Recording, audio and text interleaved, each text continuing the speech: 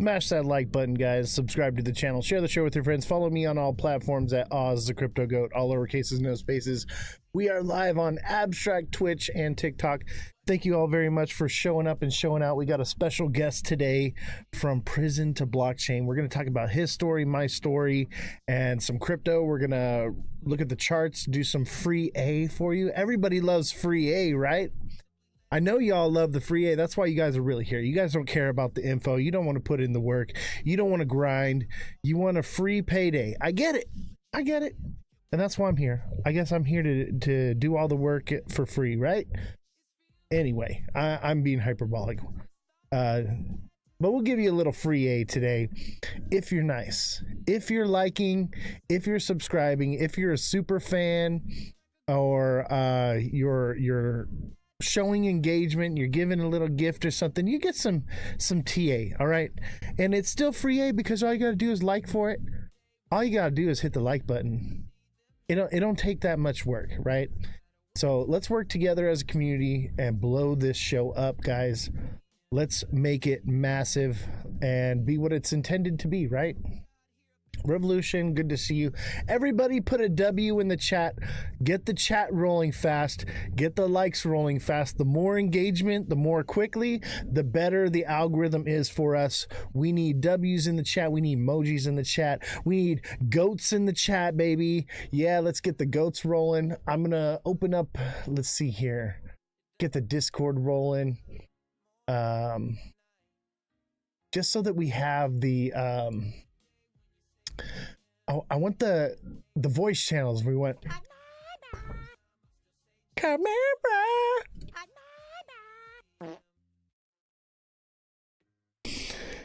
Comment bait more often. Like, what do you mean comment bait? Like, listen, guys, Bitcoin is a meme coin, ladies and gentlemen. It's a meme coin. And if you think it's not a meme coin, tell me otherwise. What is free A? Free A is free technical analysis. That's what free A is. It's free technical analysis. You tell me what you want me to TA for you, and I will do it. Obviously, I'm being a little bit hyperbolic right now because we're trying to boost the algorithm a little bit, right? But you guys want some good TA? I would say one of the best in the space. I got you. This is the last market pump before the bear market. I mean, we've been in the bear market. But yeah, moon cycle pump. We had a small little pump right here. Was the new moon was like the 22nd to the 24th. And then the full moon is around the 4th through the 5th. That's where we are. And so now we're headed back down. And if you think that that's not real, moon phases is actually an indicator on TradingView. And it's goated. It's pretty accurate here. Cash crashed so hard. Yeah, we're gonna dump. I think we're gonna dump here. I thought that maybe Bitcoin had a flat bottom inverted flag. But now that I'm looking at it, it looks like we could potentially come up here and touch the top here at 95. Okay. And look at, I drew this a while ago. I drew this back in December 19th is when I drew this line. Okay. And it's followed it.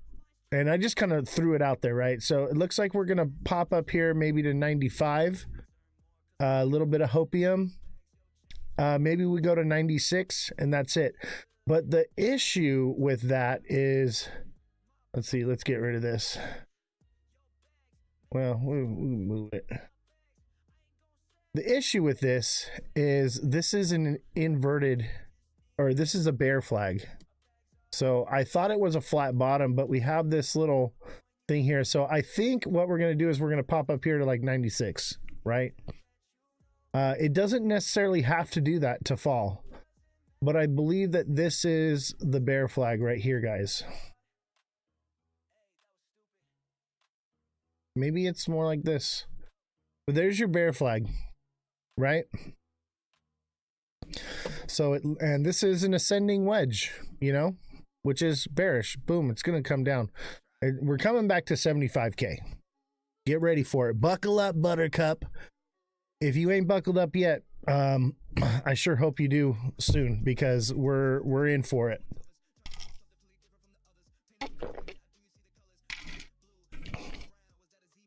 So that's a bear flag, ladies and gentlemen. Thank you for the gifts, Revolution, TikTok seller. You guys are awesome. You guys are the real ones, man. I appreciate you.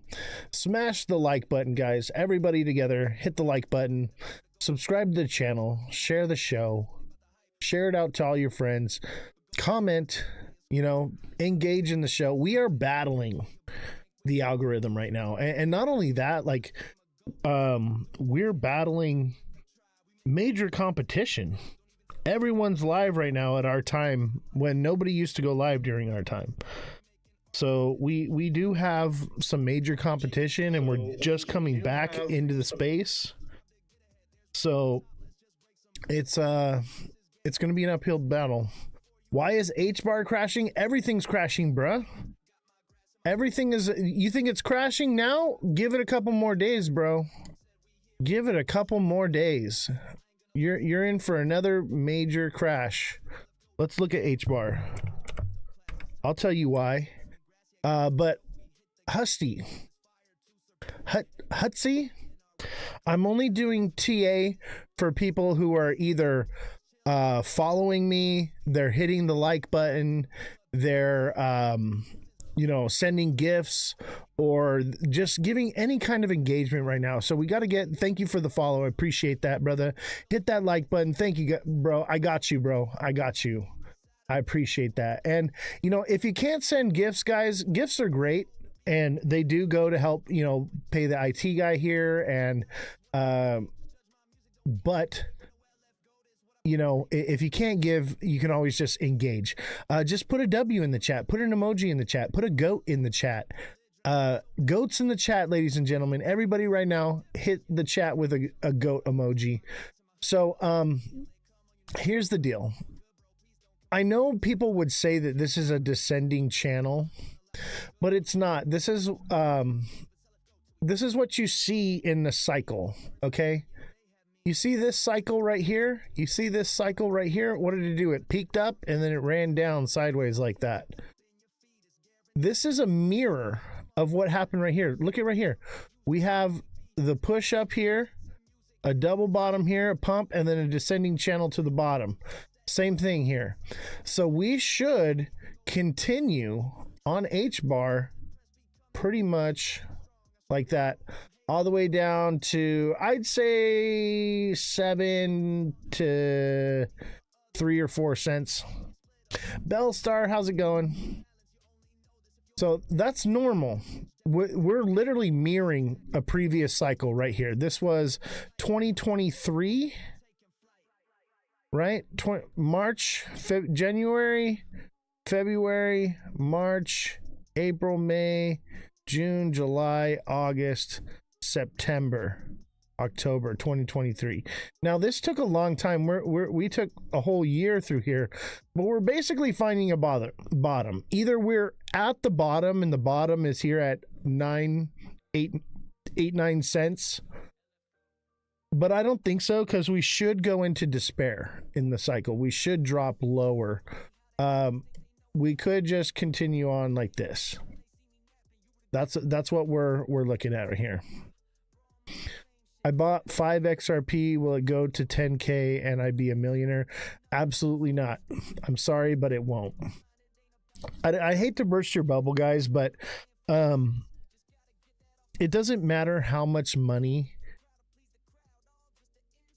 Let's just say that XRP is adopted and trillions or quadrillions of dollars are flowing through it.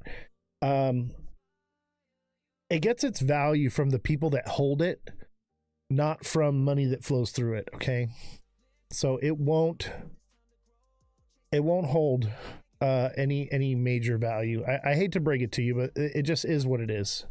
I know you were probably sold a bill of goods. Revolution, thank you for the galaxy. I appreciate you. What crypto stocks are you currently invested in? I mean, as far as, so here's the thing is I'm invested in silver and gold and copper, but not in stocks, in hard assets. I'm invested in steel and different metals, right? I've been in that for the last 15 years, right? But I hold hard assets. I don't hold paper, right? Because it's not real. The paper notes of silver are going to come crashing down, and there's nothing there. There's nothing to back it, right? They're trading silver that doesn't exist. So I hold on to the hard assets. I was literally today going through all my coins looking for all the silver coins because I've been saving change for, God, a freaking decade. And so I've been going through and finding, what is silver and what's not. And so, basically that's what I'm into. But as far as like stocks and crypto, I trade in crypto, but I'm looking for more like low cap coins with a small, amount, couple grand, nothing crazy, right? That I'm trading. I'm not holding it, I'm trading it, right? And I take wins, I take losses, and but I make more wins than I do losses. What stores do you buy silver, copper, or gold? Honestly, I buy them at like thrift stores, yard sales, swap meets, things like that. I've been buying it like that for years. It's getting harder to find, but it's out there. I buy circuit breakers and I take the silver out of them. And so, a lot of times I get that stuff for free. I don't even pay for it. I also own a silver mine. So, I prospect a little bit. I'm actually going to start prospecting more. That's one thing I'm going to be doing. And I'll probably film it too. I was thinking about filming, doing the prospecting stuff, but I'm buying stuff pennies on the dollar. I bought 5 ounces of silver from a decorative piece that was made in the 1920s. I paid $2 for it, like 7-10 years ago. Where do you get circuit breakers and silver mines? I get circuit breakers at like yard sales and trash bins. Maybe like updated on a job site or whatever, and they had like a bucket of them, and somebody's got it at a yard sale or whatever, and I give them $1 for it, for the whole bucket kind of thing. Silver mines, I bought the land. I bought it at auction. So somebody owned the land, they owed taxes on it and whatever, and I paid for it. That's how I did it.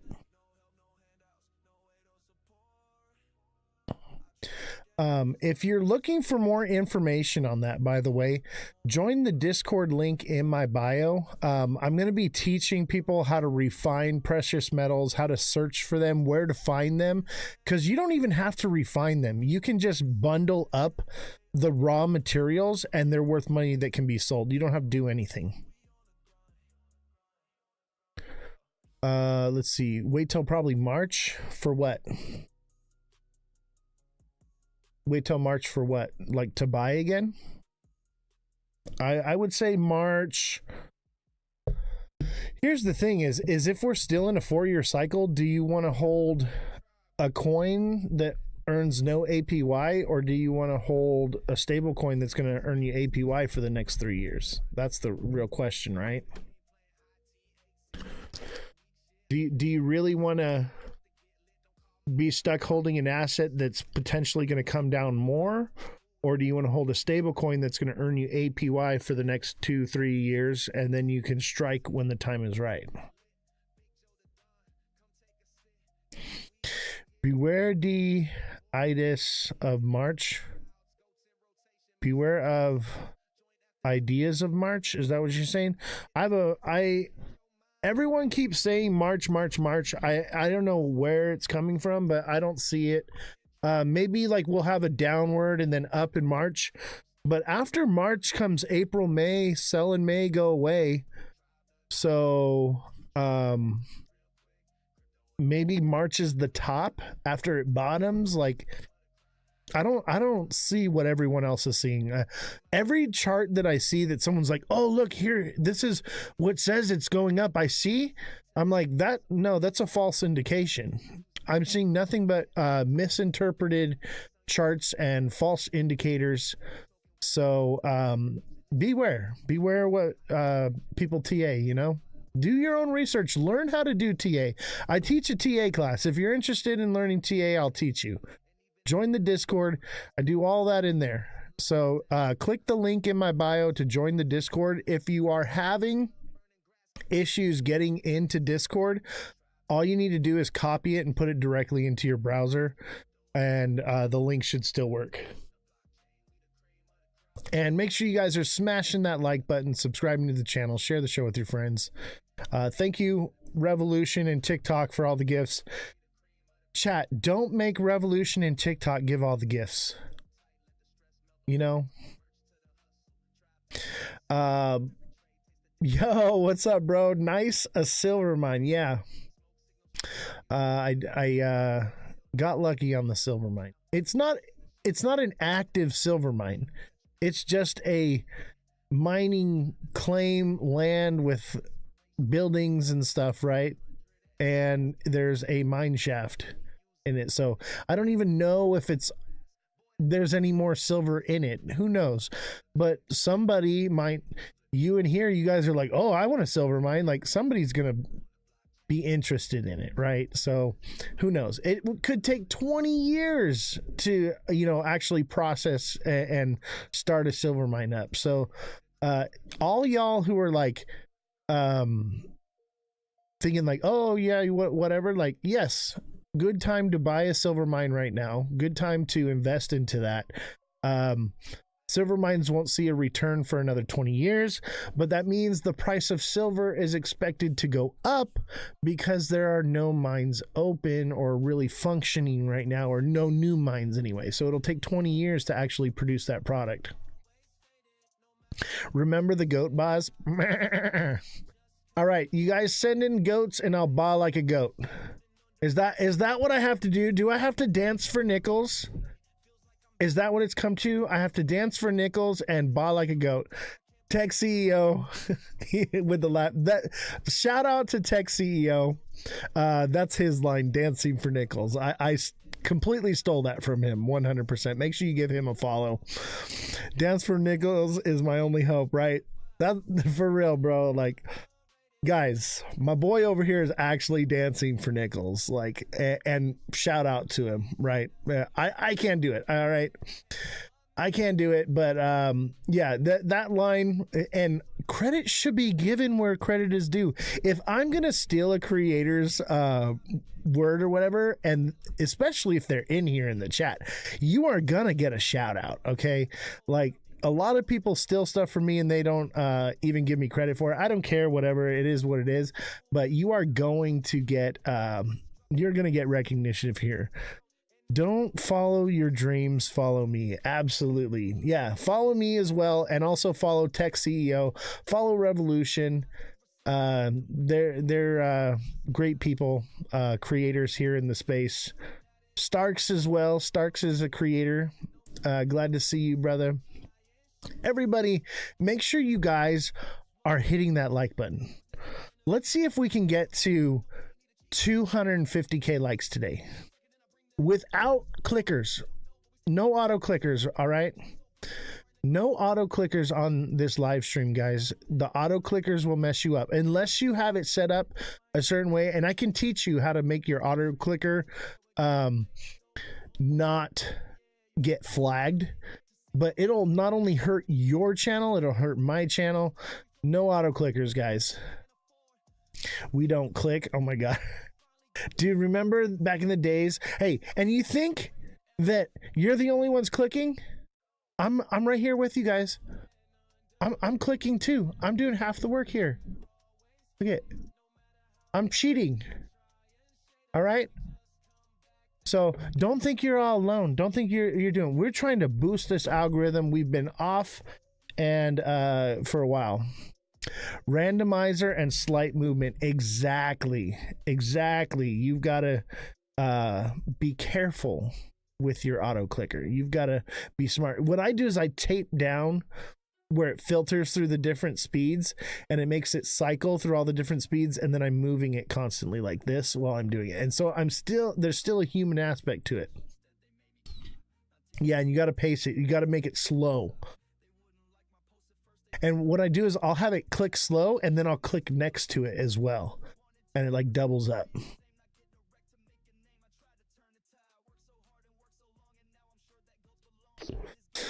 Guys, make sure you smash that like button, subscribe to the channel, share the show with your friends, follow me on all platforms at Ozthecryptogoat, the #1 live stream on Abstract for 6 days in a row.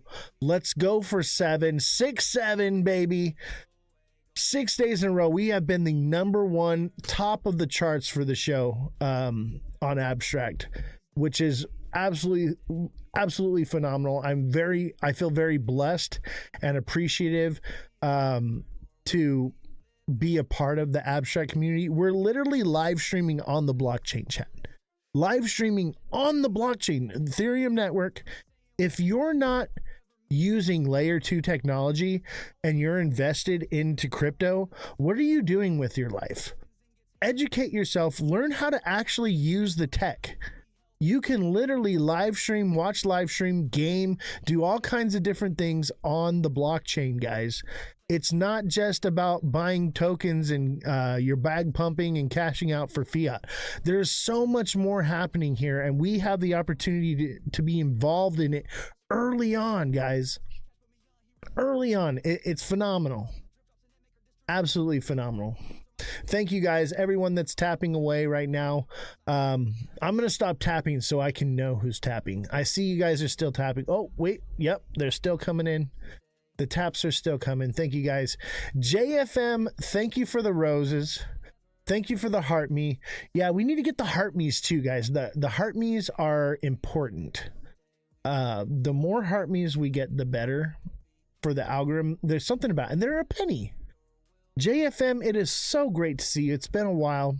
Glad to have you. We got to get the whole team back. We got to get the squad back, right? It's been months, 2 months since I've been doing the show. And so we got to kind of boost the algorithm a little bit. And we're having a good time doing it. You know what we're talking about? Does anybody else have a project they want me to TA for them? Anybody want some TA? We got Bitcoin right here. Okay. This is my Bitcoin prediction right here. That's what I see for Bitcoin. We got an ascending wedge. LF goat, baby. LF goat. How's the music volume? Is the music volume good?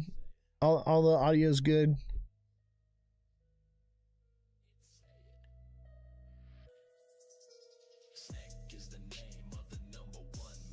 Cool.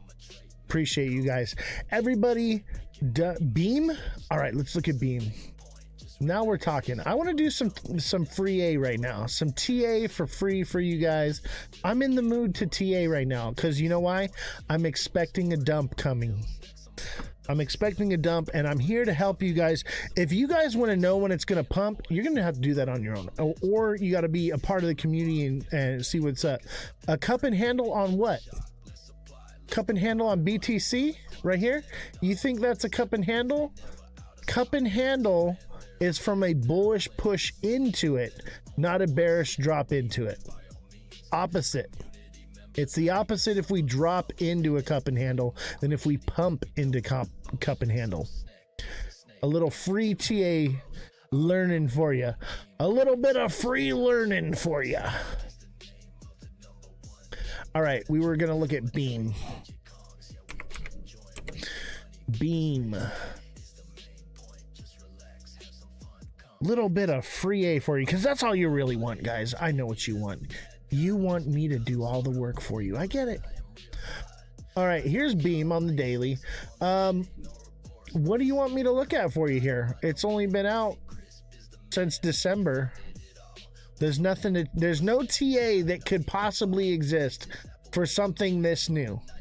What I would recommend you to do is look at how it mirrors BTC. It's kind of like this cup and handle, everyone's saying, but the market's about to go bearish. So this thing is probably going to drop. All right. Moon cycle, that'll tell you where it's going to go. We're about to drop. Everything's about to drop. So buckle up. Obviously not everything, but the majority of things are going to drop.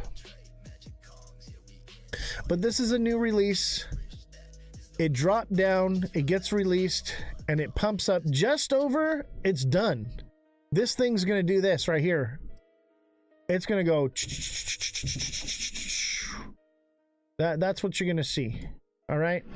That's my prediction right there. That's what these new ones do. And then once it finds a floor, we're going to buy the floor. That's how it works. So new like this, I doubt it goes much higher. It's already passed. You got to remember, a lot of people got these airdropped or they're holding them for free. They're going to sell on it. Look at Pendle. You see a bear flag. Let's take a look at it.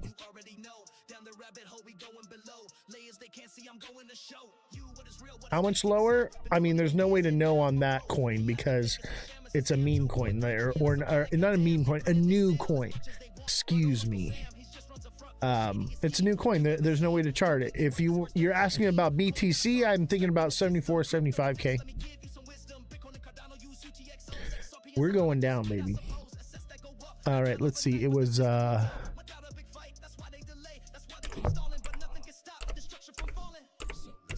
Pendle. Let's exit the matrix. Is about to crack. Looking for the exit. Oh, the Loch Ness monster. Let's see, what am I seeing? What am I looking at? A bear flag. I mean, it kind of looks like it's building a bull flag, but not really. What time frame are you seeing the bear flag? It looks like a bull flag, but it's probably not. It's going to come down like this. This is not a bull flag. It just looks like it. People are going to FOMO this and say, oh, it's about to jump up here to whatever. No. Thank you, Belle, for the shares. Don't forget to share the show, guys. Send in goats and I will do the goat. I will do the goat for you. All right, if you send a goat, I'll do the goat for you. That's where we're at right now. Dancing for nickels like tech CEO. That's what it's come to. Fine. For the short time being, I will shill myself and degrade myself for your pleasure. All right, because we got to get this algorithm. We got to get it back on track, baby. Because we were champions in this space, and now we struggle. We struggle very much so. So I do need you guys. I need your support. Hey Oz, can you look at CC? I got you, bro.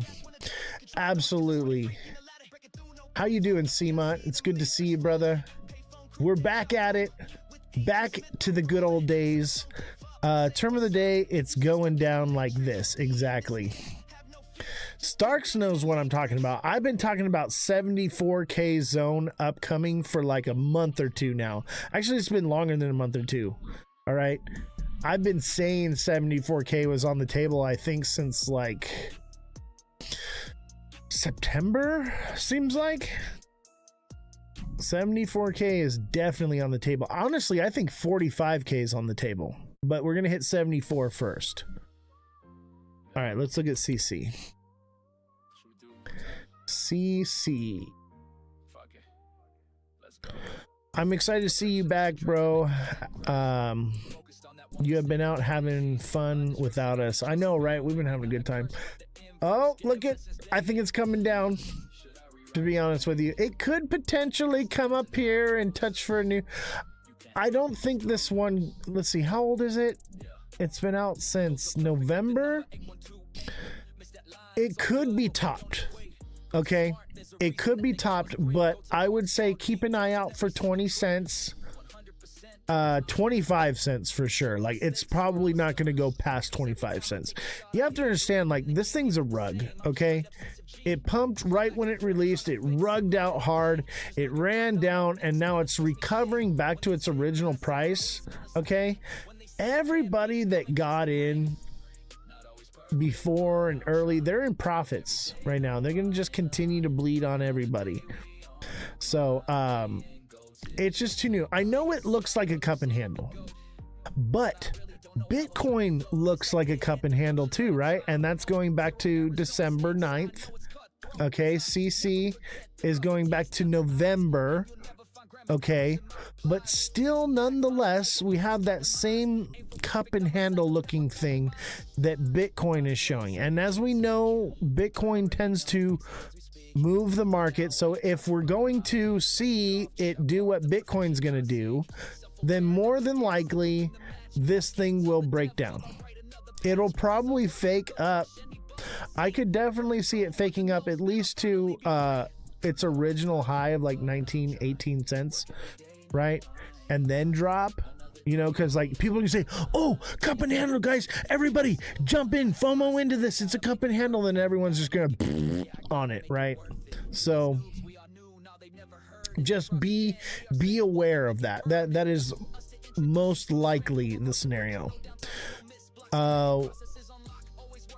One Dope Nation says, you really helped me out. I'm trying to find a good trading platform for a brokerage that I can trade. What I would tell you to do is join the Discord link in my bio and get in there and reach out to me and I'll help you out. That's the best advice I can give you, is because I can just say blanketed random whatever.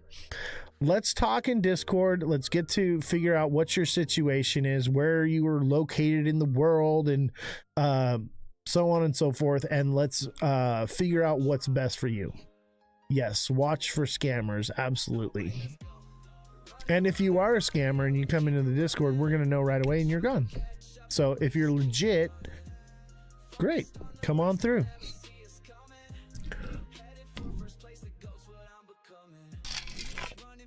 All right, guys.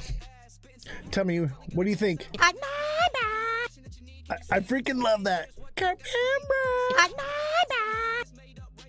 Do you guys even know what that's from? Does anyone even know what Cartman Bra is? By the way, we have been live streaming every day. So when I'm not doing this show, after the show, we play video games on Twitch and Abstract. Okay, and we talk crypto. We onboard newbies. So when I get put into like a group of people, you know, for a squad, I onboard the squad into crypto, right? In a good way. Like we're trying to help them make sure that the normies are onboarded in under a good wing, somebody that wants to take care of them and help them succeed instead of get them scammed, right? So that's what we're doing. We're gaming. So if you ever want to show up to that, make sure you click the Discord link in my bio. It's on Discord as well. And you can actually come on Discord and chat and talk with us and have a good time. Let's see here. Let's multi-guest. Let's see if somebody wants to come hang out and talk with us up here. Let's see here. Where is...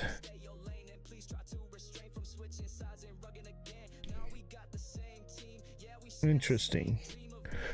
That is weird, because it used to maybe it's for co-host. That's what it is.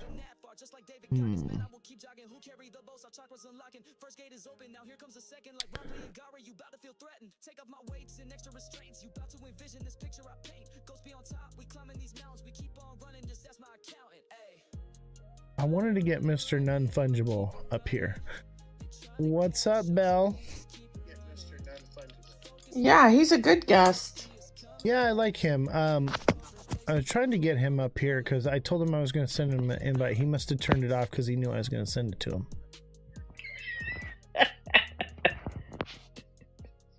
Interesting. Oh, here we go. Here's somebody. Let's see here. Let's get some people in the panel. Why not? Let's open it up here. Hey, what's good? What's going on, brother? How you doing? What's good, Oz? Not too bad. What are you seeing in the charts, baby? Are you super bullish? Are we going to the moon, baby? Where are we going? Nah, we're chopping sideways for a while, eh? That's right. At least you see it too. Like, I'm not crazy over here, right? At least somebody's telling the truth. It's a bit of uncertainty, but it'll pass eventually. I'm pretty dang certain right now. Like, obviously nothing's certain, because especially having Trump in office, like, nothing's certain. But I'm pretty certain because, like, literally, like, remember last year when Trump bombed Iran? You guys remember that, right? Of course. Yeah. How can we forget that, right?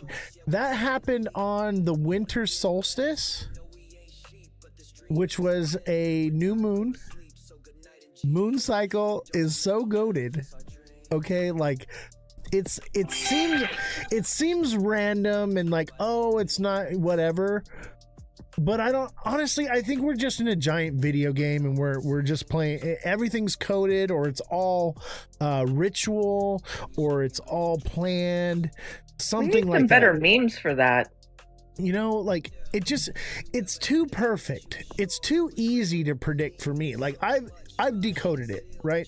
In the Matrix, brother. Yeah, I feel like Neo, looking at everything, like when I look at the charts and I'm seeing the Matrix in it, and I'm just like, oh, this is so easy. I know exactly what it's gonna do. I've cracked the code. It doesn't matter. You take the red pill, you wake up the next day and it never happens. You take the blue one, you might go down the rabbit hole. Yeah, this is all a dream, ladies and gentlemen. I'm actually asleep, having surgery right now, and I just think that I'm cool on the internet, and none of you actually exist, neither do I. Maybe that's it. Maybe I'm laying face down. What is it, conspiracy hour? Are we doing? Why not, right? We do the rabbit hole stuff too. Belle, how you doing, this is Belle? the down the rabbit hole segment before our main interview. Thank you, folks. Stay tuned. Yeah, exactly, right? That's what it is, pretty much. Like, we do both shows. So we do the charts. I game, but I'm also a rabbit holer, baby. Like, I'm in like every rabbit hole. Like I'm like digging new holes. I'm coming up with my own ideas. Cosmic Crypto, what is up, bro? Thank you for the. What do you think about man. gallium? Which one? Gallium. Don't know what it is. What is it, like a? It's a resource that like mostly needed into core Intel processors that like 95% is held by China. So like rare earth minerals is what you're talking about. Yeah, like palladium. Yeah. All that stuff is going to be massive. It's going to be. Why do you think we went to Iran? Do you think we went there for nuclear weapons? No. Lithium. Yeah, rare earth minerals. And honestly, what I think they did with the bunker busters, honestly, you want to go down a rabbit hole with me? I think it's all orchestrated. They knew we were coming in. They moved out whatever they're doing, and we sent the bunker busters so that we could dig even deeper into their reserves, because they found the largest reserves of like palladium and rare earth minerals and all kinds of stuff, right? So they had a mine. They moved everything out of the mine, and then we came in. We dropped 3 bunker busters, boom, boom, boom, boom, boom, and then they're gonna go in and mine it all out. That's what I think is going on, right? And it's all in cahoots. Look at the Maduro thing, right? We went after Maduro. First of all, it looks like Iraq 2.0. Okay. Second of all, chat. When we captured bin Laden, how many wardrobe changes did he have? Right? Maduro had like 4 wardrobe changes. Every time there was a picture taken of him, he was in a new outfit in the same day, mind you. This all happened the same day. 4 wardrobe changes. It's a farce. It's all theater. Everything you see on TV is scripted and plays out for you to be a so we brought tale. his stylist along. Well, not a stylist, but like a change of clothes. Like, what prisoner have you ever known, especially if he's like, did we let Saddam Hussein have wardrobe changes after we apprehended them? No. You know what I'm saying? Like, it's never has happened. Like, he just had a change of clothes ready. Like, it makes no sense to me. Never, ever. And the thing is we have a bunch of boomers, right, that are in charge of the media and the space and everything that's happening right now. And they don't quite understand the internet and editing and TV and like we do, like the younger generations and even the generation below me, like, what is it, Gen Z and all that? Like, they understand things that go over my head. And so it slips through the cracks. We've got boomers saying, oh yeah, that's good, let's do it. And they don't even realize, like, oh shit, this one little thing. That's why the internet's such an amazing thing for information, is because people can take it, and once it's up there, somebody can grab it and hold on to it. And so it never really disappears. Yeah, they can try to remove it, but it can always just pop back up, right? So I think they're making mistakes. I think they're getting noticed. I think they're figuring out that the emperor has no clothes. Hey Oz, any idea of who's tokenizing the oil yet? Because, you know, you think they'd be the first one, but it seems they're dragging that out a little bit. I mean, why would you want a tokenized oil when you can buy oil on the stock exchange? Isn't it the same thing? Like, what is the difference? 24/7 trading. Yeah, but like, there's lots of benefits. I mean, yes, 24/7 trading. That's the only. So Canton's benefit. taken on the copper. We've already had the gold on there for a couple of years, but I'm just wondering why they didn't have something like the oil, because that's what the currency revolves off, isn't it? Petroleum dollar. I think yes and no. I think right now it does revolve off the US dollar revolves off of petrol, right? At the same time, I think that's the shift we're seeing. Is I think the real thing is the rare earth minerals, because we're entering in a new dawn, in a new age, in a new era of tech, AI, robots, things like that, right? So with that being said, we need those rare earth minerals in order to make that happen, right? So honestly, I believe most things are going to be, I think there's a lot of technology that has been suppressed, right? In 2020, Donald Trump signed the Release of Suppressed Technologies bill, which is to release and implement all suppressed technology into society by 2025. So that was last year. Obviously, things get delayed, just like ISO got delayed a little bit. It's going to be delayed, but basically, they want to implement this stuff into these hidden, forbidden technologies into society. So there's obviously new tech that we've never even seen before that's being developed and implemented right now. Okay. And it takes rare earth minerals to do that. I don't think we really need the oils so much anymore. Obviously, yes. But that's just for, the pushing and moving forward of everyday life and society, right? Obviously, oil is not going anywhere. Maybe they have like a free energy technology, something out there that they're just not ready to release yet, or they're building it. Who knows, right? Because let's say they are going to go robotic for every job across the world and replace everything with AI and all that, right? They're going to need a way to power it. Okay, so if Bitcoin's like the energy currency and the US dollar's the petroleum currency, where are we going like in the future with that? Do you think they will take on more electrical energy than it depends oil-based? It depends on what technology they have, right? It depends on what comes out. By 2030, the world's going to be unrecognizable. Trade routes are going to be different. Borders are going to be different. laws are going to be different. Everything's going to be different. Technologies is going to be different. There's no real way to know what's coming exactly, but we know that everything is shifting and resetting into a new everything, right? Everything is. Well, we can agree. We can agree that Bitcoin is the energy currency. Absolutely, because it's proof of work, right? So it takes energy to produce it. And one thing that I say is like, let's look at money for a second. Let's deep dive into money just a little bit.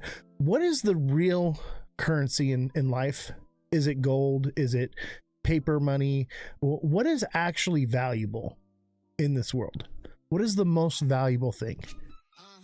Anyone got an answer for me? Time. Yes. And what is a derivative of time? Labor. Right? Because you give up your time to produce labor, right? And that's what Bitcoin does, is it accomplishes a task. So it's doing a labor, right? It's doing calculations, right? That's the true value.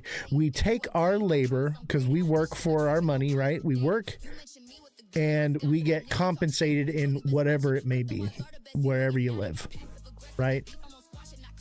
So that is a medium that is a store of your time and your energy. Time and energy are the most valuable things. So that being said, hypothetically, you could say that Bitcoin has provided like a income for a certain amount of people, not everybody, but as an investment for a certain amount of people, it's provided an income.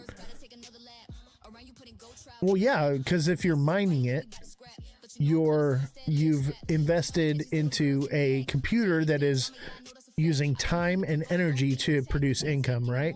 So essentially, you've created a smart robot that does calculations to make money. It's working a job. We can agree, right?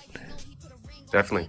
So if time and energy is the true value, where does that leave Bitcoin? Now, obviously, if comes along another technology that can produce more energy in less time, it's going to be more valuable. But as of right now, this is what we got. Anyone want to speak on that? Anyone got an idea? Obviously, we're speculating.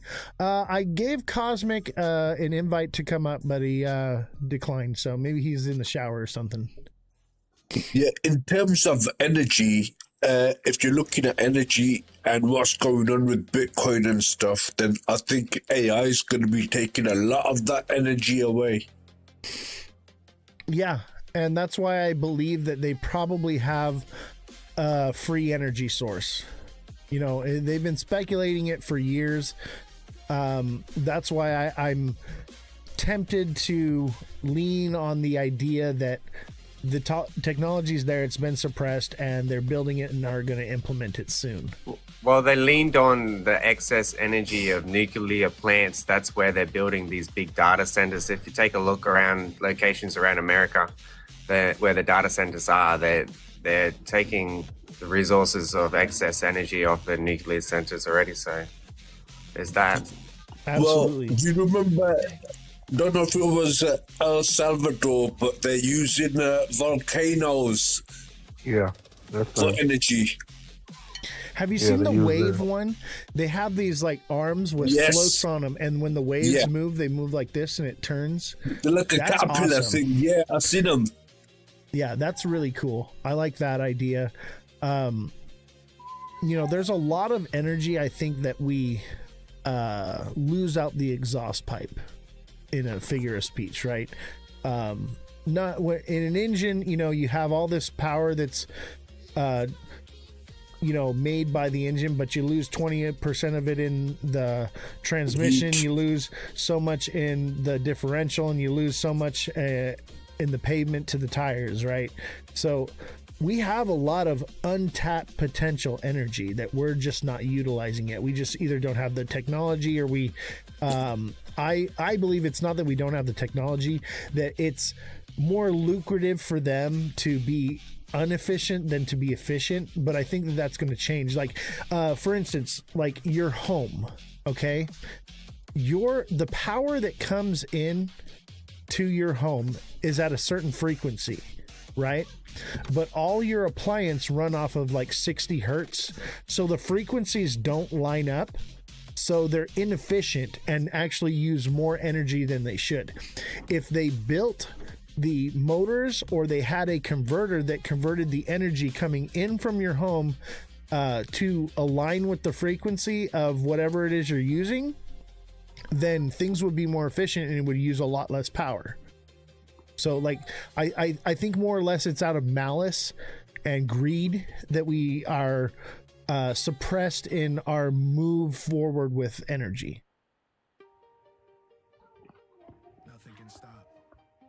Well, that's always been the case. If something was free to create, yeah, then what you're gonna charge people for? There has to be something you charge for. Exactly, it's about money, and that boils down to Thomas Edison and Nikola Tesla, right? Oh yeah. Yeah, that's a whole nother rabbit hole.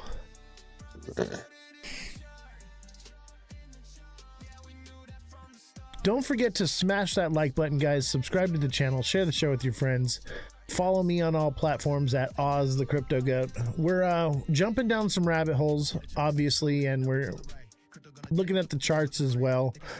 Honestly, I think all of this goes together. The rabbit hole stuff, the media stuff, the adoption of crypto, or the adoption of crypto, or digital assets, whatever you want to call it. You know, I think it's all working together, and it's all a giant shift, right? I believe everything is shifting, and that's why I believe that the energy problem that we have is soon to go away, because they can't allow us to move forward into this AI robotic technical age with that problem existing. Well, the way it's looking at the moment, you got certain states in the United States making AI data centers, which are going to have their own. I don't know whether it's a nuclear plant or a solar field or what, yeah, but they're having their own thing and they're keeping it completely off grid and off the internet because of the AI. Right. Now they're going to be producing a lot more energy than what they're using, but they're not allowed to sell it to the public. Interesting. You know what's crazy about the AI thing is there's some places that are like testing AI and stuff, and they have it hooked up, right? And all the cables for it and stuff, while they're like testing and letting it learn and do different things, it's literally a guillotine that is manually operated. It's not electronical or anything, it's mechanical. And so at any point, if like this thing goes awry or whatever, they pull this guillotine and it cuts all the wires to it, all the power, everything. It's crazy. Yeah, the dead man switch. Exactly.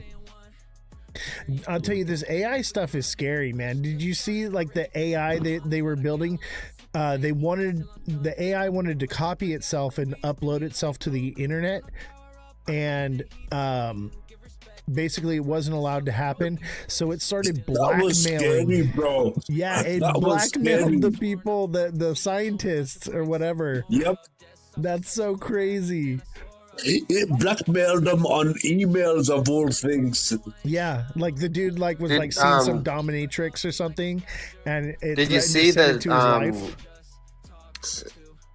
Did you see that somebody, one of the investors from Caterpillar, that pulled out a couple of $1 trillion from investing? Really? Why is that? I didn't see that. Misuse of the machinery. Interesting. See, I have a That in my concerns Discord. Israel. Join my Discord, buddy. Anytime you have news or something like that, any article, drop it in the news section so we can like deep dive into it and cover it. And like, I'll respond to like, or Revolution will, and say, this is what we found. And like, we deep dive into anything you post into like the news or the rabbit hole stuff, crypto, new projects. So definitely get in the Discord. I would drop it in your Discord, but you banned me, bro. You slapped me with a banana. He does it to all of us weekly, so feel special, okay? I know, right? Like, what did I do, bro? I thought we were friends. That's how you know he likes you. Yeah, he rugged me on Waddy's live the other day. And then I realized that's just what he does. I'm just giving you a hard time, buddy. Don't worry, I won't rug you here, bro. Because I'm happy to have you up here with us. I don't do the rugs. On the topic of AI, a certain state. Oh yeah, all good, bro. I'm sorry, my bad. I'm just like cooking as well. Just Hey, no worries, try and be in bro. a little bit. No But worries, yeah, I'm man. here. Everything's sweet. You're good, man. What were you saying, Starks? I was saying on the topic of AI, there's a certain country at the moment that's starting wars all over the place in the Middle East. They made an AI to counter what's going on in the media, and their own AI turned against them. And they had to shut it down. I found it Interesting. hilarious. Interesting. See, that's the kind of stuff I want to see. I want to see that in the Discord. If you guys see articles like that, please drop them in the news section or rabbit hole, whatever it is. I try to keep things really filtered in there. So like put things in the right sections, but I go through everything. If you post something to the Discord, I'm going to read it. I'm going to look into it.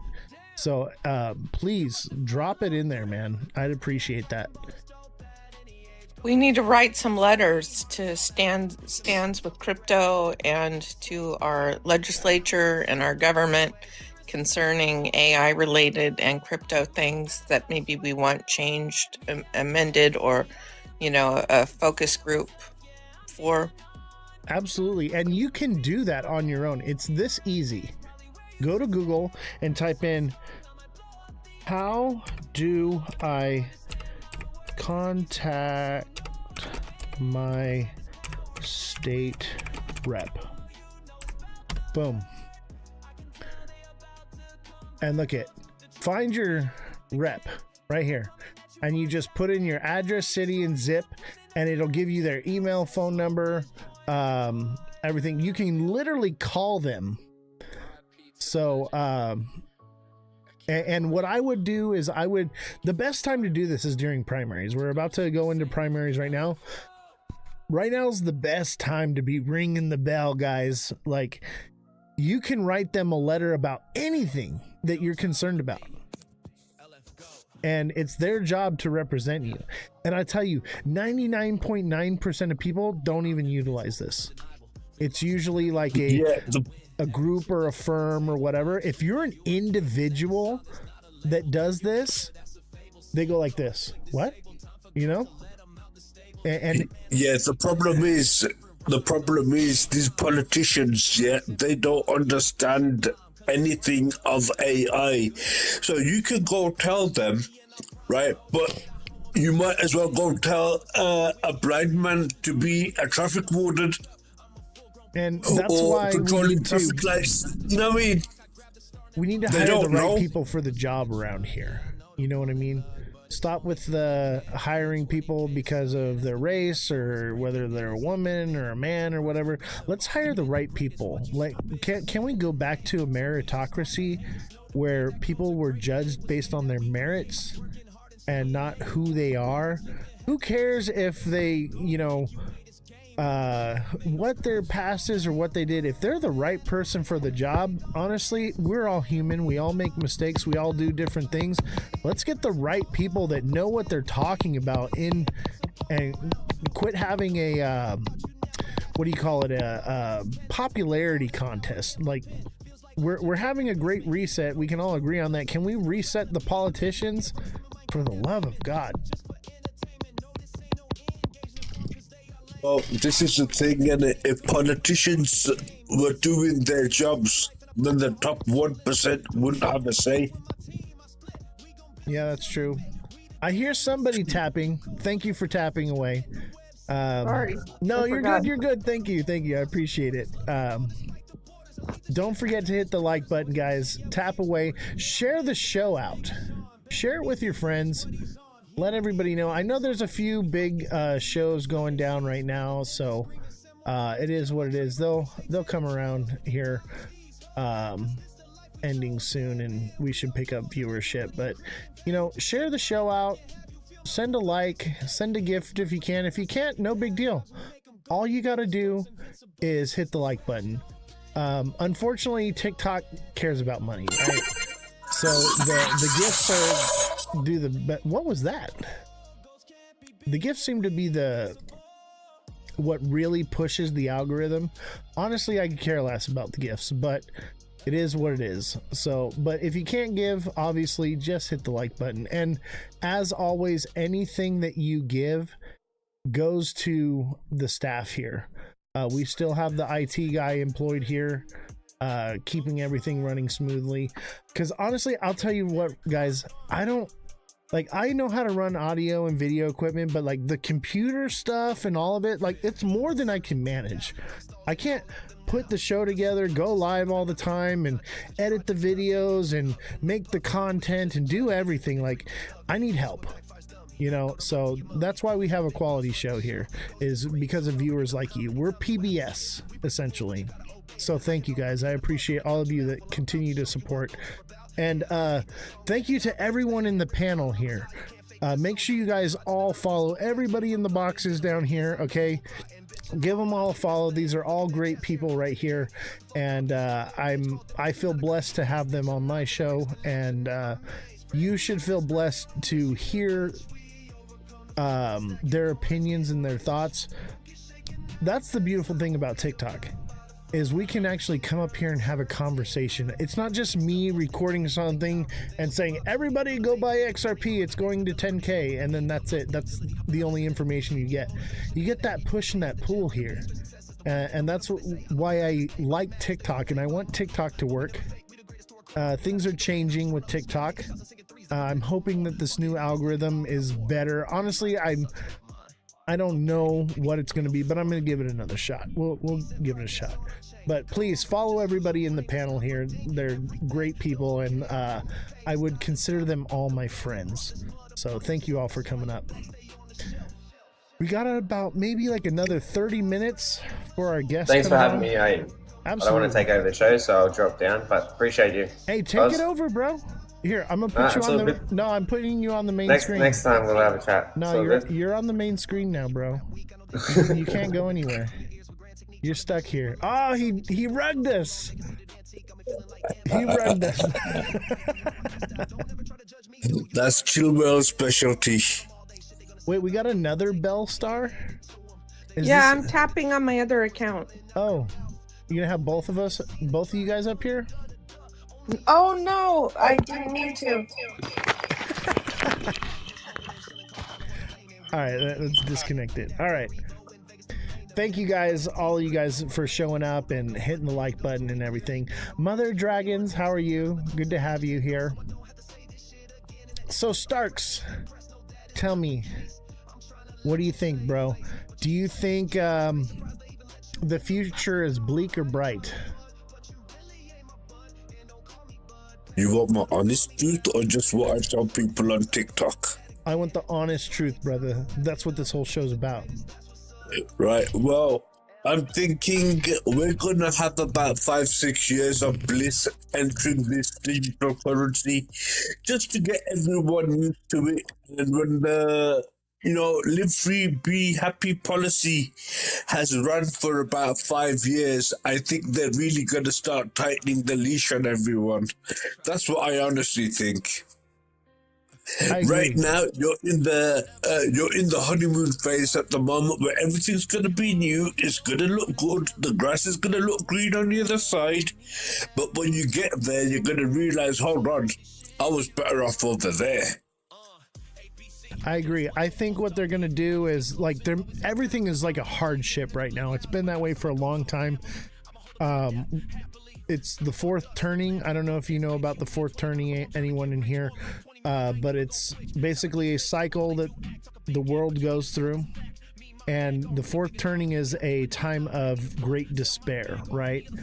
And the fourth turning is over in 2028, 2029, I believe. So we're getting close to the end of the time of despair. However, we need that despair in order for people to cling to a new idea, right? And so we get this new idea that we're going to reset everything. We're going to change everything. Everything's going to be great. It's going to be very blissful, like you said. And it's going to be the problem. And they're going to have the solution, which it will be the new problem, right? And everyone will come running with open arms, embracing their demise for a short-term Band-Aid fix, right? And then long-term, we lose freedom, we lose free speech, we lose everything, and we enter a society of full control, dystopian, live in the pod, eat the bugs life. You know, I say that to people, yeah, and people like, nah, it's gonna be good. Everyone's gonna live free. Everyone's gonna be happy, right? I even hear people saying, oh, we're gonna have AI robots working for us. Well, if the companies are gonna have AI workers, why are they gonna employ one from you that's gonna break and need repairs that you gotta pay for when they can just run them directly from the company? Right. You know, it don't make sense. The only people that are going to benefit this situation with AI is the institutions. Yeah, and I think the whole AI thing correlates with UBI and what was the other thing I was going to say?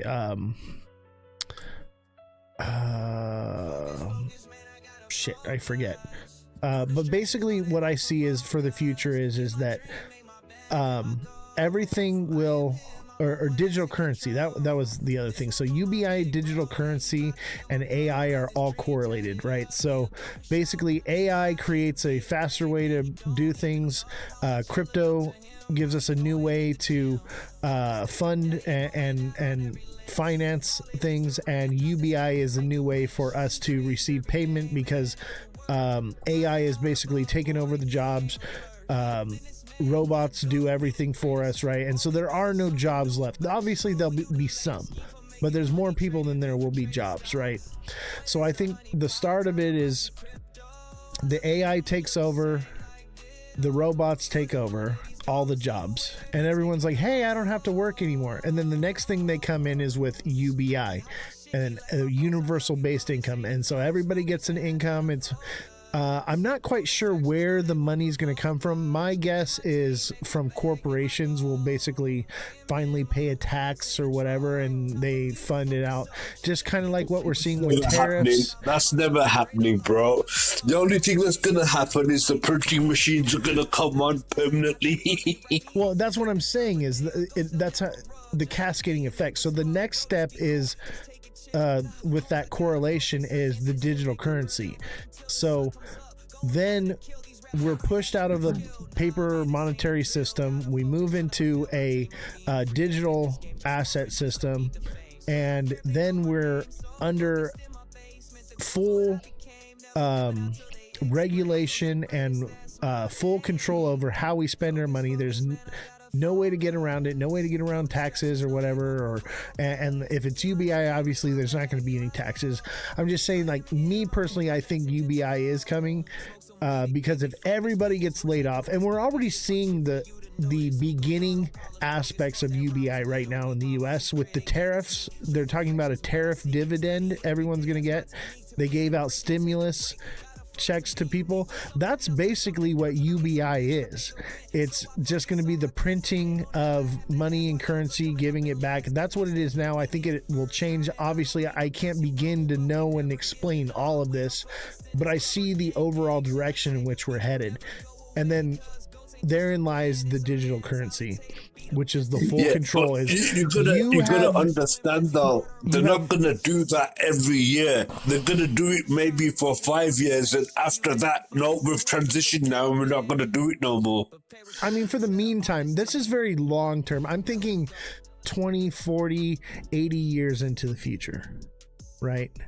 Is what I'm seeing. That's a more of a short-term goal. I'm very zoomed out with this vision for the future. I'm talking about our children's future would be live in the pod, eat the bugs. They'll say, hey, you can't, they'll have control of your money because it'll all be digital. There won't be paper money anymore. And it'll be, you know, you go to the store and say, hey, I want to buy some meat, and they say, hey, you spent too much, you've used too much meat credits, you can have cricket soup. You know, you'll live in the pod, you'll eat the bugs. You'll say, oh, I want to go on a trip to wherever, and they'll say, no, you can't go there because your carbon footprint is too high. You need to lower your carbon footprint, blah, blah, blah. And people will live in the pod and eat the bugs. That's what I see. Obviously, I don't know. I'm speculating, but it sure does seem like the dystopian future we're headed down. I'll tell you something. If I could, you know what? Yeah. I'm willing to put money on what you just says. I ain't even lying. Bro, you just we ain't gonna be alive in 80 years. To say to you, we ain't gonna be alive to see it. That's what I'm saying. But if I'm right, I'll tell you what. I will leave a silver dollar, a Liberty back on your tombstone if I'm still around. Can't we just have like spirulina and like zucchini? Do we really have to eat the crickets? I mean, yeah, because you got to have protein, right? Obviously beans or whatever, but crickets have, you know, more than just protein in them. We have to have a sustainable food for the future, right? Isn't that what guinea pigs and quail are for? What's that? Quail and guinea pigs. Snack Attack CEO says the guy's TA is a joke. Damn, I feel bad for you, brother. You know what I would tell you to do is you should probably buy this dip, man. Not financial advice, but I'd put it all in right now. I'd go all in, and then once we hit about 75K, sell it then. Buy the top, sell the bottom. That's what I would tell you to do. You're going to do really well that way. Not financial advice, ladies and gentlemen. That's what I would tell you to do. you know, Hurry up and buy, guys. A lot of different opinions. I have a lot of different opinions to a lot of the TikTokers here. But making comments like that is uncalled for. You could do it in a more constructive way. That's just terrible. Are you talking about me or them? Because I'm being hyperbolic, obviously. That person down there making that comment. You know what? I'm okay with it. CEO. We need the comments. We need the engagement. Part of what I do is rage bait.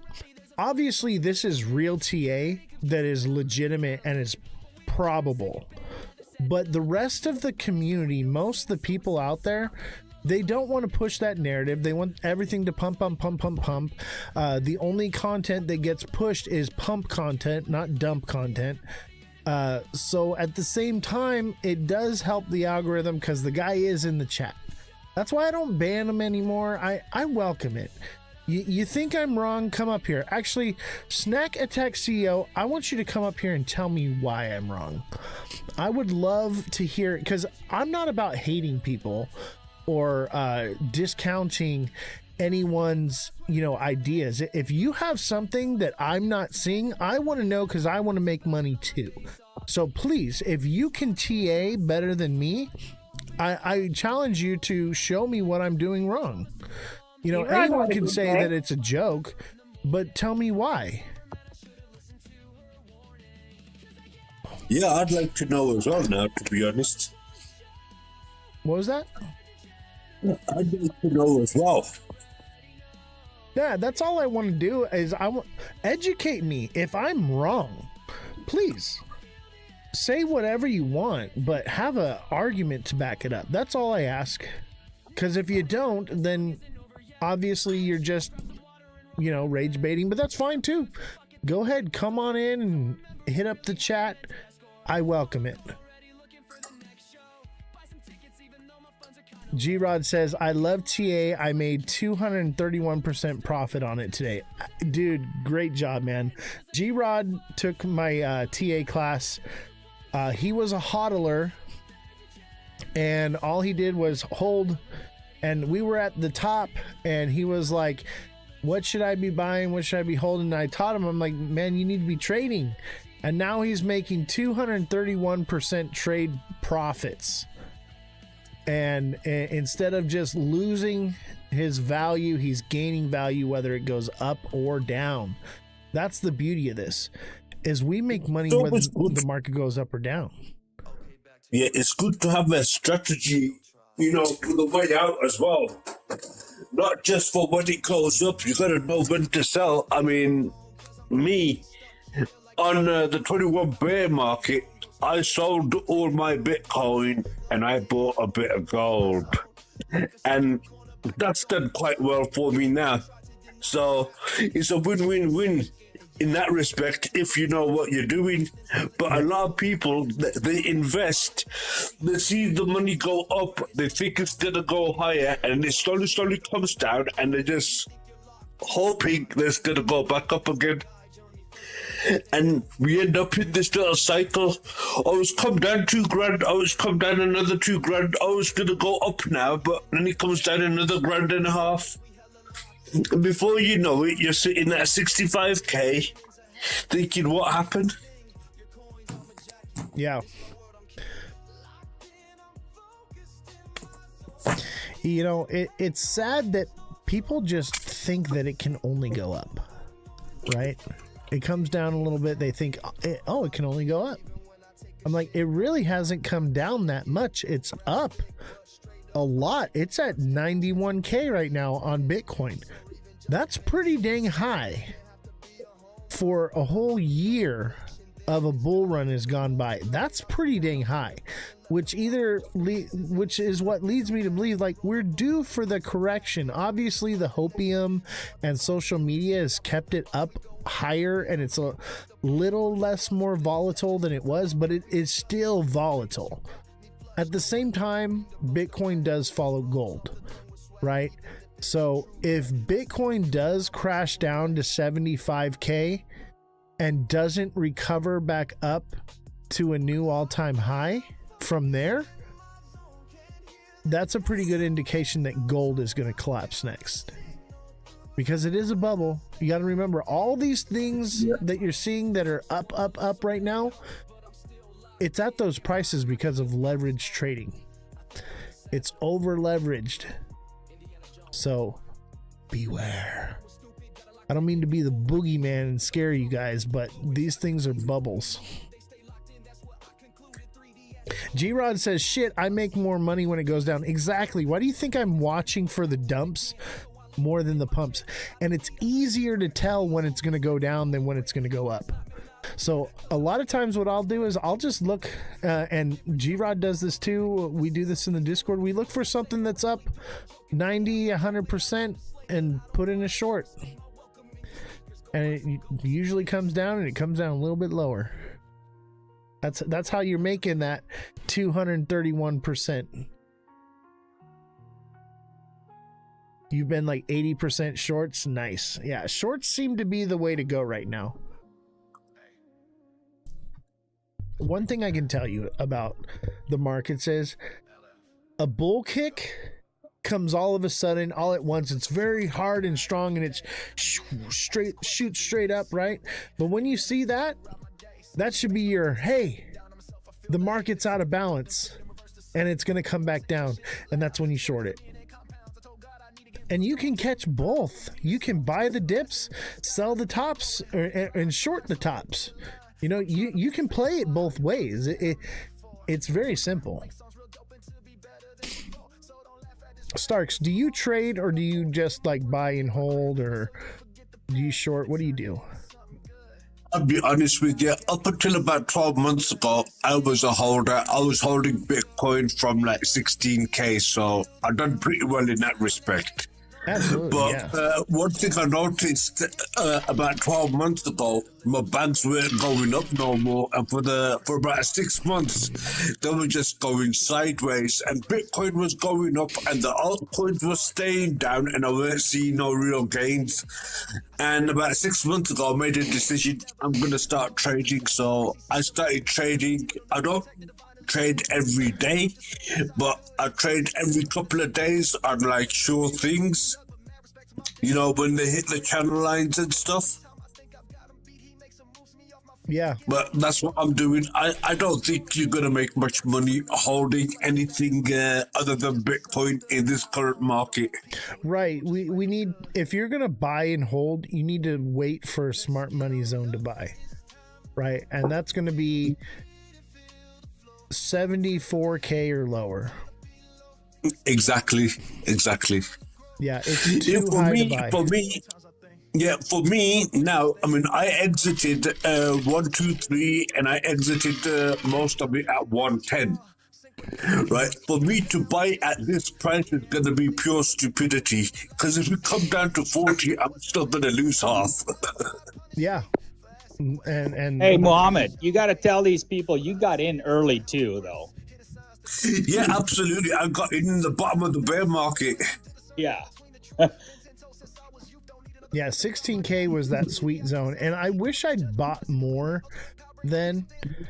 But I didn't really believe in Bitcoin. I was still sold on the idea of the beta test coin back then. You know, I bought in at 17. Yeah. Okay. Nice. Welcome to the 2-digit club, sister. I mean, I told my parents about Bitcoin years and years ago, and they didn't even buy it till it hit 50. And they ended up holding it until it went up, and like they were about to sell it at a loss. And I said, no, just hold on to it. Wait a couple years. It's going to go up. I said, it's going to see 90K for sure. I was like, it'll probably go a little bit higher, but I would start taking profits at about 90K. And here we are. That's the level we're at right now. So let's say they held through and now we're entering the bear market and they get out at 90K now.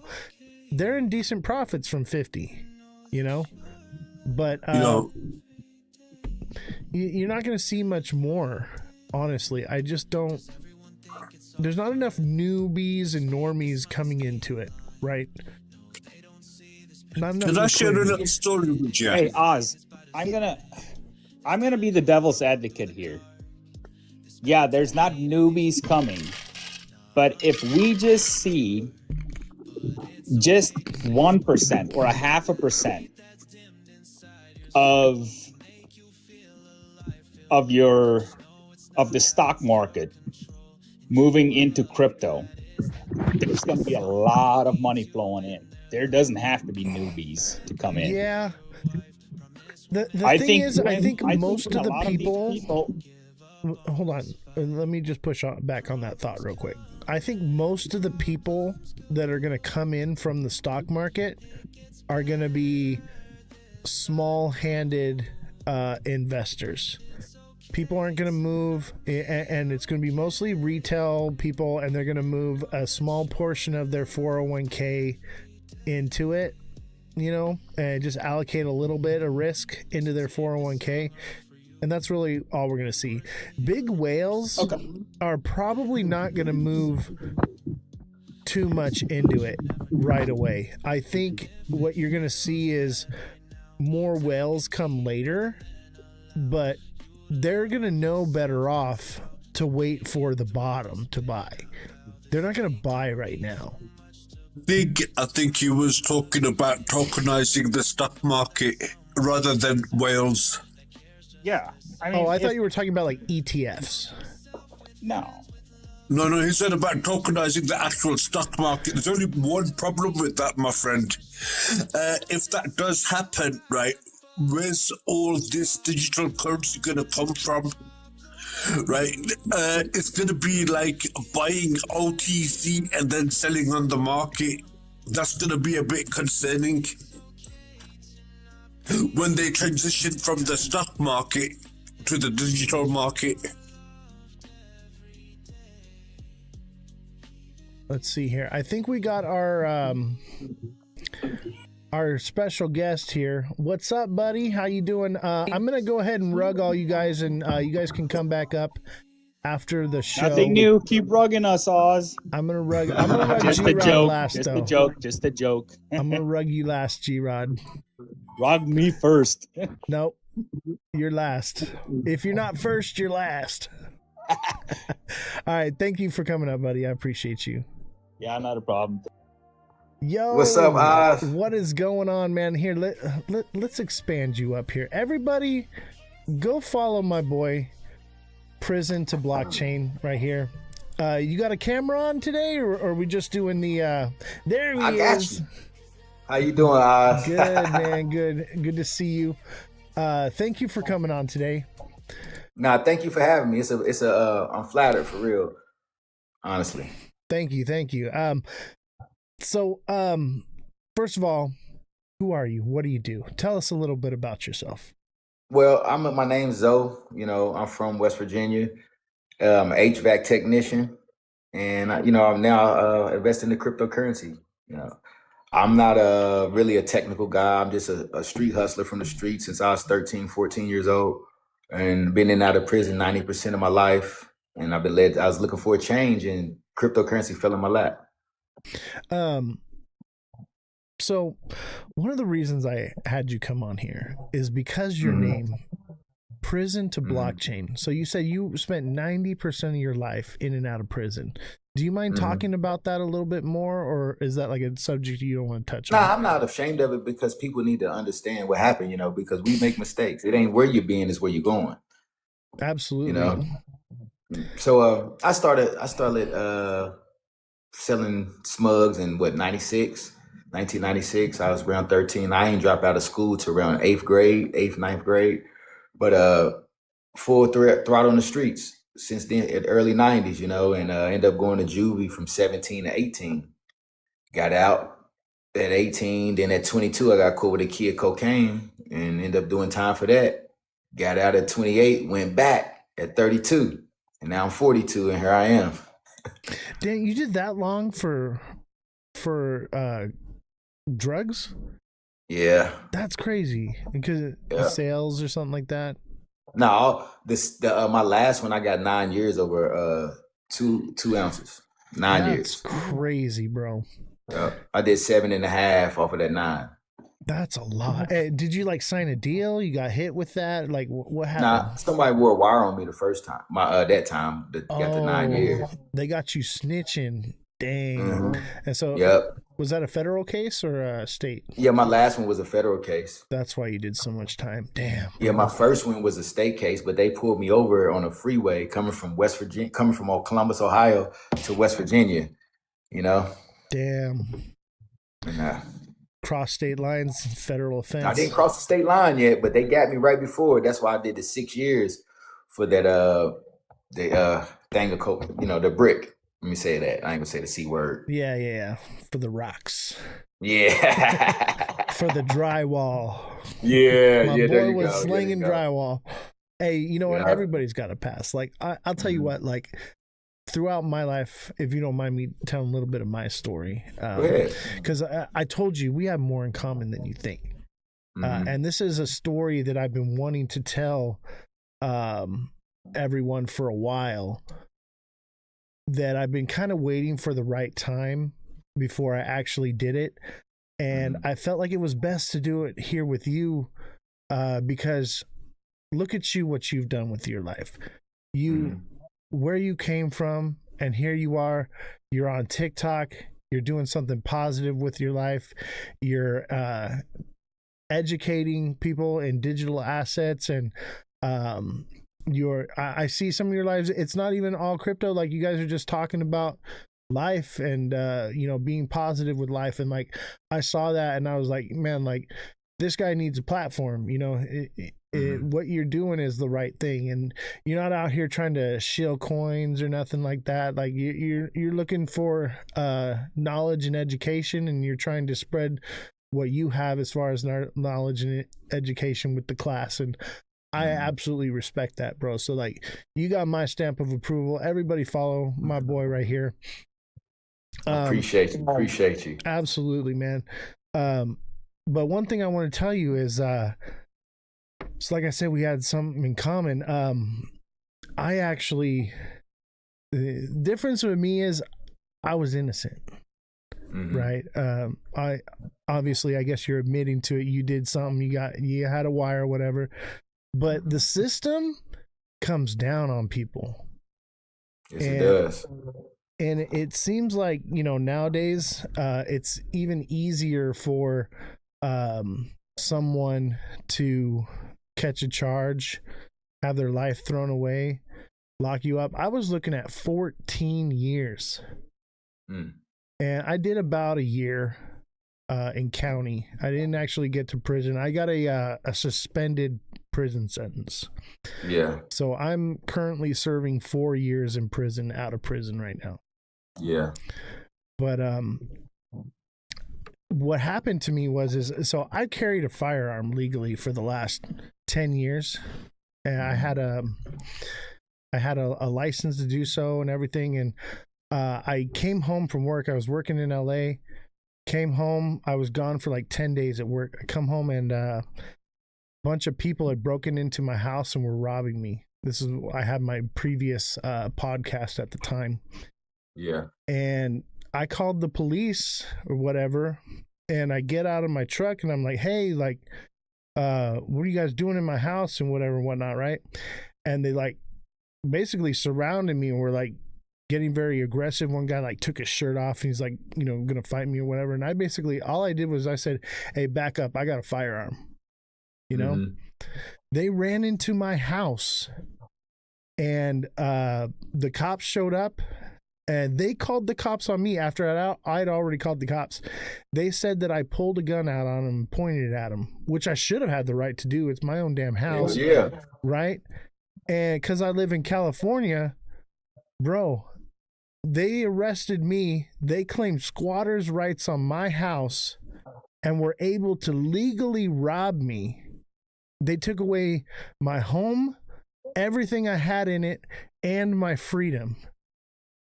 Bro, that's some BS right there. Yeah. And I was staring down the barrel of 14 years, bro. And they didn't want to cut a deal. They didn't want to do anything. They were like, we got you.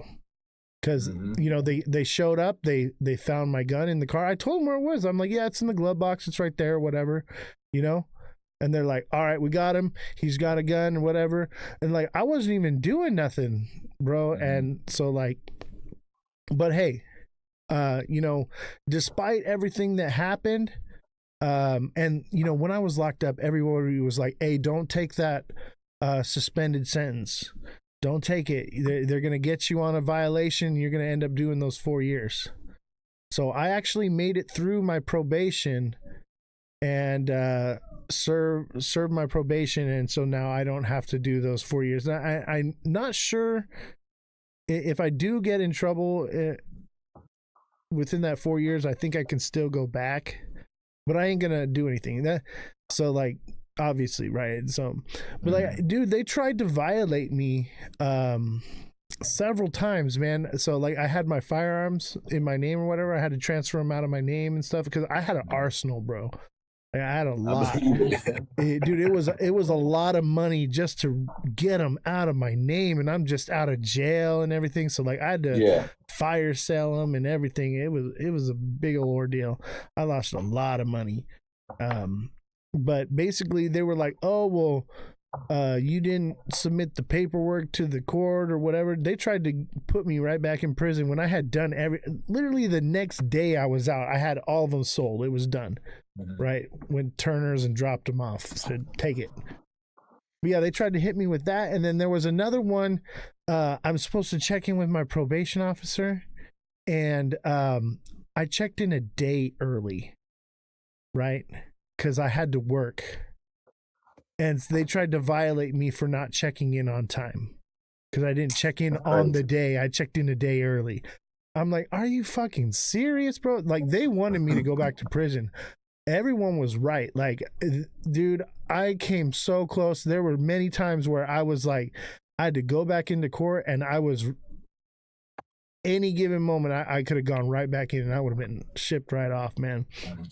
But like, see, one thing about the, can I say to tell you this, why they doing it to you? One thing about the system, right? They done already locked all of us BLK men up. That's what it's all about, right? So now they need beds, they need bodies, right? So they'll do anything to get a body because the system is worked off. That's how they get paid, off of bodies. You know what I'm saying? They get paid for our bodies. It's a system to make money, right? Mm-hmm. So they need to fill that those cells up because they get paid on it, and they get paid by the beds. It's a money laundering system too. Like, most of them are owned by shell companies, owned by politicians that are making and enforcing the laws. Yeah, it's really bad, man.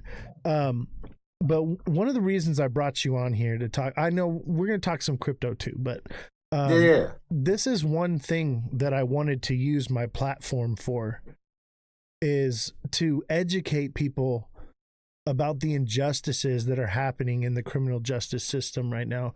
And I'm sure, because if you were locked up, then you know what I'm talking about. I was locked up during COVID, right? Me too. Yeah. Hey, did they give you the COVID meals? Did you go through that? Did I?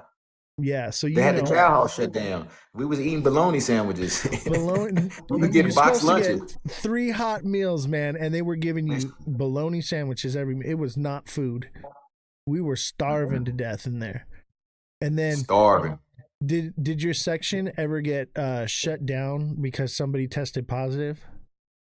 Listen, it was a prison full of 1,500 individuals, right? I'm in a federal prison in Mississippi, Yazoo, Mississippi.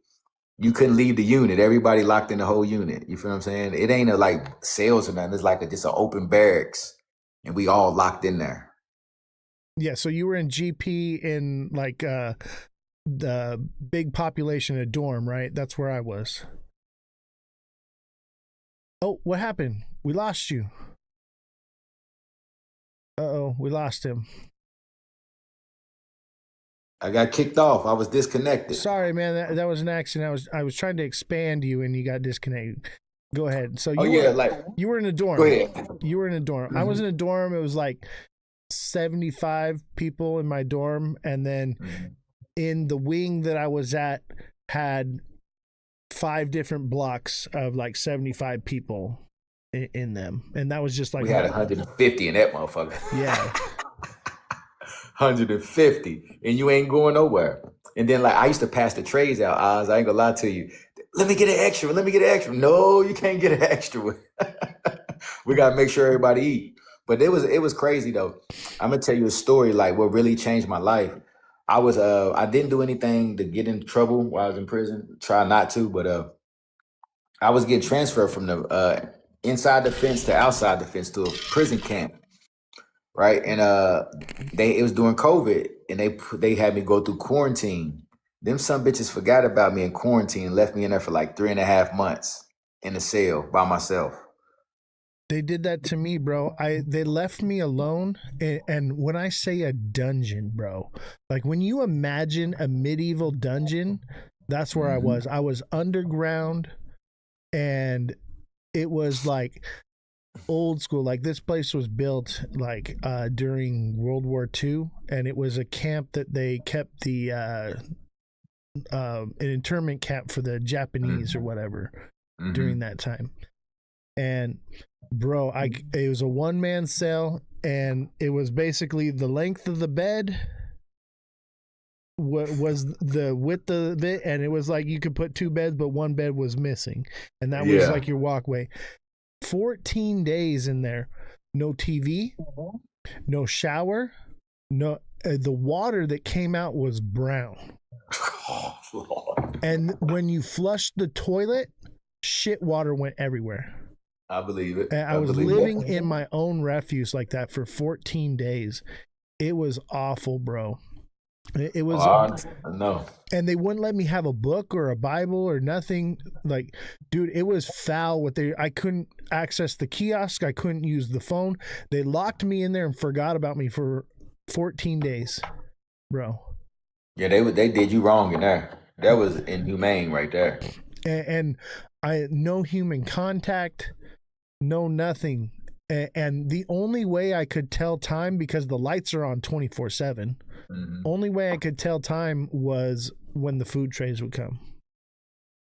And that was it. You know that coming. You know that's coming. In count time. Yeah, they wanted me to suffer. And what was crazy is because I was in solitary, but they treated me like I was a solitary, like I deserved it or something, right? But I was only in there because I tested positive for COVID, which I know I didn't. I was not sick. But they got paid more money for every person. So every person came through with COVID.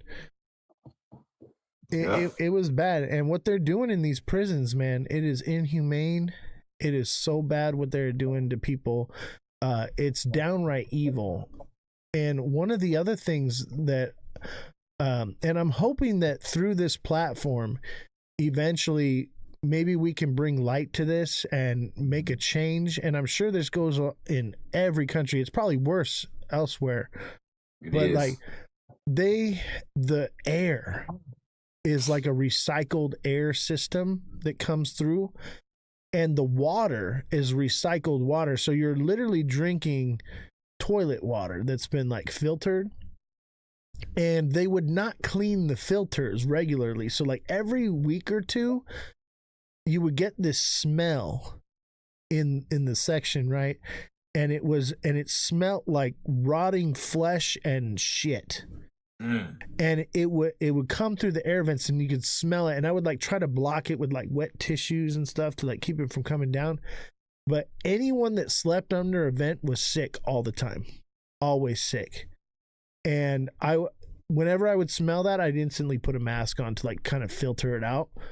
But they were like pumping this air, and whenever you would get that smell, then all the water, you would start to see toilet paper in the water. And it was like they weren't cleaning the filtration system of the water or whatever. And like the water filtration was on site too.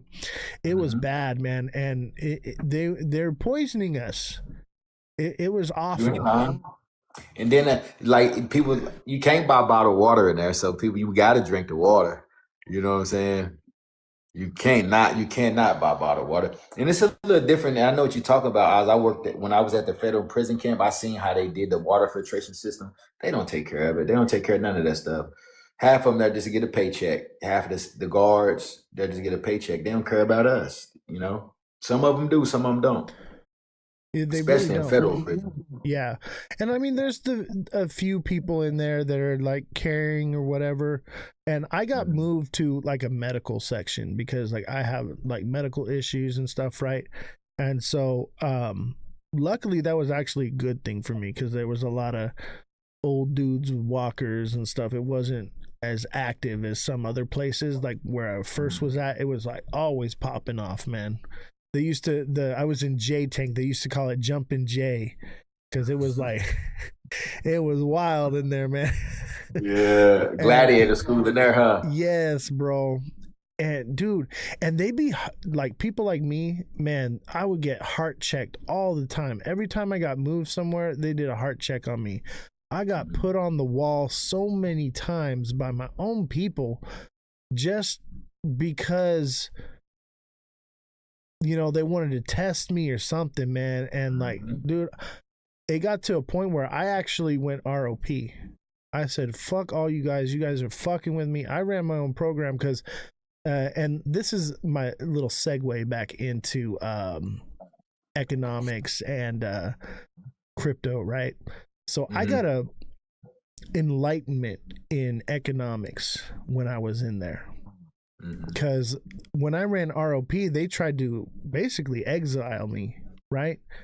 And I couldn't transact with anybody or do nothing or whatever. But luckily I had money in there, right? I had some money on my books. I got arrested with some cash in my pocket. So I taught everybody in the section a lesson in economics, right? I gained control of all the assets in there, which put a little bit of a target on my back at first. But once I started to like build up, you know, whatever I was doing, I became too valuable because like I could make anything. Like, dude, we had miniature golf. I had miniature golf. We had ping pong. I made a chess set. I'll probably bring it on. I'll show you what I made. Yeah. Like some of the stuff that I made. I was able to sneak some of it out. But I made a whole chess set out of like this Play-Doh that I made out of food. You know? And like I could make anything in there. I was making tattoo guns. I was, you know, you name it, I could make. I could make a fucking handcuff key that I made. I made a couple of them that were made out of like a carbon fiber type of material that I created in there. I used. Lucky you didn't get caught with that. Right. Well, I would sell them, bro. So like, it got to a point where I was so valuable. I had every resource at my fingertips, right? And I was balling in there. Like once I went ROP, like nobody could take, you know, tax my stuff anymore. And like I was too powerful because like, you know, I kept everything running, right? Anything they needed, I had it, you know, and I would go around and so like I like to drink at the time because I was bored, right? Yeah. So one time I got blacked out drunk, and mind you, it was on Black Friday. I got blacked out drunk, and I started some shit, and I kicked somebody down the stairs and got into a big old tussle thing, right? And basically, this is when I decided to go ROP. They said, you can't drink alcohol anymore. You're cut off or whatever, right? And I was like, oh, okay. I'm going to teach y'all a lesson in economics. I gained control of every sugar and fruit product in that entire section. And I hiked the prices up on everything because you couldn't produce nothing without me. I was like, all right, you're going to drink alcohol, you're going to pay for it. Right? And so then they couldn't do nothing about it because they needed me so much because I was producing everything else. I mean, I was making, you name it, I made it, dude. Like, it's crazy, like the shit I was making. Because I believe it. I'm an engineer, right? So like, it's my job to solve problems. Yeah. You know, so like dude, it was crazy. I made ping pong balls. We had fucking beer pong we were playing. Y'all was having fun. Oh, dude, I made a Monopoly board, and I made like the little dog and the houses and the thimble and the wheelbarrow and everything. Like, and we had and we called it Your Mom Monopoly. And I actually called somebody on the phone and had them list out the board and map it out to me over the phone so that I could like make a full life-size board of Monopoly. And the fucking the depths come walking through and they're like, y'all played Monopoly? Like they didn't give y'all games? They didn't give y'all games to play board games? No, this was county. This was county. It's worse. Yeah, it's worse in county than it is in prison. Like you actually you're there to live there, right? So like you get a little bit more luxuries and stuff. We didn't have none of that. So like it was like all the luxuries that you would have in prison, but in county, like in my section. That's why they wanted me, bro. Like I was working on Connect 4 and I made ice chests, bro, out of the foam trays and shit.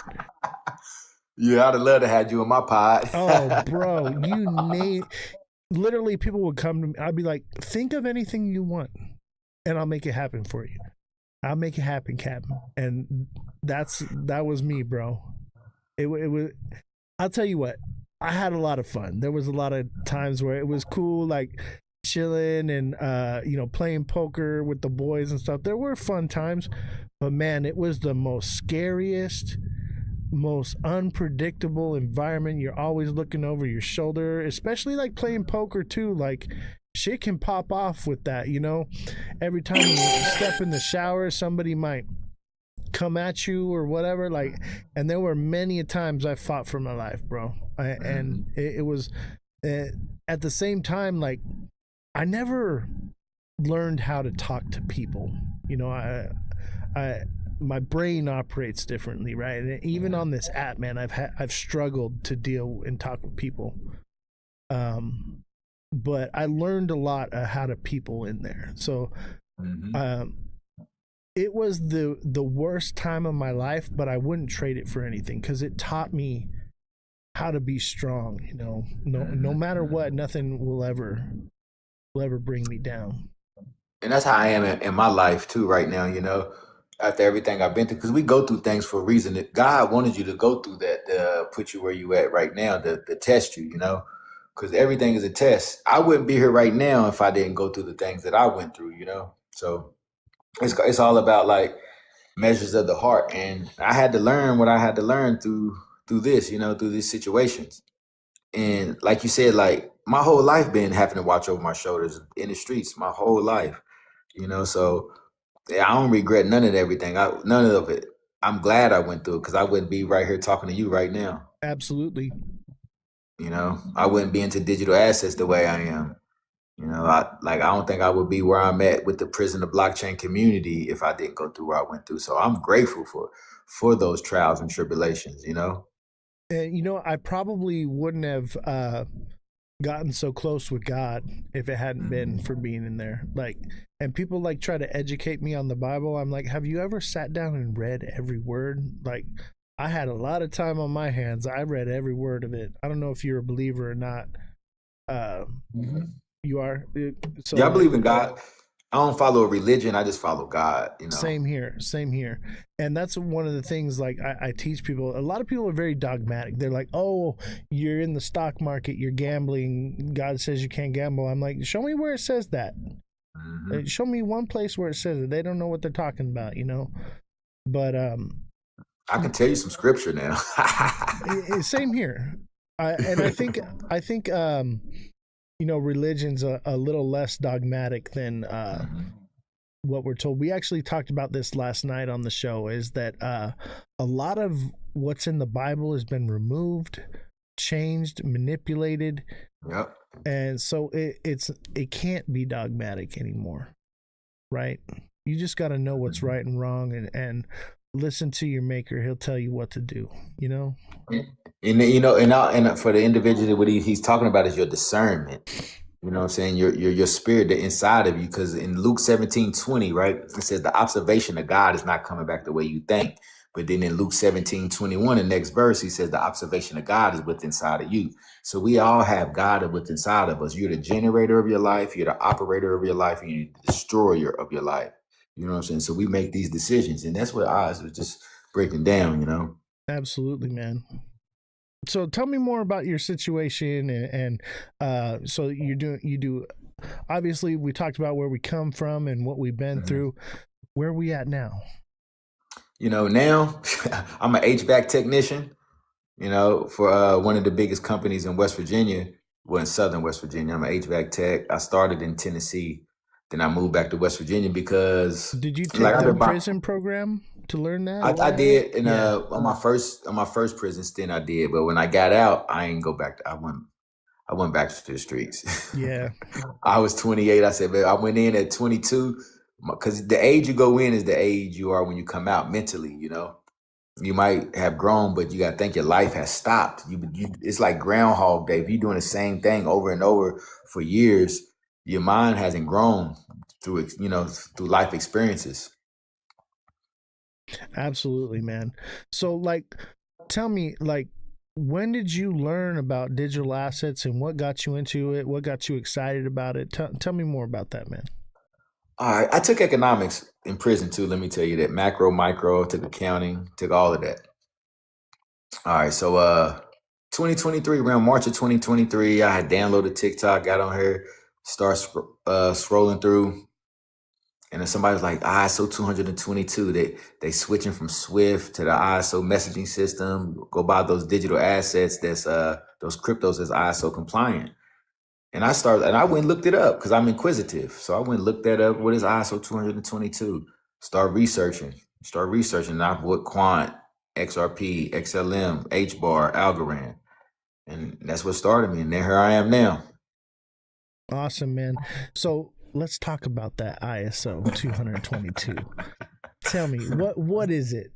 What is it? It's a global messaging system for the banks, for all financial institutions to speak the same language, so we can move money cohesively. Because the money has a lot of friction right now. The money moves slow throughout the world. So if you move money wires, like say we move a wire, this for the people in the back, guys, I know you know. So you move a wire across seas, it takes 7 to 10 days. People in power want their money to move instantaneously. Absolutely. They also want it to move securely as well, right? Yeah. So like, let's talk about that for a second. So let's say, and I'll kind of segue back into the ISO thing, but let's say you're an institution, right? And you want to move some money. You got $10 billion you got to move, right? Now, if in the real world, if I want to move that money, I put it in an armored truck and I put it on the road and it moves down the road and it's safe and secure in that truck. It might take it a while to get there because of traffic and whatever and whatnot, but it gets there and it gets there safe, right? Whereas, would you rather trust the armored truck or the crackhead with a bicycle that can get it there faster? The crackhead with the bicycle. No, come on, bro. You trust the crackhead with the $10 million? You be Dave Chappelle with the largest rock in the world, bro. I had to say that. I had to make you laugh, man. Hey, I like to have fun, man. We got to have fun in life, man. We only get one opportunity at it. But now that he right though, the armored truck. Yeah, and I think that's why the next narrative will be privacy and security, right?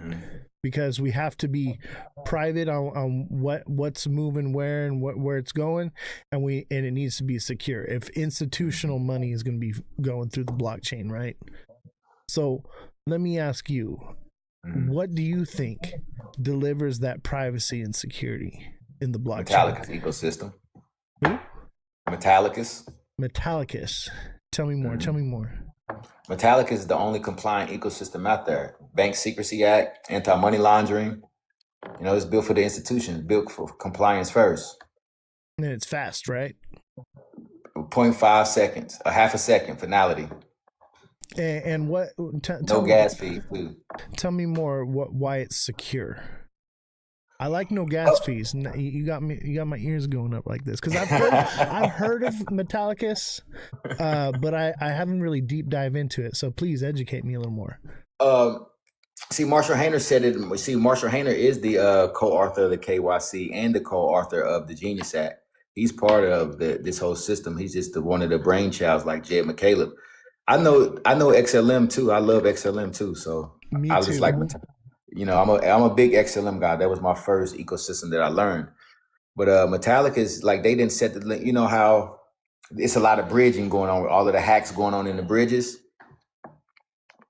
Yeah. Like when we moving money, it's like, that's what David Schwartz, he said, the hacks with the bridges, right? So Metallicas have created something called the Metal blockchain, and they got something called the interbridge, the intra-blockchain. So it's going to stop all of the hacking. So it's created a sandbox for each of these digital assets to come into, to operate into their own sandbox. And you could, in case you have to hack the whole blockchain to get in. You get what I'm saying? Interesting. I like it. I'm not too technical. I just understand. I love how to make money, and I understand. You know, I'm not a technical guy.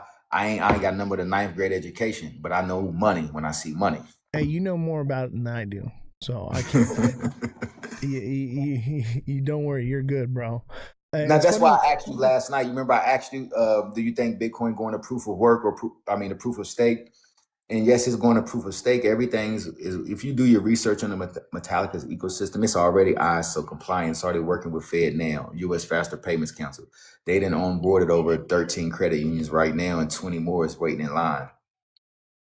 That you know what? I'm gonna have to look into that one because now I'm like turned on to it. I like it.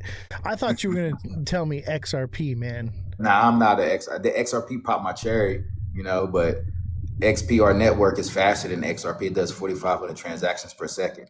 But is it safer? It's way safer. Right. I think there's a lot of technology out there as far as XRP goes that's faster and safer. Mhm. And I feel like XRP is a bit of a dead technology.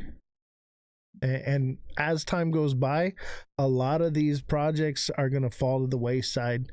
Mhm. You know, obviously the narrative through social media is really pushing the XRP thing, bro. That's why I push Metallicus. Yeah, I think with XRP, it's going to have its place in something, right? Mhm. It's going to do something. It's But the ledger. It's the ledger. Think about it. XRP ledger. It's the accounting ledger, digital accounting ledger. That's how I look at it. I'm just using common sense, right? That's how I see it. yeah, but who's even using the ledger? It's like the lowest used, ledger that's out there. So I don't know. I think a lot of the XRP stuff is moon cheese, but you had mentioned XLM. XLM was my first one that I really got into, that and XRP long time ago. And I like XLM better because, it's a public traded company and they don't own all the supply, and I see it as more of like daily money, right? Like an actual like stuff that retail is going to use to transact. Maybe not institutional, but retail definitely. Like XLM's going somewhere. And yes, it is. I think a lot of people, they see XLM and XRP as kind of like the same thing, but they're not. Like different companies are owning and operating them. They're very similar, but they're not the same. Can I speak on that right fast? Yeah, I was please. on the live the other night, and the guy was like, XRP and XLM the same. I said, does XRP have smart contracts? He said, no. I said, XLM has smart contracts. They have sorbet built inside of their ecosystem so that they don't have to go, institutions don't have to go off chain to do transactions. So they do everything in-house. You know what I'm saying? Well, So, XRP is technically supposed to be having smart contracts come to the with ledger. Flare? Yeah, so that it's speculative though. There's no real concrete anything about it yet. You got to wrap the XRP for it to have it a smart contract. With XLM, it already got the Rust solidity built inside of the ecosystem. Yeah. Another, this is a little off topic from all this, but I have a theory. Okay. That native tokens are obsolete altogether. I mean, though there will be some that have like some use case in the background, but won't really produce much value. I believe that stable coins is the future of everything. And they say no CBDCs, and like that's how, the Clarity Act's written, that's how the executive order is written. But stable coins is CBDC without the label. Yep, that's all it is. Yeah, and it seems like that's the direction everything's headed, right? It seems like we are moving towards a CBDC type society. And think about like everyday, transactions and stuff. Let's say, we move to a digital world of currency where they're like, all right, we're going to give you, you worked all week, we're going to give you your paycheck and you're getting paid in whatever token, right? If the value fluctuates and you get paid, you might have to wait before you can spend your money. You might have to, or you might have to spend it all right away because it's going to go down. Like, you know what I mean? It doesn't really make sense in real world application, but stablecoins does. And with it earning APY, now obviously they're trying to take away the APY. And that's why we want the Clarity Act, but we need to amend it a little bit more. We'll talk a little bit more about that later. But, stable coin seems to be like, if we're really looking at adoption and the move towards using this as the way we operate as a society, it seems like stable coins is the more likely option. And a lot of stable coins don't need native tokens to operate. What do you think, bro? You got a point there. I know one thing, like with a lot of stable coins, think about this though, Oz. There's going to be a lot of friction with different stable coins, right? because this bank having this stable coin, this bank having that stable coin, right? So that's what Metallic has created, something called the XMD stable coin. You can mint the XMD with USDC, with Tether, with PayPal, with RLUSD. You can, and it's 1 for 1, and don't But ever lose its is value. there a transaction fee in doing that though? Nope. See, that's a good thing, because I really feel like if that's the case, and like we got Amazon coin and Walmart coin and all these different coins, because they're all those two coins I just named exist. They're making them happen right now. So if we don't get a hold on that, then what we're going to see is the new overdraft fee or transaction fee is going to end up becoming transaction fees from stablecoin to stablecoin. And then that's wherein lies the native token, maybe somewhere in facilitating that. But with Metallicus, you telling me that it don't do that. Now, dude, you're turning me on to it. Now I got to look into this thing. Now I got to look into it. But hey, all my warriors out there, my little minions that research everything, we got to look into this Metallicus thing, because if what you're saying is true, go look into it. You'll be back. Yeah. Echo came over. Echo, Mims, like they all coming because they see the compliance. They see what is built. You can go look up the Metal L2 stack, the EVM stack. All of that's, everything is the banking layer, right? All of that's coming over there. Everything coming over there. Interesting. I like it, bro. I like it. See, the A chain, right? The Metal blockchain A chain is built on top of the Avalanche protocol, but they basically enhance the Avalanche Snow protocol. So when you get inside of these sandboxes, you can do up to 100,000 TPSs per second. That's awesome, man. Yeah, we're gonna look into that more, because like anybody can just say stuff, right? But like me, like I'm based on hard facts, right? So I'm gonna look into this thing. We're gonna find it, and obviously I don't shill coins, right? There's been a few I've been like, hey, I like this project, I think it's cool, I'll do some TA on it or whatever, but I'm not really a coin shiller. That's not what I do. But me neither. If there's a good project out there, like you're saying, that's what we're all here for, right? We're all speculating on what is the next money, right? What is it going to be? Go look it up. Look at your research and get with me tomorrow. Yeah. We'll do this again for sure. I 100%, bro. Like, hey, and also with XLM, right? I still buy XLM. I still buy Stronghold. You know, they're partnered with Security, right? And then ZK Verify is now partnered with Security and coming to the Stellar Network for the privacy, because that is the new stock market, the Stellar Network. Interesting. You got a Lobster wallet? No, most of what I do is Cardano stuff, right? Because like I've been all about Cardano, because like I said earlier, like I believe the next narrative and everything is like privacy and security. So Cardano has Midnight, Glacier Network, right? And Cardano was the only blockchain that's never been hacked. That changed like a week ago.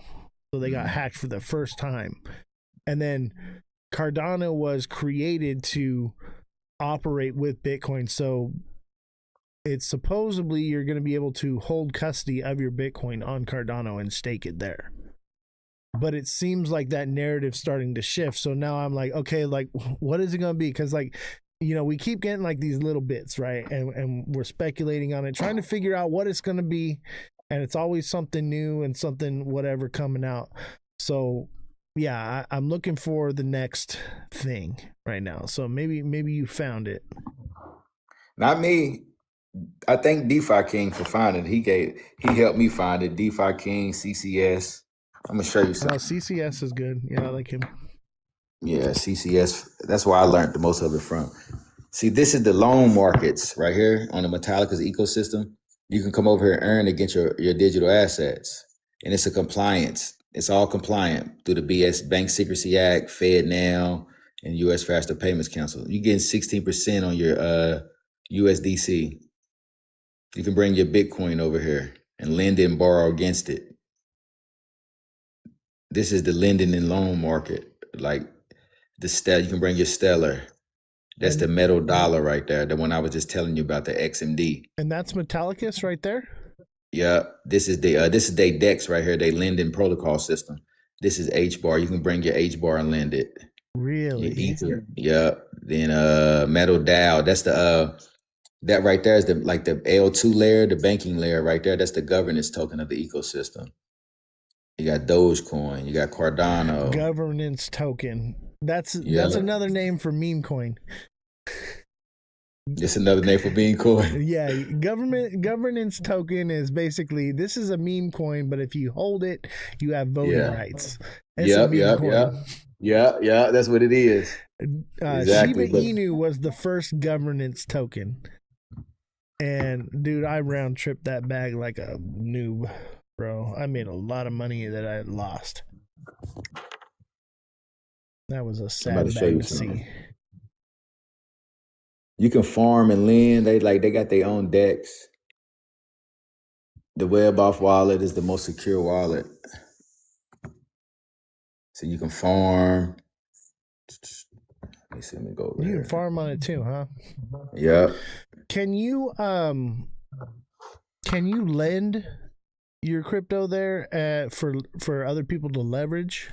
Yeah, that's what I was just showing you over here. Yeah, okay. Right here, the loan market. Interesting. Yeah, right there. Then you can lend it and borrow against it. Yeah. Oh, you can borrow also. Nice. Yep. You see, lend and borrow against it. That's a nice little gem there, bro. I have to admit, that's a nice little gem. Coinbase does it, but Coinbase is not Bank Secrecy Act compliant and working with FedNow. It will be though. I'm not worried. Yeah. I hate Coinbase, man. Me Coinbase too. is trash. Every time I try to trade on it, bro, I get signed out like right when something's happening, or like try to cash out when it goes out. The network's down. I can't use it. Charts never work right. I hate it, bro. It's so slow. I just can't. And the fees, As soon as you go to FedNow, you see Metallicus. They don't even make sense to me. That's on FedNow. FedNow web. Yep. And FedNow is the new federal digital currency that they're doing, where they're going to make payments through IRS and everything else. Interesting. Bro, this is the one, man. If that's the case, everything you're telling me is true, but the fact that it's on the FedNow. Now, is FedNow using anything else? Or is it just Stronghold working with FedNow? Yep. Yeah, anything that's connected with FedNow is more than likely going to be adopted in some way. Mm-hmm. It seems like they're probably going to have, multiple projects and then maybe go with one later on. Because, government payouts, for like disability and stuff, it used to go through Bank of America. Now it's through some other thing now. So obviously they switch and transition, but dude, I think you got a gem right there, bro. I really do. That's awesome. Hey, I'm gonna send you you had to send me your information. I got a bot already. So to let you know I've been doing something. TikTok that gave me a bot, and I ain't even got about 4,000 followers. For real? Yeah, I got a bot, man. Oh shit! All mine's organic. Yeah, I built my page organically, but somehow they got a bot that made a page. Somebody made a page, and I got a bot now. You know what? Eventually, bro, and you probably already have them now, where there'll be fake accounts of you, right? That's what I'm talking about, the fake accounts. Yeah. Dude, I realized this the other day. I'm a lot bigger than I realize, because there are bot accounts that have hundreds of thousands of followers, and they steal my content and repost it. And so I realized, I'm like, honestly, I don't care about the recognition. I care about the message.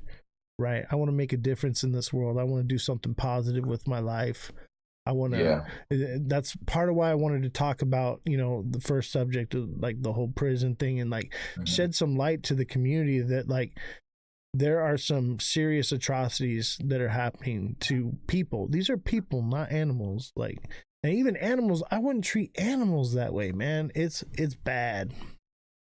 You got to think, for 4 ounces I got in my last case, I got 9 years for 4 ounces. That's crazy, man. I'm For sorry. real. And it's not like you tried to hurt anybody. Like my charges, I get it. Obviously, Yeah. any other state, if I hadn't been in California, I wouldn't have got charged. I was on And my not here, own. because we got open carry. You ain't got to have gun license in West Virginia or Right. Tennessee. In California, guy with gun equals bad guy. Mm-hmm. You know, that's the problem is out here. But honestly, I feel like God put me through that situation and then put me where I'm at today so that I could eventually shed light on what's going on and make a difference. You know, I think everything happens for a reason. And I think that's why, you know, I don't know your whole situation, but we all go through things. God puts us through the fire to refine us. Mm-hmm. Like silver. It's just like making a sword. What they do when they make a sword? Right. They hammer it and they reheat it and they hammer it and they reheat it until finally it's a fucking katana that can cut through anything. Mm-hmm. You know what I'm saying? So yeah, I feel it. And dude, I'm glad to see you out and free, man, and with us. And I want you to know, like, you got my backing and support. I'm here for you, bro. Anything you need. Guys, make sure you follow my brother right here, Prison to Blockchain. Thank you, Mr. Page. Send him some gifts, whatever. Appreciate it. I don't care if you send the gifts to him. You know what I'm saying? Because, like, as long as the gifts are coming in, the algorithm's going, like, I'm happy. Mm-hmm. Like, that's all that matters. So give to my guy. I don't need it. I need the engagement, man. Like, that's where I'm at with everything is like, I just want to get the message out there. And Can I say this, Oz, after you done? What's that? Can I say after you done? Can I say No, go something? ahead. I basically all I'm saying is like my whole goal here is to spread the message, and you know the whole prison thing is part of the message that I wanted to share, and I felt that you were the best person to bring that enlightenment with, you know, like, and I appreciate you backing me on everything I was trying to do here. Yeah, and I want to say this, you know, since we connected, right? And I've been making connections. Like the other day, I got connected in the prison ministry live. So the universe is putting us in position, right? We already in position to be wealthy with these digital assets, right? So it's going to be upon us because with great reward comes great responsibility.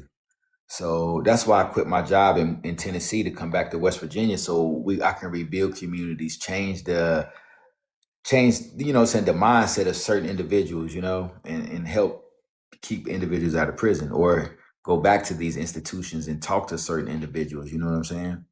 Yeah, you know, in the Bible it says it is easier to thread a camel through the eye of a needle than for a rich man to enter into the kingdom.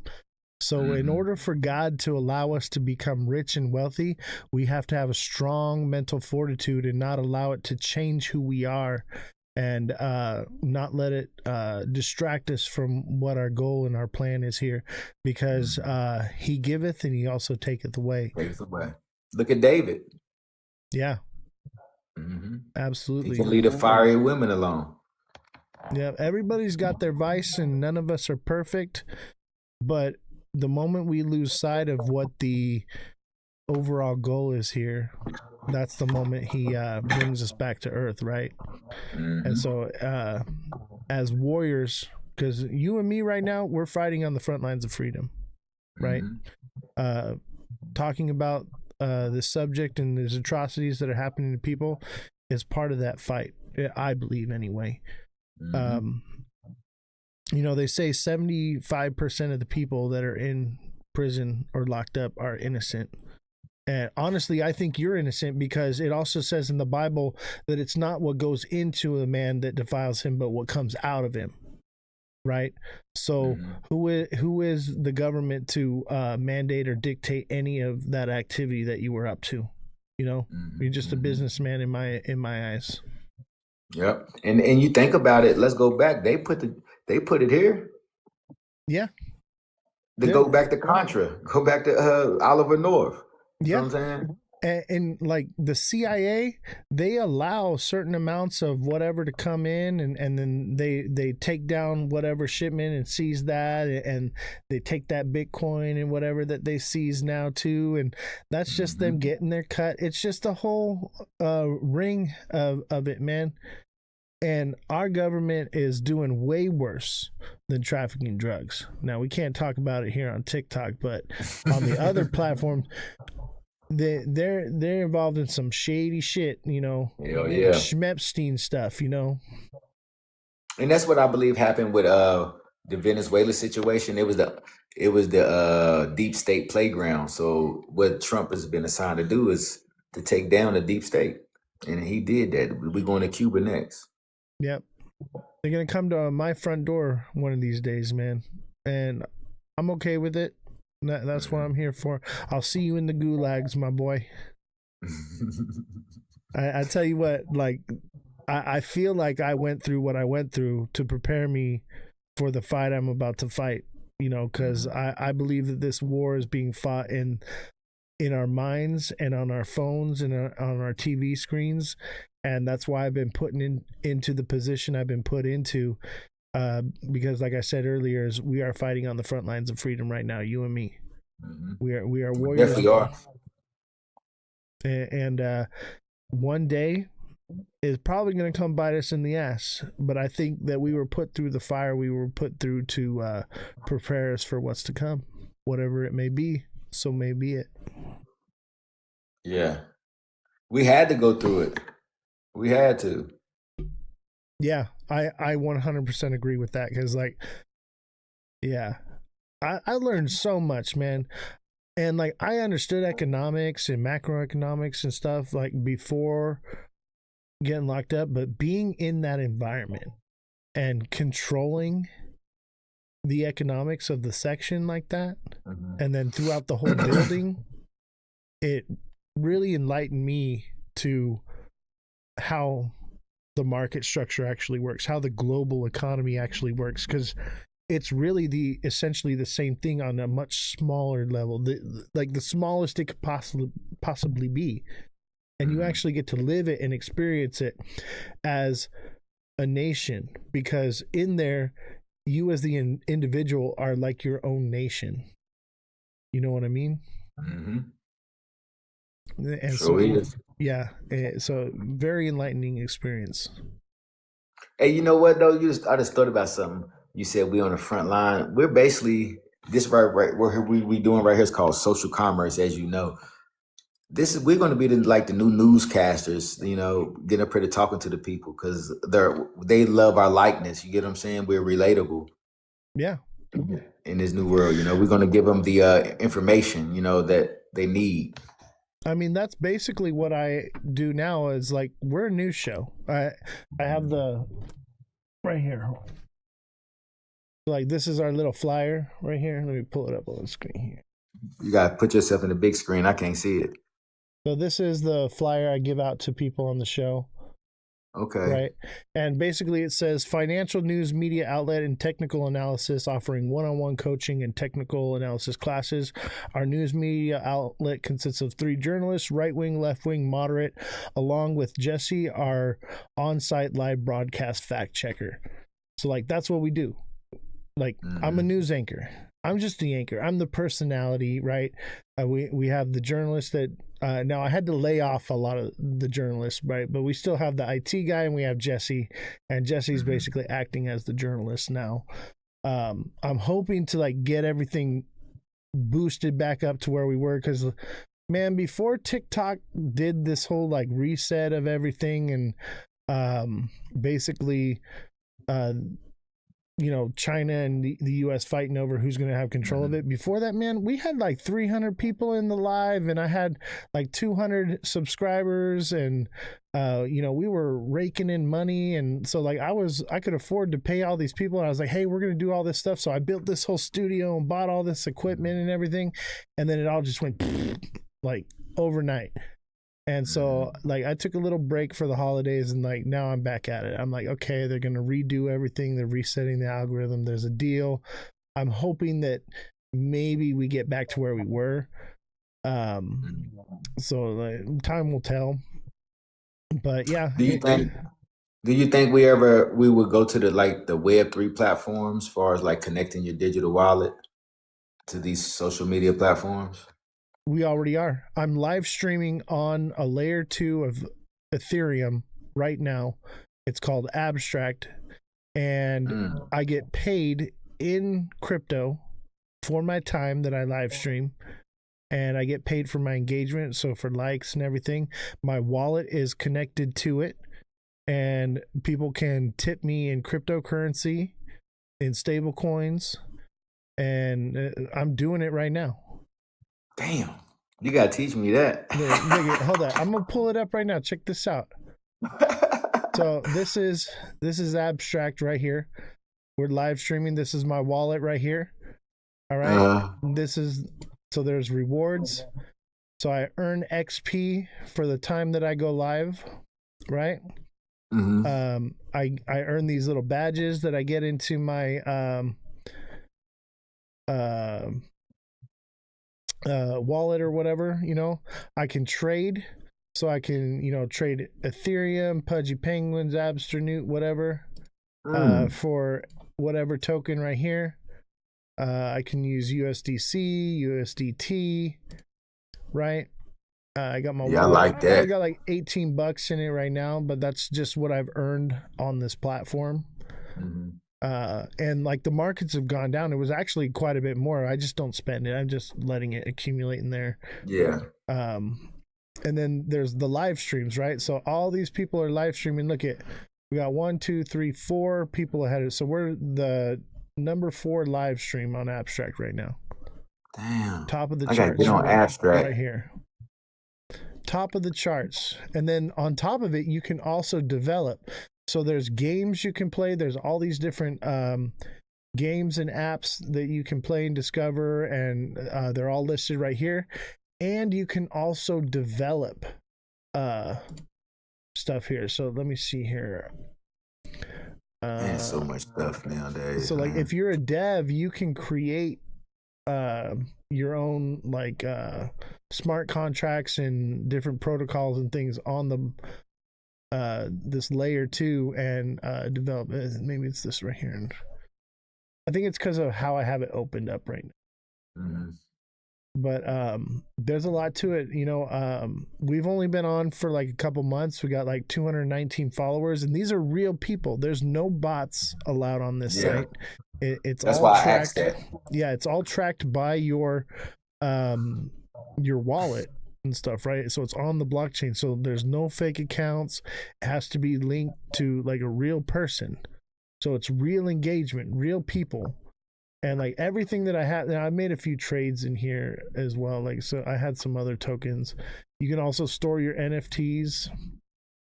You got your whole transaction history is all like, so every one of these transactions is where somebody either sent me money or I earned money from going live on the live stream. So that's every one of these transactions. And they're micro right now, but I see a long-term potential and go. With this. So this is definitely like the future of live streaming happening before I like eyes. That. And I gotta go ahead. I like that. Yeah. I feel really blessed to be a part of Abstract because you actually right now not anybody can live stream on it. You have to be approved and you have to prove engagement and different things just to get on it. Like there's a bunch of creators that are on here. They're asking me, hey, how do I get on there? How do I get on there? I'm like, I mean, these are the steps. And if you want to take the steps, I will point you in the right direction, bro. And I will help you out. But like, I got lucky. I was in the right place at the right time. They only allow so many creators at a certain amount of time every so often. And they've had 2 waves of onboarding of creators. One was in January and one was like a couple months ago. And then that was it. They haven't allowed new people and they only allow so many at a time. But if you're interested in getting into it, man, I'll point you in the right direction. And think of it as a long-term goal. Even if it took you 6 months to get it took me 3.5 months to get into it. Yeah. once you get in, you're at the beginning stages of something massive here. So Exactly. yeah, Exactly. and I think I love being at the ground floor. right. And dude, think about it like this, bro. We're here on TikTok, right? We're live. I've been live for 2.5 hours. We made like $11, right? In like gifts and stuff, right? I'm sure you made a couple bucks in gifts, but that's money that people sent us. On Abstract, we're getting paid for our time, right? So the longer and the more I live stream, the more money I'm making. Damn. That's, so if you live streaming all day long, you making money. Well, see, I used to do that. So I have a whole year of going live Monday through Friday, 5 to 9 p.m. Right? So 4 hours of content, 5 days a week. I've got terabytes of footage all recorded. And so they allowed you, as long as you had a disclaimer, you could live stream like that. And that was like when it was in the beginning. Last month they updated their entire thing, right? So for like 2 or 3 months, I just live streamed around the clock, right? And I was just collecting, and that's why, like, I made like $20, but it's really more like I made like a couple $100 because the markets just continued to go down. And that's one of the problems. It's like, okay, like we're getting paid in crypto, some of it's in stable coins I'm getting, but the way I see it is right now where I'm at is I'm live streaming and the markets are only going to go probably up from here as far as Pengu. Right, it's bottomed out, and that's mostly what I make is like Pengu or ETH or whatever, right? So I see it as like I'm just going to accumulate it on here by going live, and eventually it'll take off, and that $20 will be $20,000 in a couple years. I'm cool with that. Like, I am cool with that. So I'm patient. You got to be in life. That's one thing we learned in the situations we were in: patience. Absolutely. A lot of people don't have that, because you had to, especially like this, like say you go in a commissary line, like when you in prison, like you got to stand there for hours. Hours you standing in the commissary, and then right, as soon as you finish with your bag, you go through the commissary line. You can't leave. You got to still sit there till they do the next move. Because they only do 5-minute moves. And you had to like check everything, make sure it's there. And if it's not, they take it all back. Like, oh man, that was awful. So it's a little different in prison, you know what I'm saying? Because you go into the commissary store. Right. And you and you hand them your slip and you just right there, you know what I'm saying? And they fill in your slip. But you in a room just full with your unit. This is just your unit's day to go to the commissary. Y'all all in there. Yeah, you stuck locked in there. In county, they'd bring it to the section, right? Yeah, and everybody be in a line, they'd call out the number or whatever, and you come up and you get your bag or whatever. But you had to check it right there. And if it wasn't, you walked away with it, you didn't get it. See, I ain't do that much time in the county. I only did when you go into federal prison, they get you out of there because they got to pay for that bed. Right. So when you're in the county and you're a federal inmate, they don't want you in there long. Right. And you're not with everybody else. Like you're not with state individuals. They got a whole pod just for federal inmates. We had federal inmates in my section. They did? Yeah. Okay. In mine, they didn't. Where I was at in West Virginia.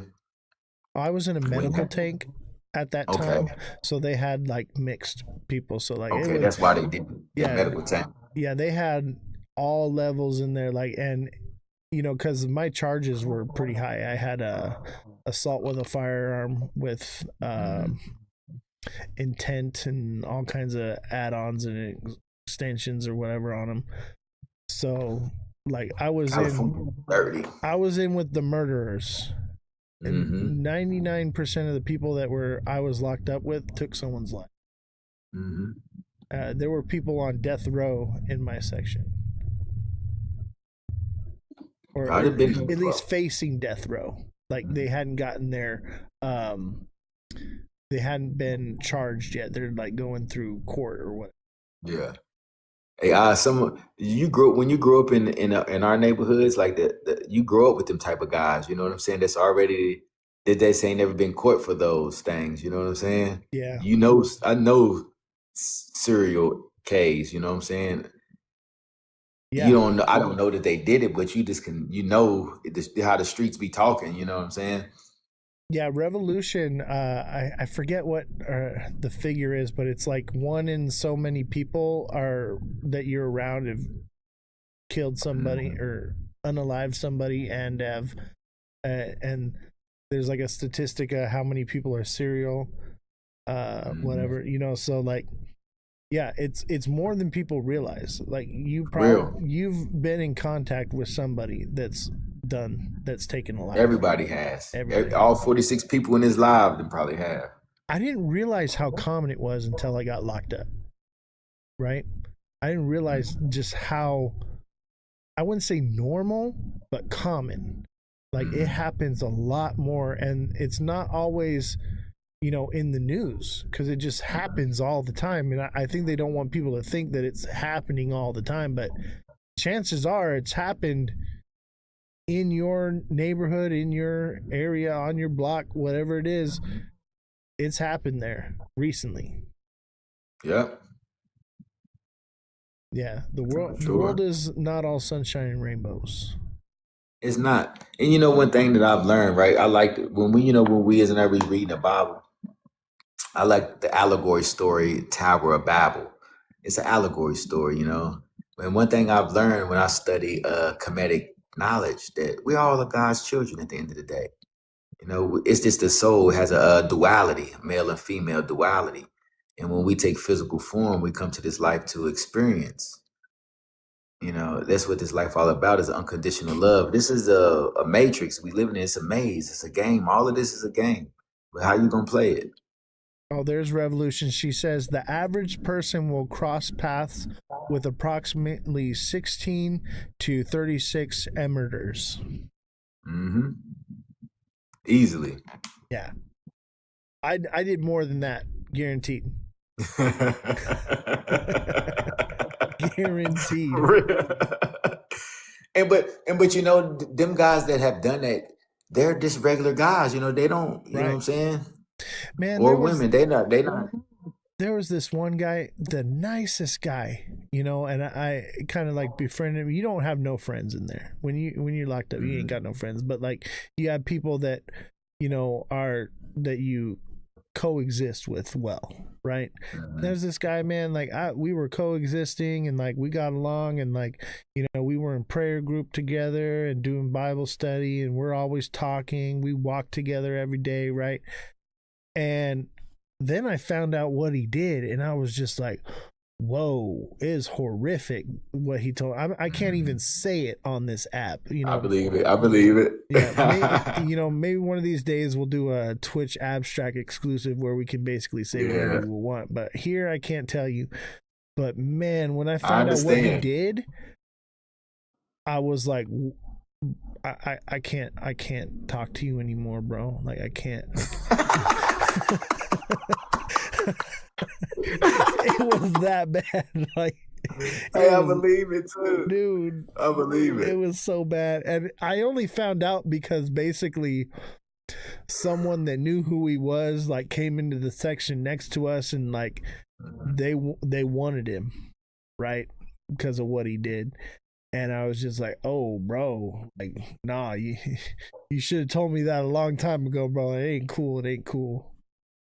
It ain't. Yeah. You know, when I did my state time in Ohio, like they mix and mingle you with the M people, the murderers. They mix and mingle you with them. But when you're in federal prison, those people can't come down to the lower level. They have to stay in higher securities. You know what I'm saying? Like behind level 2, fence. level 1. Yeah. They have to. But like when you in the state prisons, they don't care. They put you all together. All of it. Yeah. Yeah, I was in Ohio. Yep, TikTok seller. I was in Ohio, London, and Noble in Ohio. London Correctional Facility and Noble Correctional Facility in Ohio. Yeah, He said, TikTok seller said Ohio. I was in several of the worst county facilities in California. I believe it too. They moved It's me rough out around there. quite a bit. Yeah, it was bad. One And all of place those was G not so labels. bad, but the place that was not so bad that they had me, that's where they had me in the dungeon. So like, I didn't get to experience the nice grass outside and like all the different things that were great about it. But man, I was actually in one of the worst places you could be in Southern California. And think about this in Cal, y'all got them G people, the G's. You know what I'm talking about. I don't want to say that word. Yeah. You know what I'm saying? It's a lot of that out there. Yeah. And the PCs too, man. You think that you can just PC up in there? They don't just let anybody PC up, and they'll even put PCs in GP. Which is crazy in county, like and like, so I mean there's some foul people that were in there, and like, you know, sometimes you got to put in work. I don't want to scare people, but like there are times I had to put in work. You know, they make you do it. You don't have a choice. Or you gonna get ran up top. Or they're gonna try to run you up top. Yep. It's either you or them, and you're like, well, fuck, this is what they did. I guess they have it coming to them. You just gotta you try to rationalize it, I guess, but it's politics, man. It's all that politicking. Yep. It's all about politics in there. Yeah, absolutely. And that's why we are, and we went through that. You know, we can talk about it now, but here we are now. We are on the verge of rebuild communities, on the verge of being great people, you know, successful individuals, you know. Look what we got going on here. I know. Look what I created. I got over 120 members in 3 months in Prisoner Blockchain in the community in 3 months. That's awesome. And it's still growing. Yeah, and you know, I'm growing too here as well. Like just having you on and having this real conversation, like viewership is starting to go up. Like I appreciate you coming on, like, because, you know, honestly, I think a lot of the community is a little burnout on, you know, talking about the same shit all the time. Like, it's a bit of a refresher to like speak on these things, you know, because like I said, it's not, I'm trying to get your attention with your wallet, but I have a message that I'm here to spread. You know what I mean? That's what I'm trying to do anyway. And I feel like you're doing the same thing, like, because like that's why your name is what it is, and like you're trying to, you know, pull people up instead of push them down. And that's why I was so called to you. Like I seen you and I was like, man, I need to reach out to this guy. We need to link up. I had to do it before you got too big, bro, and then I fly under the radar. Hey, listen, I'm still gonna be a humble guy, you know, because that's just who I am, you know. Like I had money already. This little stuff don't bother me, you know. You know, when you 10, 15, 16 years old with $50,000, $60,000, that's nothing, you know. That's been my life. So nowadays, like being big, I'm still going to work on houses. I'm still going to work hard paintings and vans and being a normal guy. Yeah, same here, man. Like I'm retired off this. I don't know if you know my story, but I retired in January last year. That's what's up. So I've round tripped like every bag, every cycle, bro. I've been in this since 2016. I just can't. I didn't like. Okay, so I've been a trader since I was like 18, right? Okay. In the stock market mostly. I got into crypto, and I just had this feeling like, oh, okay, like it's gonna go more, right? And then it didn't. So I round tripped my first bag in like 2017, right? And then the next time it happened was in like it was like 2020, right? We had that other bull run, and I was like, okay, well, all this COVID stuff happening and everything, this time it's different. You know what I mean? And I fucking round tripped again, bro. I was like, it can only go up. They're resetting everything. They're doing all, because everyone's talking about the great reset and everything and all that stuff. all the narratives that we're being taught about adoption and everything that you're hearing right now, there's nothing new about it. We've been hearing that since day one. Yeah. And so this time, finally, I was like, I learned my lesson. I was like, I'm taking profits. I'm getting out when it tops. Like I'm not round tripping again. Like I could have been retired years ago.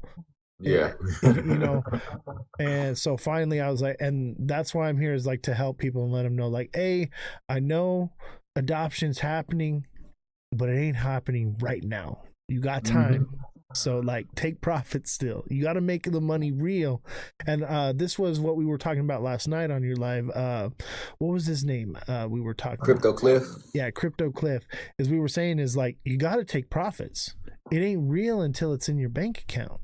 You got to, and most the creators on here, they're preaching the word of just buy it and hold it forever. And they're preaching that at the top of the cycle. They're literally telling you to buy and hold Bitcoin at 100K. That ain't right. And they know better. They know damn well better that it probably ain't going higher. Maybe it is. Maybe they think it is. I don't know. But I'll tell you what, most of these people that are telling their communities to buy are selling on top of their people. They're using their own followers as exit liquidity while they're collecting gifts in the chat.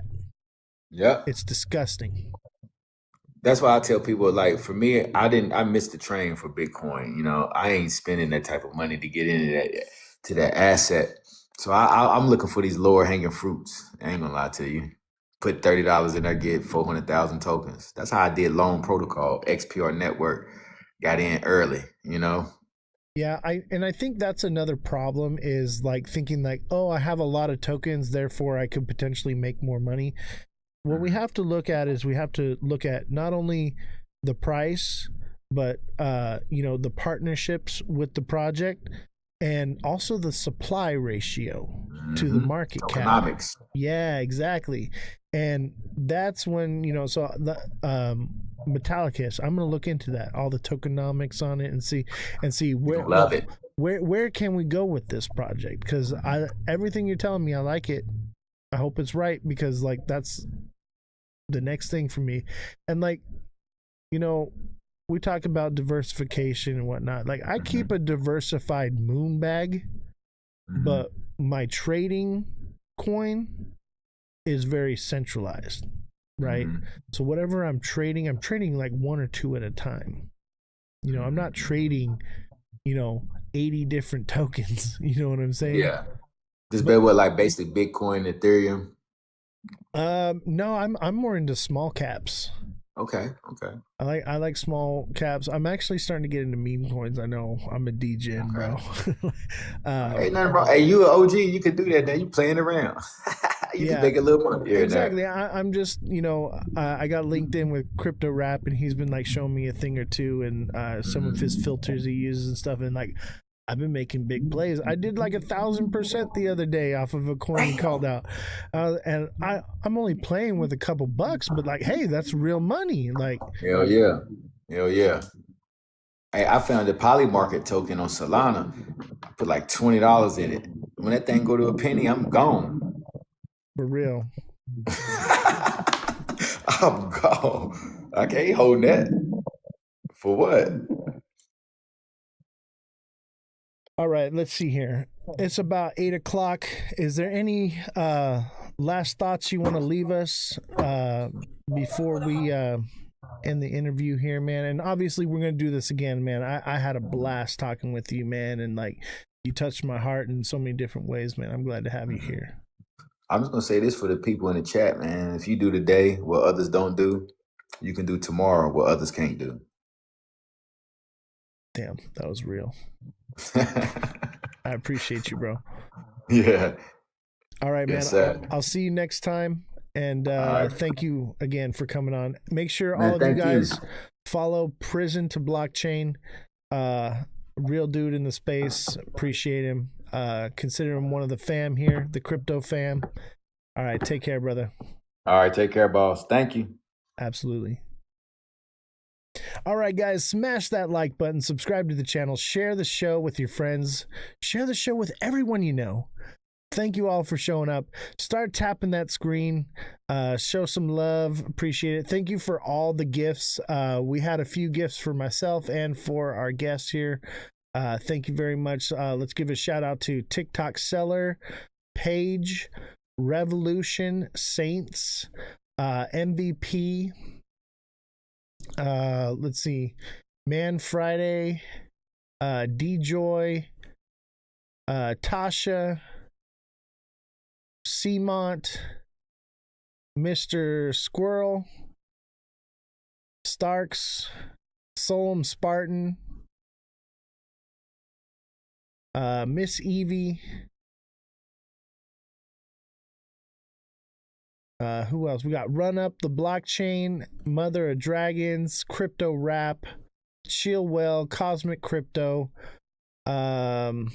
JFM. Thank you all for your wonderful gifts and everything, your support. I appreciate you guys. Looks like TikTok Seller wants some free A. Everybody wants some free A. Throw out a project, and if you are following me and you're hitting that like button, I'll do it for free. Otherwise, it ain't free. All right. I guess that's the small price you got to pay, right? It's still free. It ain't going to cost you nothing. It's just going to cost you a follow and a like. How's that sound?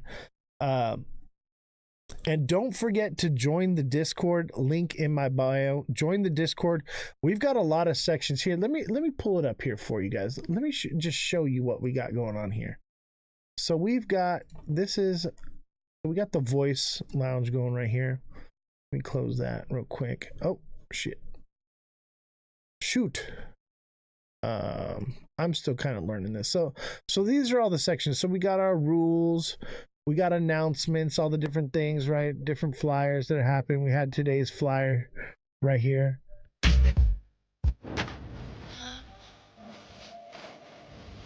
Locked in, not locked out. Right. And then we got news section. So we're posting all the different news articles, what's going on, and which is very important for tracking the markets is you want to know what's going on in the news, right? We want to know if we're going to war. What does this tell you? If we're getting steak and lobster for the Marines, what does that tell you, right? If you know, you know. Also, you know, we got what's going on with Venezuela and different protests. We got crypto news as well. All the different news articles that I cover in the show will all be posted on here. Everything going on. And as you can see, it's stacked up. There's a lot of news to go through. We've got merchandise here as well. We got social media. Social media, different platforms and places we're on so you can find us. We have the knowledge section. This is my favorite section, by the way, knowledge. So we post audio books in here, legal knowledge, how to navigate through the legal system, criminal, civil, financial, how to build trusts and businesses and things like that, books to read, and you can add anything you want to it. We also have survival skills. This is one that I like as well. It's got skills on how to tactics and stuff, like because we play Call of Duty, wound care, first aid, surviving like nuclear explosion, things like that, all kinds of different stuff. We have personal growth where you can it's, you know, mostly like inspirational different things. We have recipes that teach you how to make like homegrown food and recipes and stuff. Then we have like the general crypto. We have wins. Let's look at some of the wins we got. We got 48% right here from G-Rod. We got 31%. We got 206% and 156% from TikTok Seller. We got 231% from G-Rod. We got another 116% from TikTok Seller. These two guys right here, they're doing some real trading and they're making a lot of big wins, guys. So if you're looking to link up, we also have the crypto section where we're doing technical analysis. Yeah, Josh as well. Josh is doing a lot of good stuff. So if you're looking to learn how to trade or link up or copy someone else's trades or whatever, or just get locked in, we're doing a lot of big stuff here, and we're making a lot of wins, and these are on up days and down days. We play both sides of the market here. It's beautiful. And then we got memes, obviously, funny stuff, little jokes and whatnot. We got Down the Rabbit Hole, and Down the Rabbit Hole is active, okay? We are going through conspiracy theories and different things all day. We're having long debated discussions about different topics. As you can see here, we're just talking about all kinds of different stuff there. We do have a special one that's called Moonshot for anyone that's in the TA class. If you're a part of our technical analysis class, you can be a part of Moonshot, where we do group trading. We have cars where you can post pictures of your cars and what you're doing or whatnot, or what car you want to have. I got some of my cars in here and different projects that I built.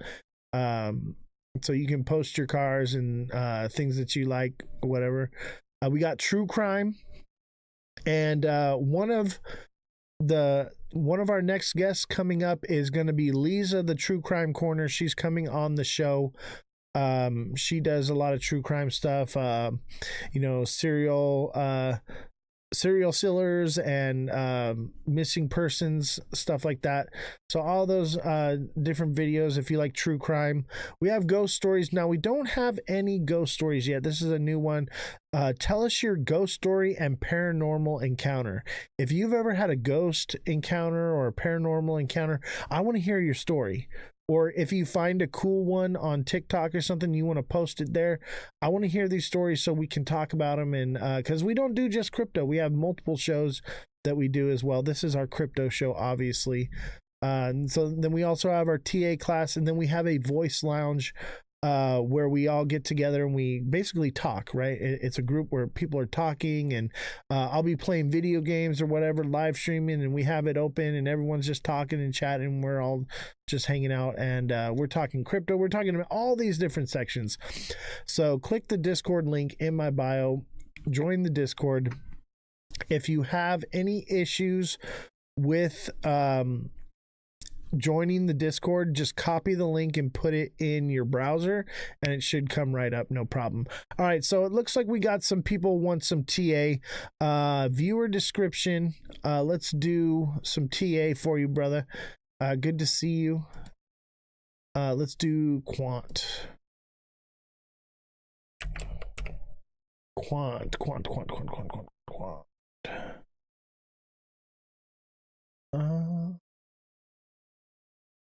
I guess we could do Kraken. Quant. So Quant is nearing the bottom. I think we're going to retrace back down here to that 59 level. 59.27. It's definitely coming back to 67.45 soon. It looks like a bull flag, but it's not. It's actually a descending, broadening channel, but it's going to break down. I think a lot of people, you're going to see the manipulation happen here. You're going to see a lot of things that look bullish that just really aren't. I think what I see here is kind of a head and shoulders right there. I think we should see back down here around 58. We should. Obviously, that's subject to change. We shall see. Hershey Kisses. Are you following me? Do you follow me? Because don't forget, you got to be following me. I have to see you around. I got to see you at least hitting the like button. At least start hitting the like button so I see you pop up that you're liking. Make sure you follow. That's all I ask. All I ask is that you like and follow, and I will do TA for you. So the next one, Bobby Namadi. Bobby, are you still in the chat? Otherwise, I'm gonna skip over you and we'll go over to Hershey's. Bobby, are you still in the chat? And remember, you gotta be following me. All right. And Bobby, you gotta be hitting the like button. I can see who's liking and who's not, just so you know. All right. So make sure you're liking, Bobby. I see you. I appreciate you. All right. Let's see. Bobby wanted Teo. I will tell you this about Teo. Didn't this one, it was the one the CEO like basically got brought up on charges. This one might be dead, to be honest with you. Yeah, this one's coming down.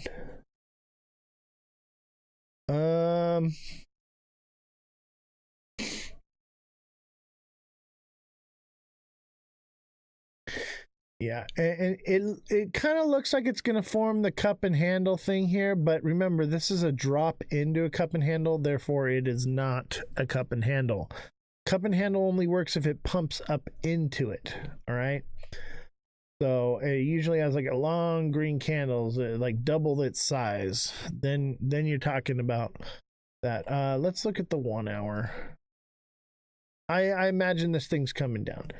So it looks like it wants to bull flag in the 1 hour, but I'm not buying it. I think what we're actually seeing is a double top. We had a small double top right here, but in the next day or so, we should see something like this.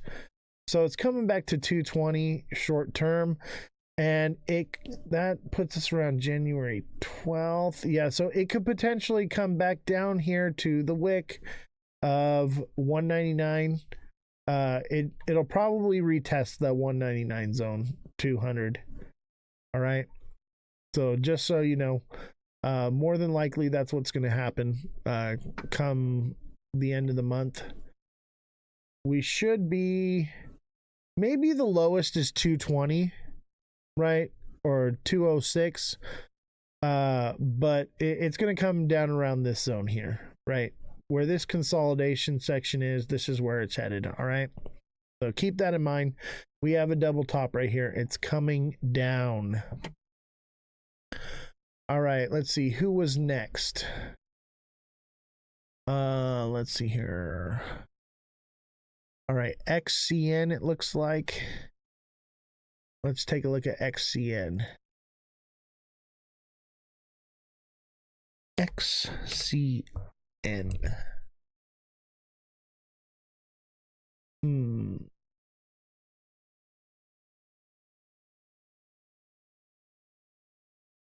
Yeah, same here. XCN is coming down to the low. Expect anywhere between 006 and 004, 003 even, maybe somewhere around there, maybe 003.537. It's probably going to come down to about this price here, either the top of this candle right here or the top of this wick right here. Somewhere around there is where it should come down to. And it could potentially go lower. I could see it coming all the way down to 001. It's definitely likely, especially if the cycle is over. Right? If the cycle is over, this is what they look like, ladies and gentlemen. They shoot up like this, and then they trend down like this. All right, expect to see that. All right, and expect it to, come down to around here or just above it, right? Somewhere around there. That's what you should be keeping an eye out for. Let's see, who was next? It looks like we had Beam. Let's take a look at Beam.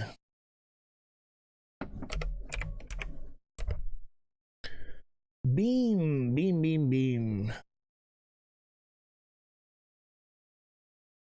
By the way, if you're in another country and you want me to pull this up in Australian or euros or whatever it is that you're trading in, let me know and I can do that for you. It's no different. I'm looking at the numbers, not the I'm doing lightning TA for you. Okay, Beam, there is not enough data here to know where it's going, but I will tell you this, it's coming down.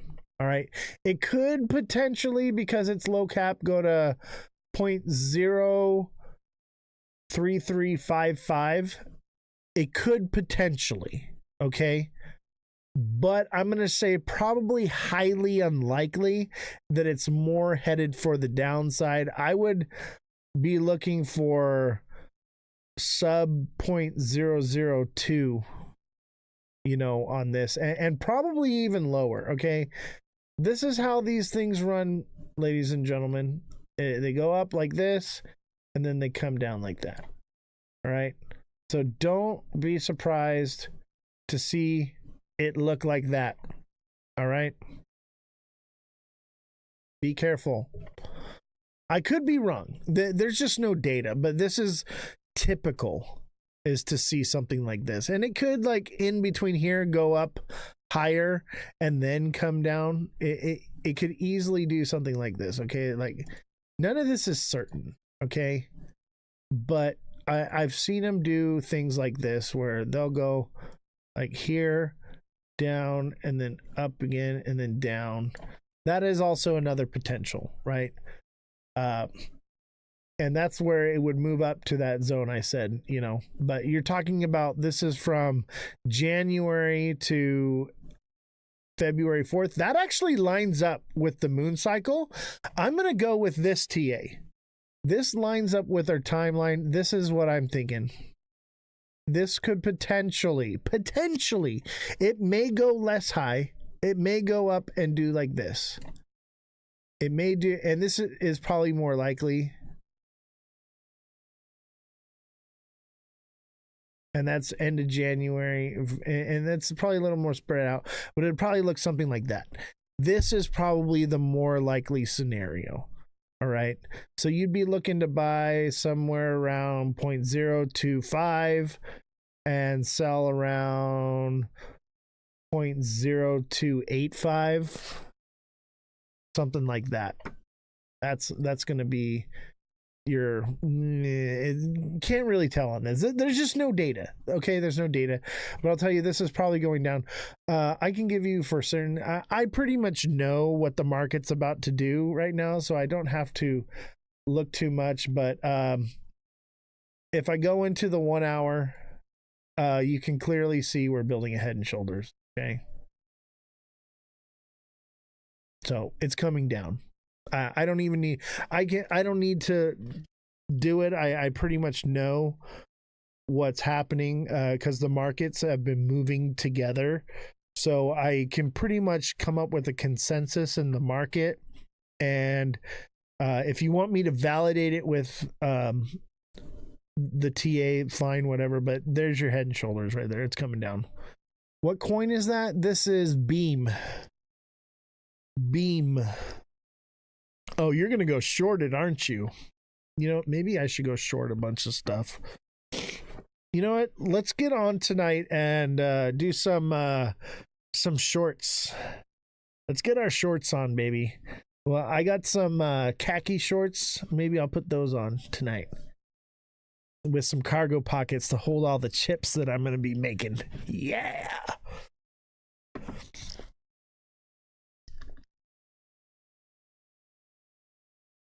Bro, we been shorty. I know I do.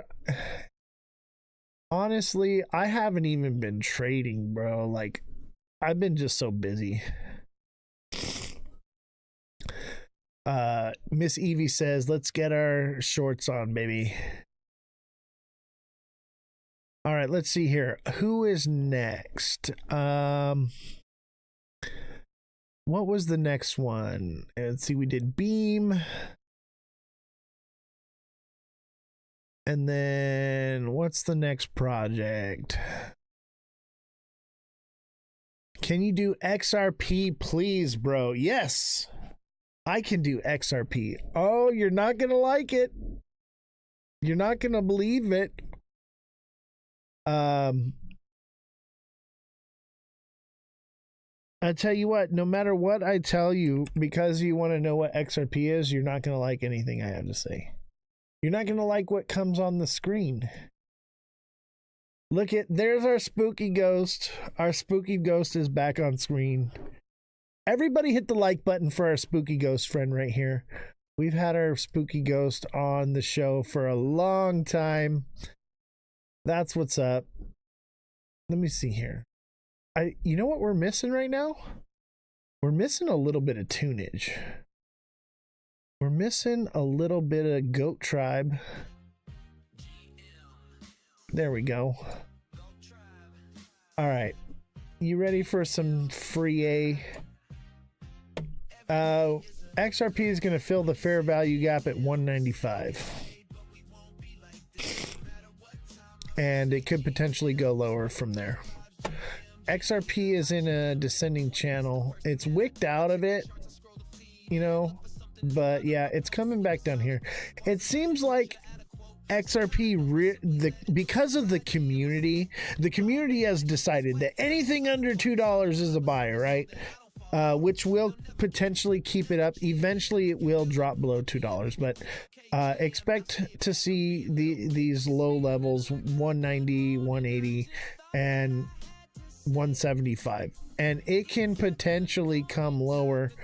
130 is on the table ish. 130 ish is on the table for XRP, so be ready, because that is the next sub level to fill, around 130.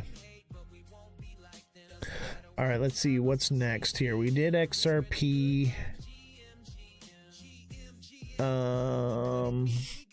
Chronos.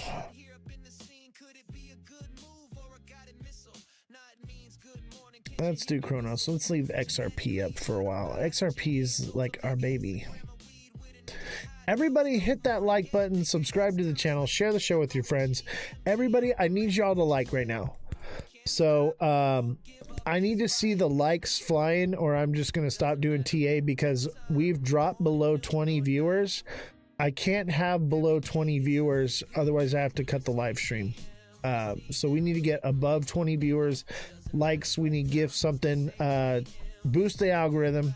So if you want me to continue TAing, I need your support. I need your engagement. So anytime we drop below 20 views, I either have to get the engagement or I have to stop the show. It's just what it is, because I'm not going to fall out of the algorithm again. All right, we've finally gotten back into it. I cannot have the algorithm thinking that since the guest left that everyone else is leaving with the guest, because it's going to just push you all to them, and I can't have that. So I need y'all to get me up to 20 viewers. All right, I will do Chronos for you. I will do Chronos for you, but after that, if no go, then we're gonna end the live.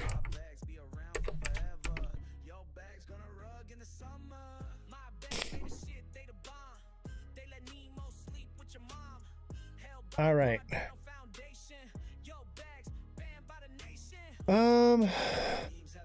I mean, it's doing something cool though.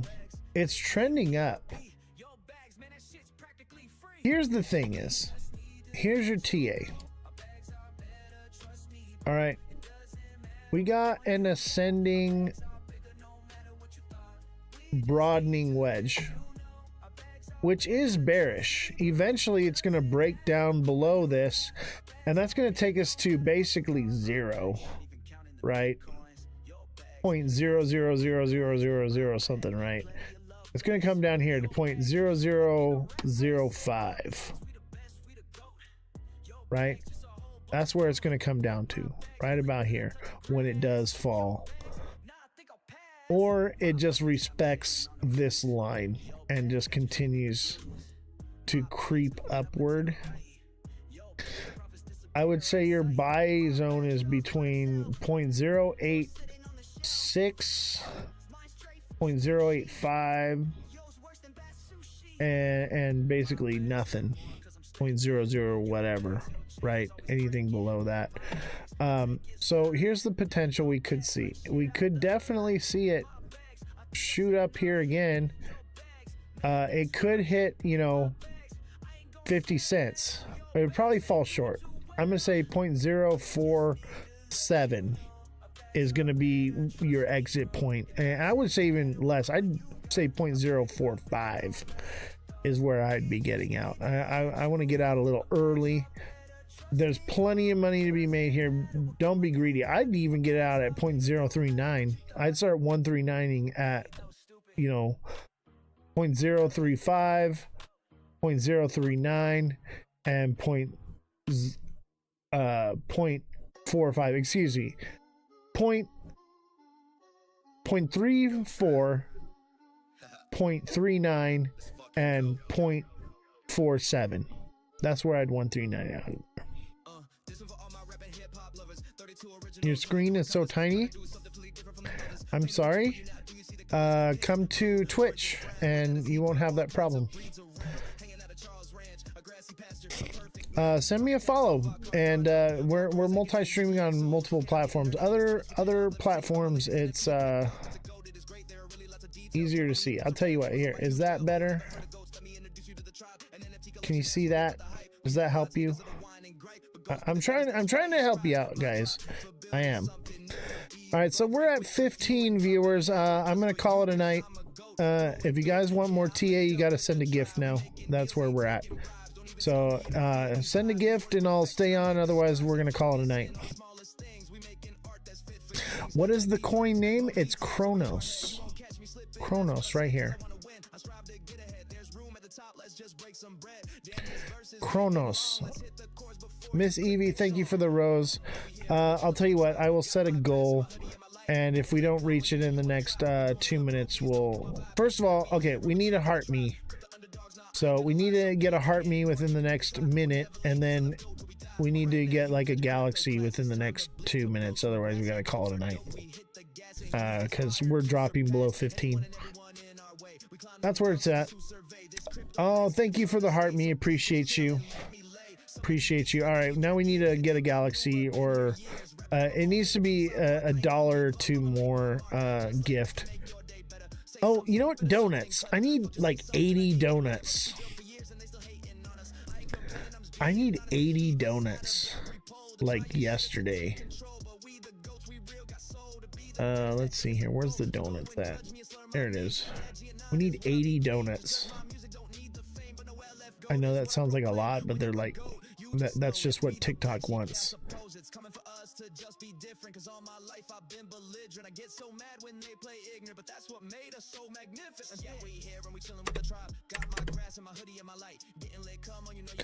Which is really, like, it's weird because TikTok wants us to basically perform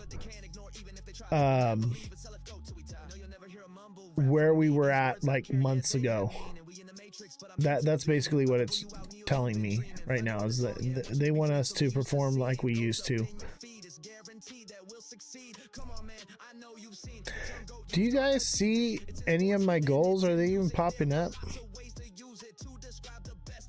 It didn't even work. I don't know. The live goal thing, it doesn't even work for me anymore. There's the donuts. Yeah, I need like 80 of those though. One ain't gonna cut it. I appreciate though a couple of them. I mean, I need like $5 or $10 to follow in here real quick. Otherwise, we're toast. I'm gonna go ahead and do Cardano for the guy that sent the, what is it? Mike Dillon. I can't pronounce that. I've always been bad about doing it. The names, but I'll go ahead and do Cardano for you real quick, and then we're gonna call it a night, unless I receive like a galaxy in the next couple minutes, because we're just not getting up there. We're at like 16, but it's just not good enough. TikTok wants it, so but I got you, since you helped me get the heart me and complete my goal. I appreciate that. But this might be the last one. Let's see, Cardano.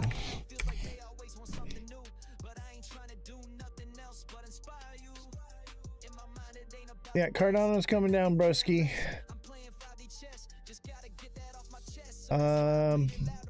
Expect to see 0.031 ish, 0.32 or 0.31. So 32 cents, maybe 33. Yeah, it's coming down. It's gonna do something like this. It's gonna come down here. Probably something like that. Probably coming to 20 cents long term. Would that be like June? Yeah, that makes sense. This is March. Yep. That kind of lines up with the timeline. Something like that. It's coming down. It could potentially go up, but it ain't gonna. I just know better. I ain't stupid. Yes, smash that like button, guys. Subscribe to the channel. Share the show with your friends. Follow me on all platforms at Ozthecryptogoat. All lowercases, no spaces. Thank you guys for the donuts and the roses and everything. I'll continue to TA. We were at like 16, 17, and we're just starting to fall down. Like the likes just aren't coming in. The gifts just aren't coming in. So I'm going to call it a night, guys. Thank you. Unless I receive a galaxy in the next, let's see, we're at 42, 15 seconds, or I'm out. We'll call it at 3 hours and 20 minutes. Nice round number. So yeah, we got to get a galaxy in the next couple minutes, or we're out. All right, that's it. All right, have a good night, guys. Take care. Appreciate you. Make sure you click the Discord link in my bio and get engaged with us. We're going to be trading. I'm also going to be live streaming again on Abstract and Twitch exclusively after this, where you can ask more questions about everything we talked about today, things that we can't say here on TikTok.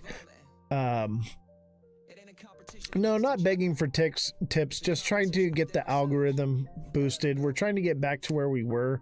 I've been on a break for a little while, but if you want to continue with the show, we're going to continue the show. I'm going to be playing some Call of Duty and doing TA as well for free, obviously, and we're going to be talking more about everything. But TikTok, it just is what it is. TikTok wants to make money. That's all they care about. All right, have a good night, guys. Make sure you send me a follow.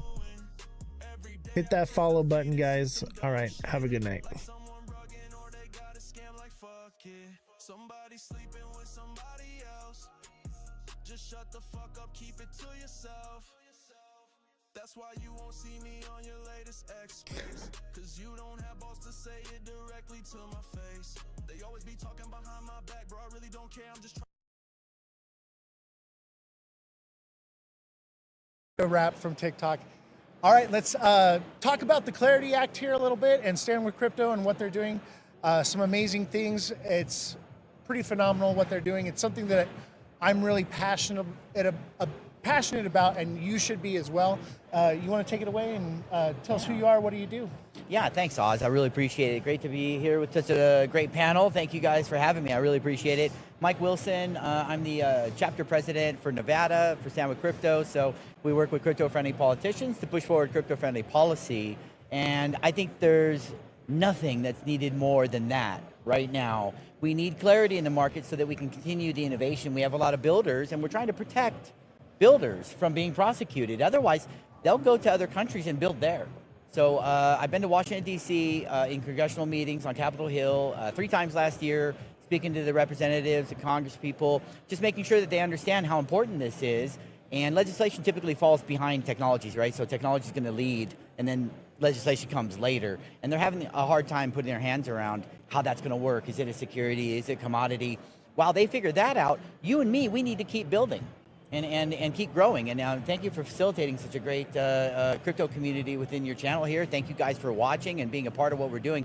We're just like you. We're a grassroots organization. We started from the bottom, and we're still here at the bottom trying to get to the top, right? So, but we can do that with advocates like your viewers. It's so important. So I always recommend everyone here on the panel and everyone watching, go to standwithcrypto.org.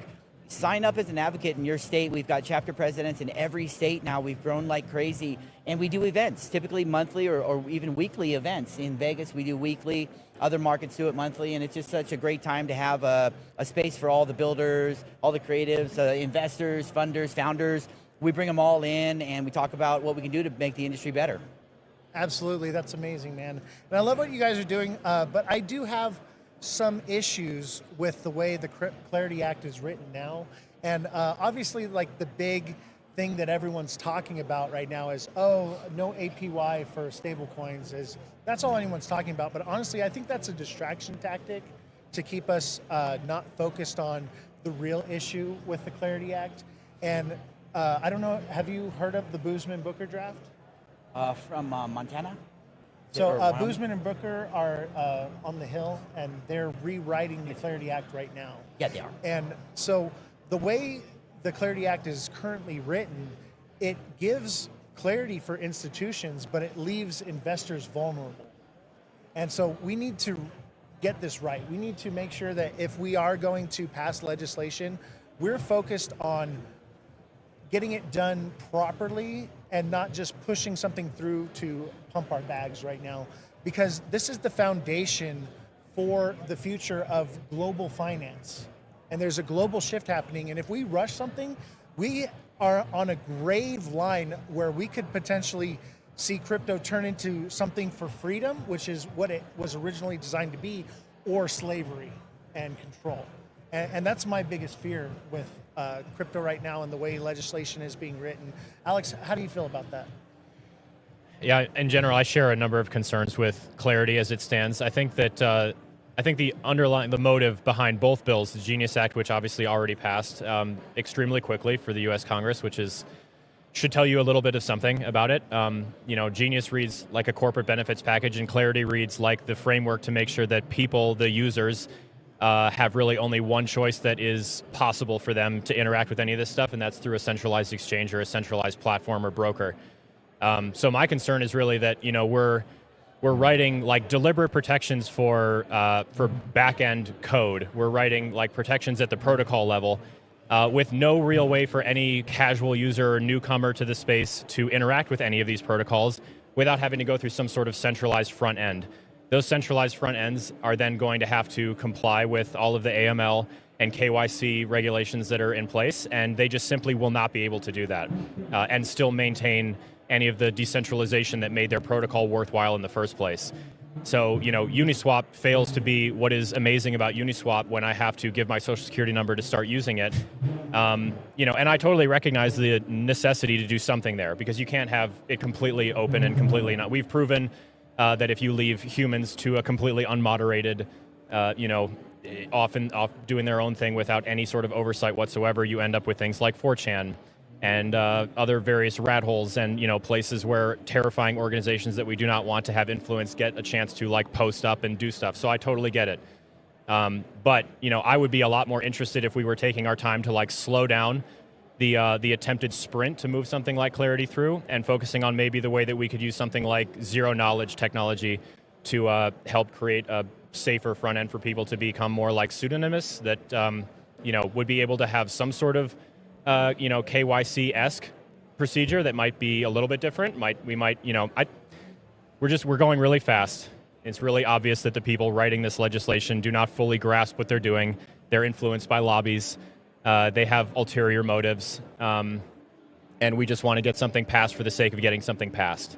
And so that worries me greatly. It's a very complex, very deep topic with a tremendous amount of nuance, and I am not currently really seeing any appreciation for any of that nuance, and that scares me. Mike, you have any thoughts on that? Yeah, I mean, you're spot on. And I wish there was more people around that had took that view of it. We got to be principled around here. And at the end of the day, the foundation of crypto really is self-ownership. But that it takes accountability and responsibility. And a lot of people don't want that. So that's why they look for the third-party centralized exchanges, because certainly they're too concerned about owning their own money, and they would prefer another guy hold their money. If that's the case, you can send your money to me, I'll hold it. But really don't. Really. And I want to be clear too. Like I'm not opposed to a centralized exchange or platform. Transparent centralization, I have no problem with at all. If I, as a consumer or an investor or a user, understand what I'm opting into. I understand that I'm choosing to give some of my personal information or some of my data, or allowing a different entity to custody my assets or something like that. I'm 100% down with it. Choice, not forced. Yeah, Yeah. exactly. Yeah. Informed choice is really the magic of the whole thing. You know, like our audience is primarily it's very, very diverse in the sense that some people are really hardcore like DeFi power users that maintain anonymity online for all of their yield farming, whatever they're interested in doing. And then you have some people who have no interest in ever leaving Coinbase or Kraken or any of those things because they're comfy. They understand how customer service works. I got an account. I forgot password, and that's great. That may more be power true. to you. That may be true, but I'd like to interject a little bit. I tell people, the FTX collapse had nothing to do with crypto, and we really didn't, because if you own your own keys, then you weren't risking anything on a centralized exchange. Maybe you can only put what we'd like to risk. And so, sure, understand the risks, though, of having a centralized exchange. Sure, but I would say I don't disagree with you at all. And we think it's important for people to have options, because the truth is there are a lot of people who are not adequately educated or equipped to be their own custodian. Even crypto people who should know better are walking around at this conference with more money than they could afford to lose on a cell phone. If I grabbed him and threw him in my van and hit him with a wrench 5 times, they'd give it to me. Right. It should be hard to get that crypto that I own directly, but most people aren't protecting it well. And somebody in our audience, they might want to own it themselves, but then they might lose their seed phrase, or they might pass on without leaving good instructions. And so it's helpful to have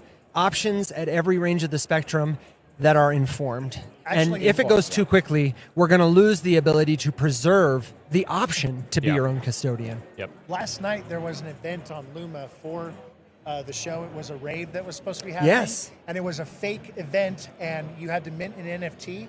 And some guy, I met him there, and he was like warning people, and he was with staff, and he got wiped for 10K last night. Oh my God. Ouch. Isn't that wild? And, chat. Whenever I do like any of these NFTs or anything like that, I have a special wallet that I use that's got like 12 cents in it to mint those NFTs. Like I don't need to use my main wallet. You should have multiple wallets diversified.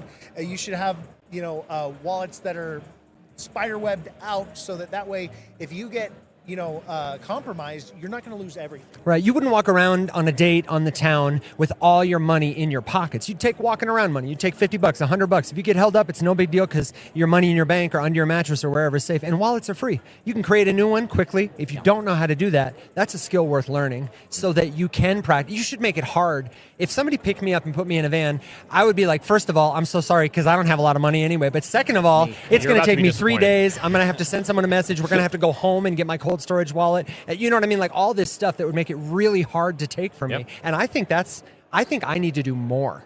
You know what I mean? Right. So yeah, what do you think? I think so. There's a constant tension between this sort of Wild West crypto as has existed for the past decade and the crypto that we've all grown up in, the crypto where you really have to take ownership for your own sort of activities on chain because nobody's going to hold your hand and help you. The infrastructure that's been built out with the Clarity Act that's all geared towards mostly came out of the market within the past 6 or 7 years. We came up in a time when crypto was like literally code on a PC, and there was a standard of education that you had to meet in order to even know what crypto was in the first place. And then to be able to actually be successful in this industry, you were very careful to study things like decentralization, self-custody. These are core philosophies of crypto that have existed since the Bitcoin white paper. And I bet none of these politicians that are working on the Clarity Act have even read the Bitcoin white paper. You guys talk about things going so fast. It's interesting because they're going so fast, but they're also long overdue, right? We've needed clarity in regulation for a long time, whatever that looks like. And I know Oz thinks that maybe we're not doing enough in some places, maybe we're doing too much in other places.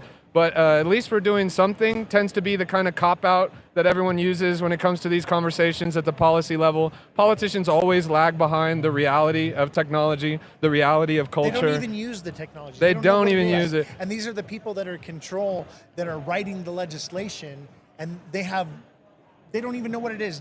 They think that crypto and Bitcoin are the same thing. I think you made a good point about lobbying groups. Ultimately, that's what it boils down to. There's a lot of people with a lot of money, and this current administration has their hands all over crypto as well. So there's a little bit of an element to that as well. Political power and crypto power have kind of become bound up within the past 3 years, and people are leveraging that for better or for worse. I want to say that's one of the reasons we've done some work with Stand with Crypto, and we want to get more involved because we have seen good things and bad things come out of the lobbying efforts that crypto has made. It's awesome that we have an organization that wants to empower everyday people to host their neighbors and talk about this. I don't think it's so awesome that Brian Armstrong is going to write Stand with Crypto a big check and then tweet his congressperson and be like, we don't support this bill anymore. See you later. If you want our money, you know what I mean? There's a real vested interest of power to do something good for them that doesn't necessarily align with us. It's an appreciation of the nuance because, these bills are dense, they're deep. I highly doubt, as is true with all legislation, that any of the people voting on it have read and understood it in its entirety. That's never the case. Shout out to Senate staffers because they write everything. But I would really like to see the conversation shift a little bit to talk about like what would actually help from a legislative standpoint. So I think clarity is great. It's a buzzword. I get it. There's a little bit of that in the clarity bill, which I guess is something. So that's worth noting. I guess I care a little bit about making sure that we understand which federal regulatory agency or body is going to have authority or jurisdiction over this, that, or the other thing or whatever. Define some terms, yada yada, whatever. But like one great example would be the system by which we pay our taxes if you use cryptocurrency is an absolute nightmare. Even if you are a relatively casual and simple user, my mom is my perfect example for this. My mom is not a stranger to all this. She participates in things. She's liquid staking. She claims different tokens to do different stuff. She uses centralized exchanges. She runs a couple of her own wallets. She's made swaps on DEXs.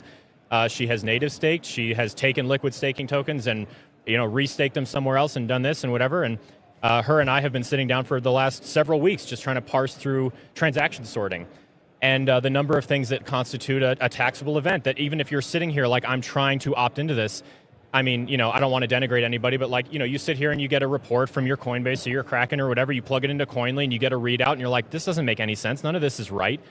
It's like some, ham-handed attempt to like sort of parse through all of my activity. And there's not a single whisper from anybody on the Hill. There was one bill that was like lightly proposed as the Crypto Tax Fairness Act or something like that. It got almost no support and it died immediately and it's never even come to committee or been discussed. And that's insane to me. Like we're going to sit here for months and months and allow all of this lobbying to take place while we pretend to care about yield when there's a very easy workaround for that plenty of protocols have already figured out. So that's a non-starter.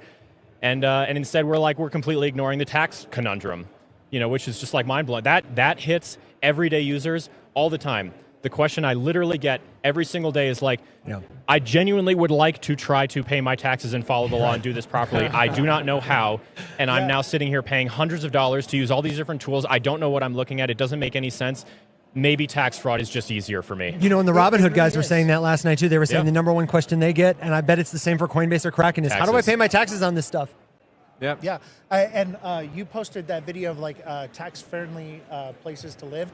Honestly, I'm looking into moving and getting dual citizenship in Switzerland because I can't do it. It's a nightmare. I wrote the biggest check of my fucking life, and it's like, I built a business and I did all these things, and I've been like just spending money trying to grow and build something, but it's like it is such a nightmare. I don't even know how to do it, and I can't find a CPA that can even handle it or know what to do about it.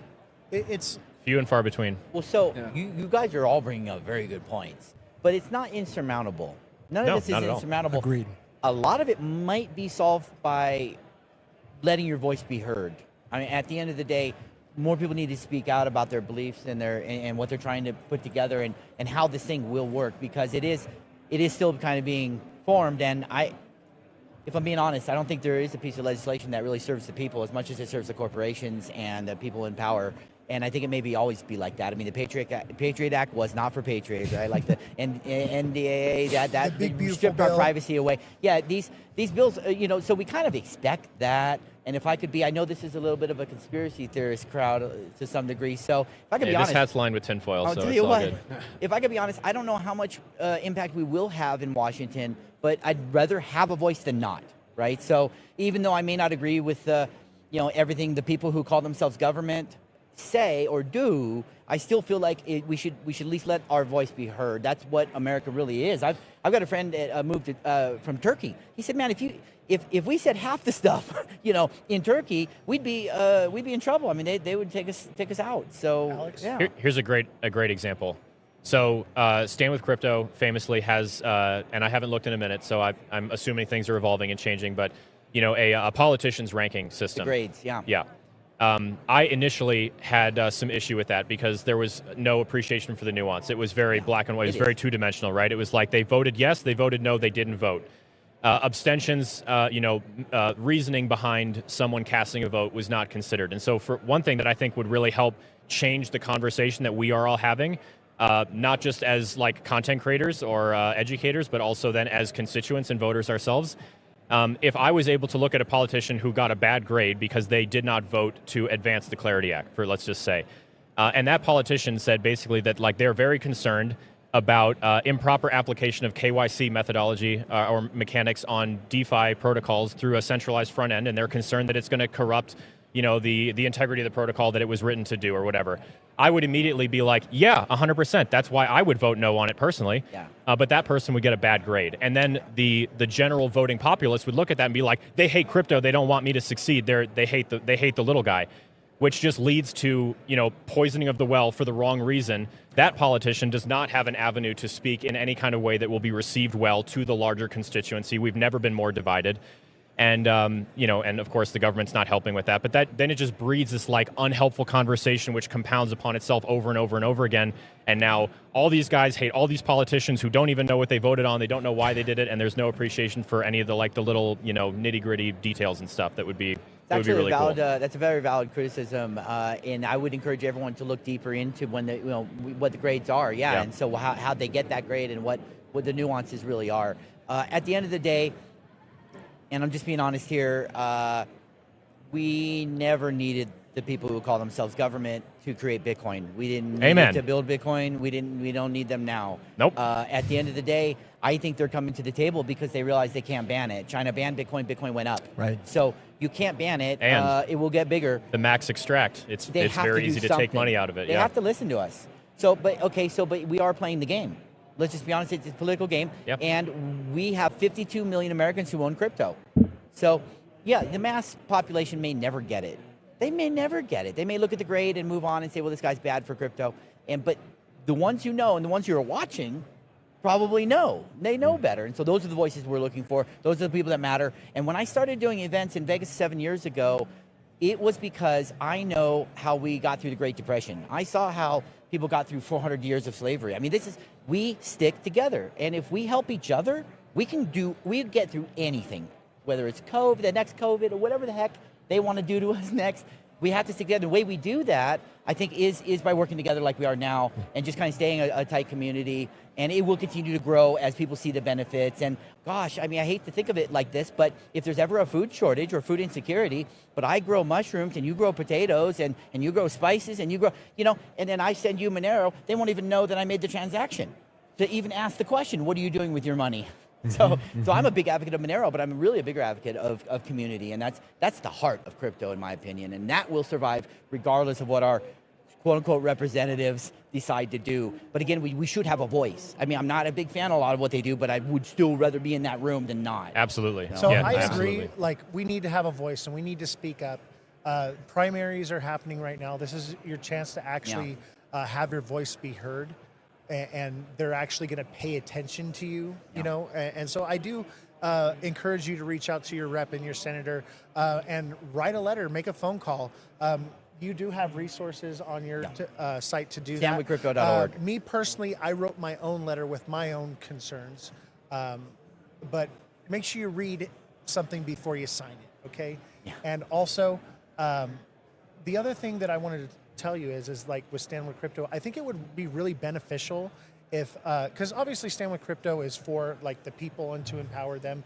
I think another tool for empowering the people is actually getting educational resources where the people can learn about the technology and how to use it, but also the people that are on the Hill that are making the legislation. I think that it's really important that we need to be reaching out to these people that are in power and in control and show them how to use the technology. I think if you can't even use the technology, you have no business legislating. Yeah, good luck with that.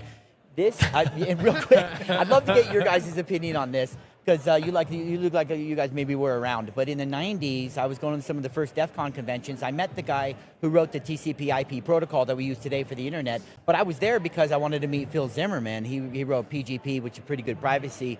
And at the time, we were creating the internet. And it took years for the government to catch up and start regulating around the internet. It's decentralized. It couldn't be stopped. And it was only going to grow. So they had to eventually figure it out. So I think crypto is a very similar path as the internet. But we have to let our voices be heard to make sure it's shaped in a way that does benefit the people. I think 100 years from now, if there's a world to look back on, that people will call what we are doing now the internet. They're going to refer to crypto and protocols as the true evolution, the integration of AI agents, as this technology that is a new medium for helping humans align their values and coordinate at scale. You know, it's digital first, it's got money, it's got bots, but it's all just the internet. I think we've been on a long road here. It's a short road if you look historically, like we've only been doing this for 30 years, but now we're at a crucial moment that we should have been preparing for a long time ago. And some people have been, but we got to educate the folks who are new. There are the many who are here and the many who've yet to join us.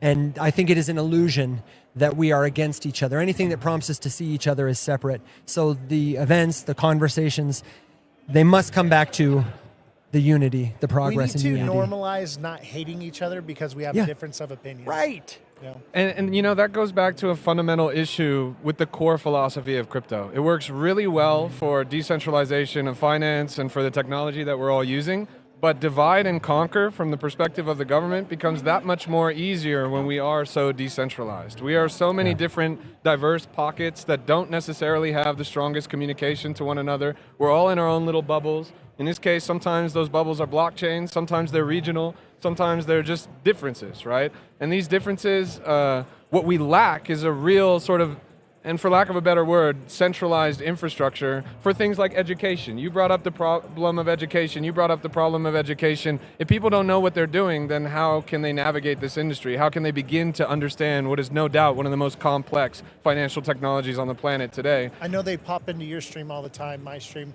and they say, what should I buy right now? Exactly. And that's like a fundamental lack of understanding, honestly. But I think we've kind of made the mistake of almost being too decentralized, right? We've made the mistake of dividing ourselves, of not necessarily building out this critical infrastructure that makes it so easy for politicians, so easy for other people to essentially steamroll us. I mean, they are many and we are few, and then the few that we are so fragmented and so diversified. The only thing that crypto investors have in common is our radical individuality. That's it.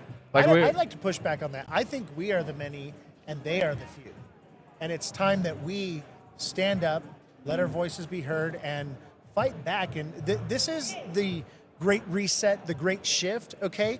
This shift can either go in our direction or we can get steamrolled. Look at what happened all across the world. Like, what was the country that...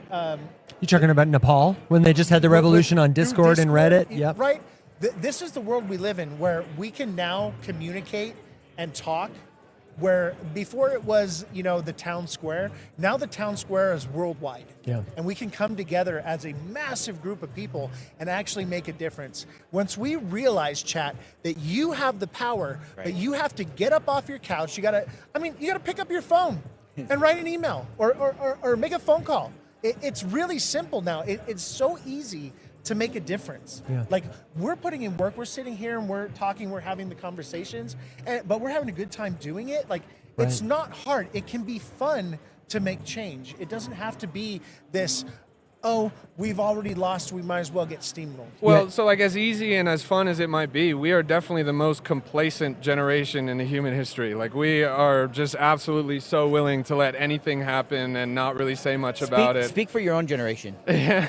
Yeah, but but even as a collective, right? like also, I remember my grandpa, he died last year, and he when smartphones came out, he said, I am never going to get one of those. And before he died, he was the king of Facebook Reels all day long, you know? So it's not just a youth thing. It's an everyone thing. Totally. No, we all just live in our boxes. We watch our Netflix. We drink our Starbucks. We buy our Funko Pops. In our own little houses, in our own little cars. Yeah. I mean, we have to recognize like what leads to things like that, though, because it's really easy. And I think one of the things that has hurt crypto more than anything that has ever faced the space as a challenge has been tunnel vision.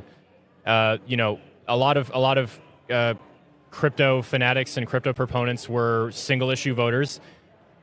Meanwhile, they were like actively talking about the fact that there's a problem with the lack of education about all this kind of stuff, while also voting for people who are going to defund and cripple the education system. So like all these things are connected. Why are we complacent? We're complacent because we're exhausted. Because it is mind-numbingly exhausted by design to exist as a human being who's connected to the internet and trying to do anything to advance your you know, what's the biggest threat to the system as it stands, right? It's upward social and economic mobility. You know, I like to visualize this whole thing like a ladder. You know, there's a tree that the ladder is leaning up against, and all the fruit is on the very top, and it's very top-heavy. And the middle class is kind of this like base of this stump, and it's just being eroded.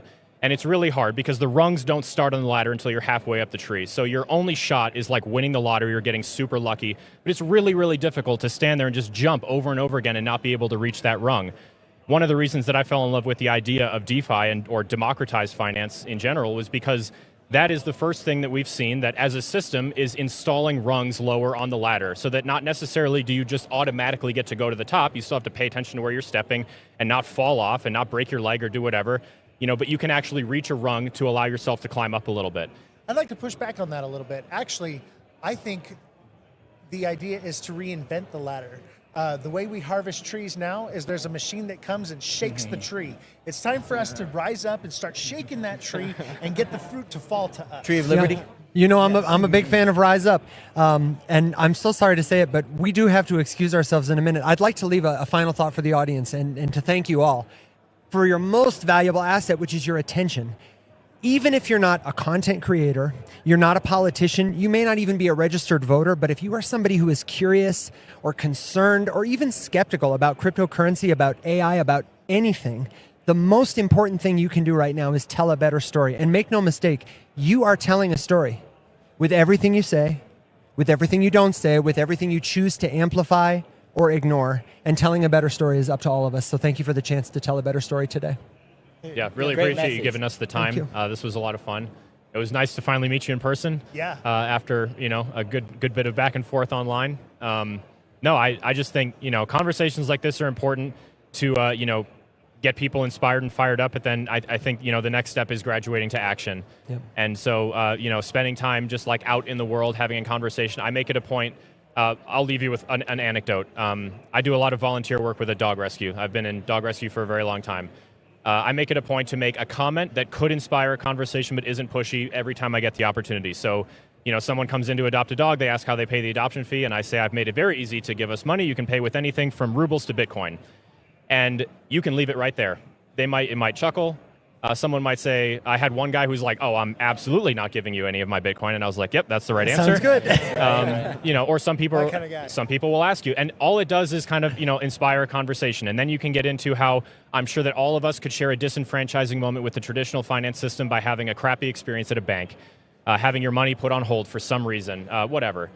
And those connections are the ones that you can have offline, out in the real world, to help draw a connection that someone who maybe doesn't feel like they belong in this conversation can understand and realize, like, this does impact me. There is a way that I can have a thought about this without having to make crypto my entire personality, you know, which you do not have to do. We need casual users. This whole thing is, right, mass adoption. We don't talk to the masses. Everyone is, you know, like you said, we're very segregated in these two groups of, like, you know, make it your whole personality or like there's nothing here for you. So thank you for hosting us and sharing your space with us. And yeah, we were all regular people just like you. Like, it looks all fancy with the studio lighting and the nice microphones, but the truth is that we were just passionate about something, and we were dedicated enough to put in that hard work and effort to be a voice in this industry. And that's not to gas ourselves up too much. We're not big deals or anything, but you don't have to be a big deal either to change somebody's mind. Hell Yeah, yeah. I figure if I can reach one person, it was all worth it.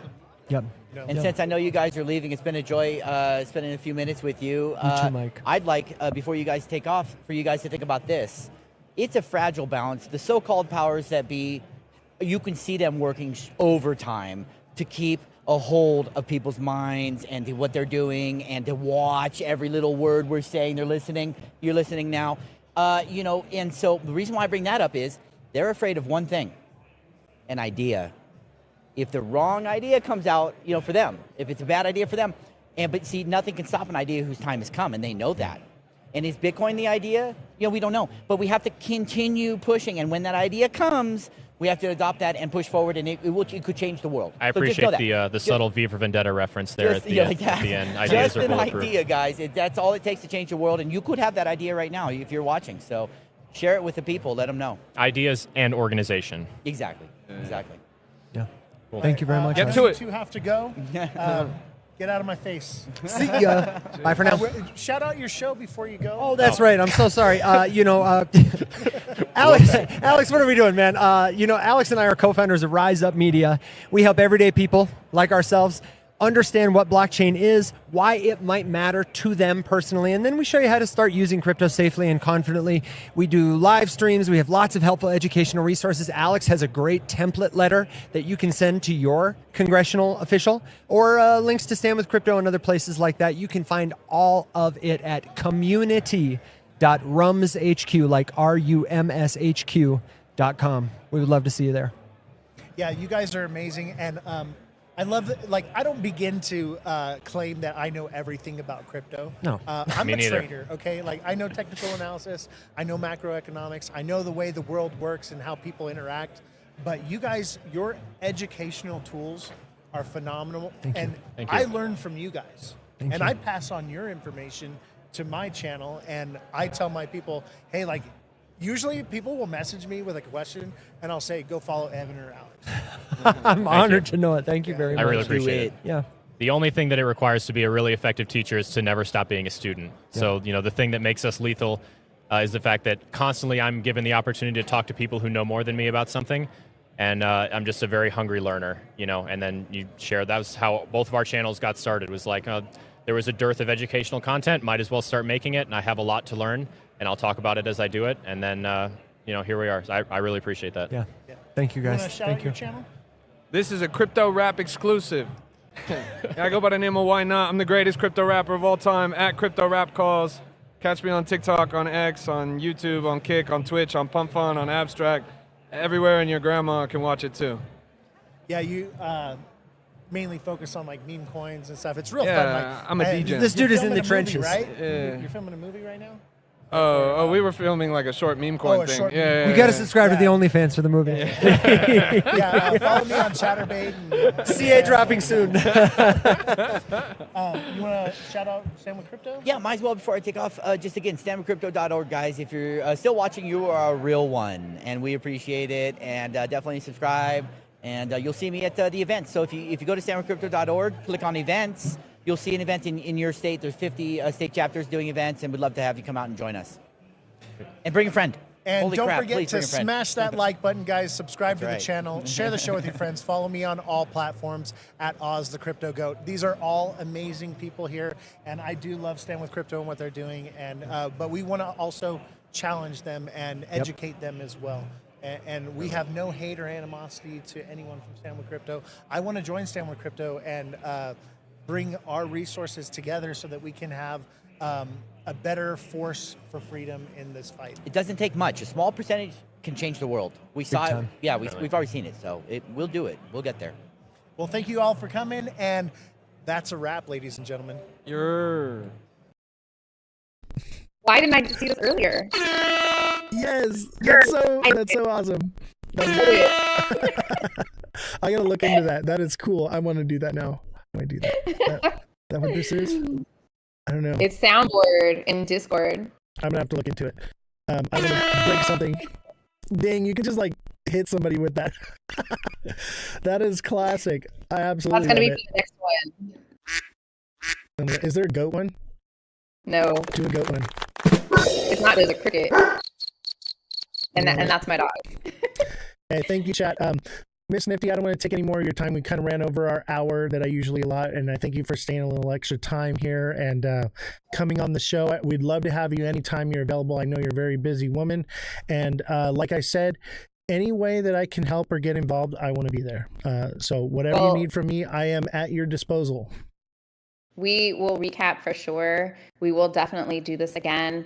And thank you for doing this for the community. It's needed, and it's not going to be one person, 10 people, or 100 people. It's going to take a lot of us. It's going to take all of us to share, spread information, and make a difference. So thank you for what you're doing and for hosting. Thank you. I try my best. All right, chat, give a round of applause. Everybody send in W's for Miss Nifty. Thank you so guys. much. I bid you adieu. Thank you, sir. All right, chat. That was awesome. So here is the website right here. You can go to standwithcrypto.org and you can find their website. And I believe that there is a directory to other Stand with Cryptos as well. I'm sure that if you don't find for your area, you can Google it. If you do want the resources, she did send out to me everything. So if you do want that information, reach out to me and I will get it to you or get you connected with her, and you guys can work out whatever questions or things you have. All right, I got something for you, chat. Yo, what is up, the greatest crypto rapper of all time? What's up, rap? Bro, you're out of control, man. Yo, what the fuck is up, bro? Hey, great conversation, man. Well done. Thank you. I appreciate it. Hey, man, I'll tell you what, that beat the hell out of the conversation that we had at the party, because I was so lit, bro. Like, I was like, you know what, I'm gonna have you on the show. Dude, I had way more fun at Rare Evo, but being there with you made it so much more fun, bro. And like looking back on it now, and I'm remembering, I'm like, dude, I was so messed up. Like, I kept like, dude, I was a machine, bro. I was here, I was there, dude. I didn't stop moving. Bro, yeah. I mean, it wasn't even the biggest venue, but you were in every corner, bro. You were always like, "Oh wait, I'm about to be right back," and then I look over and you'd be like, just in a whole different conversation at a whole different place. Yeah. Constantly networking, constantly moving. That's just how I am, man. Dude, 100, bro. Yeah. I network better in person. You know. That's online. real, bro. Yeah. It's a strength. And I mean, that even just that night alone, you scored so many, guests for your show. And this program was a great program and wonderful guests. And this is like one of, a half dozen people that you recruited that night. Absolutely. And you were there. You saw who these people are. These are not just, some guy on TikTok with a camera. These are developers, people making huge waves in the crypto community. And we were there rubbing elbows with them and, educating ourselves and getting an opportunity to spread that education to the community. It doesn't stop, bro. We're going to keep connecting, keep networking, keep, stretching our arms out.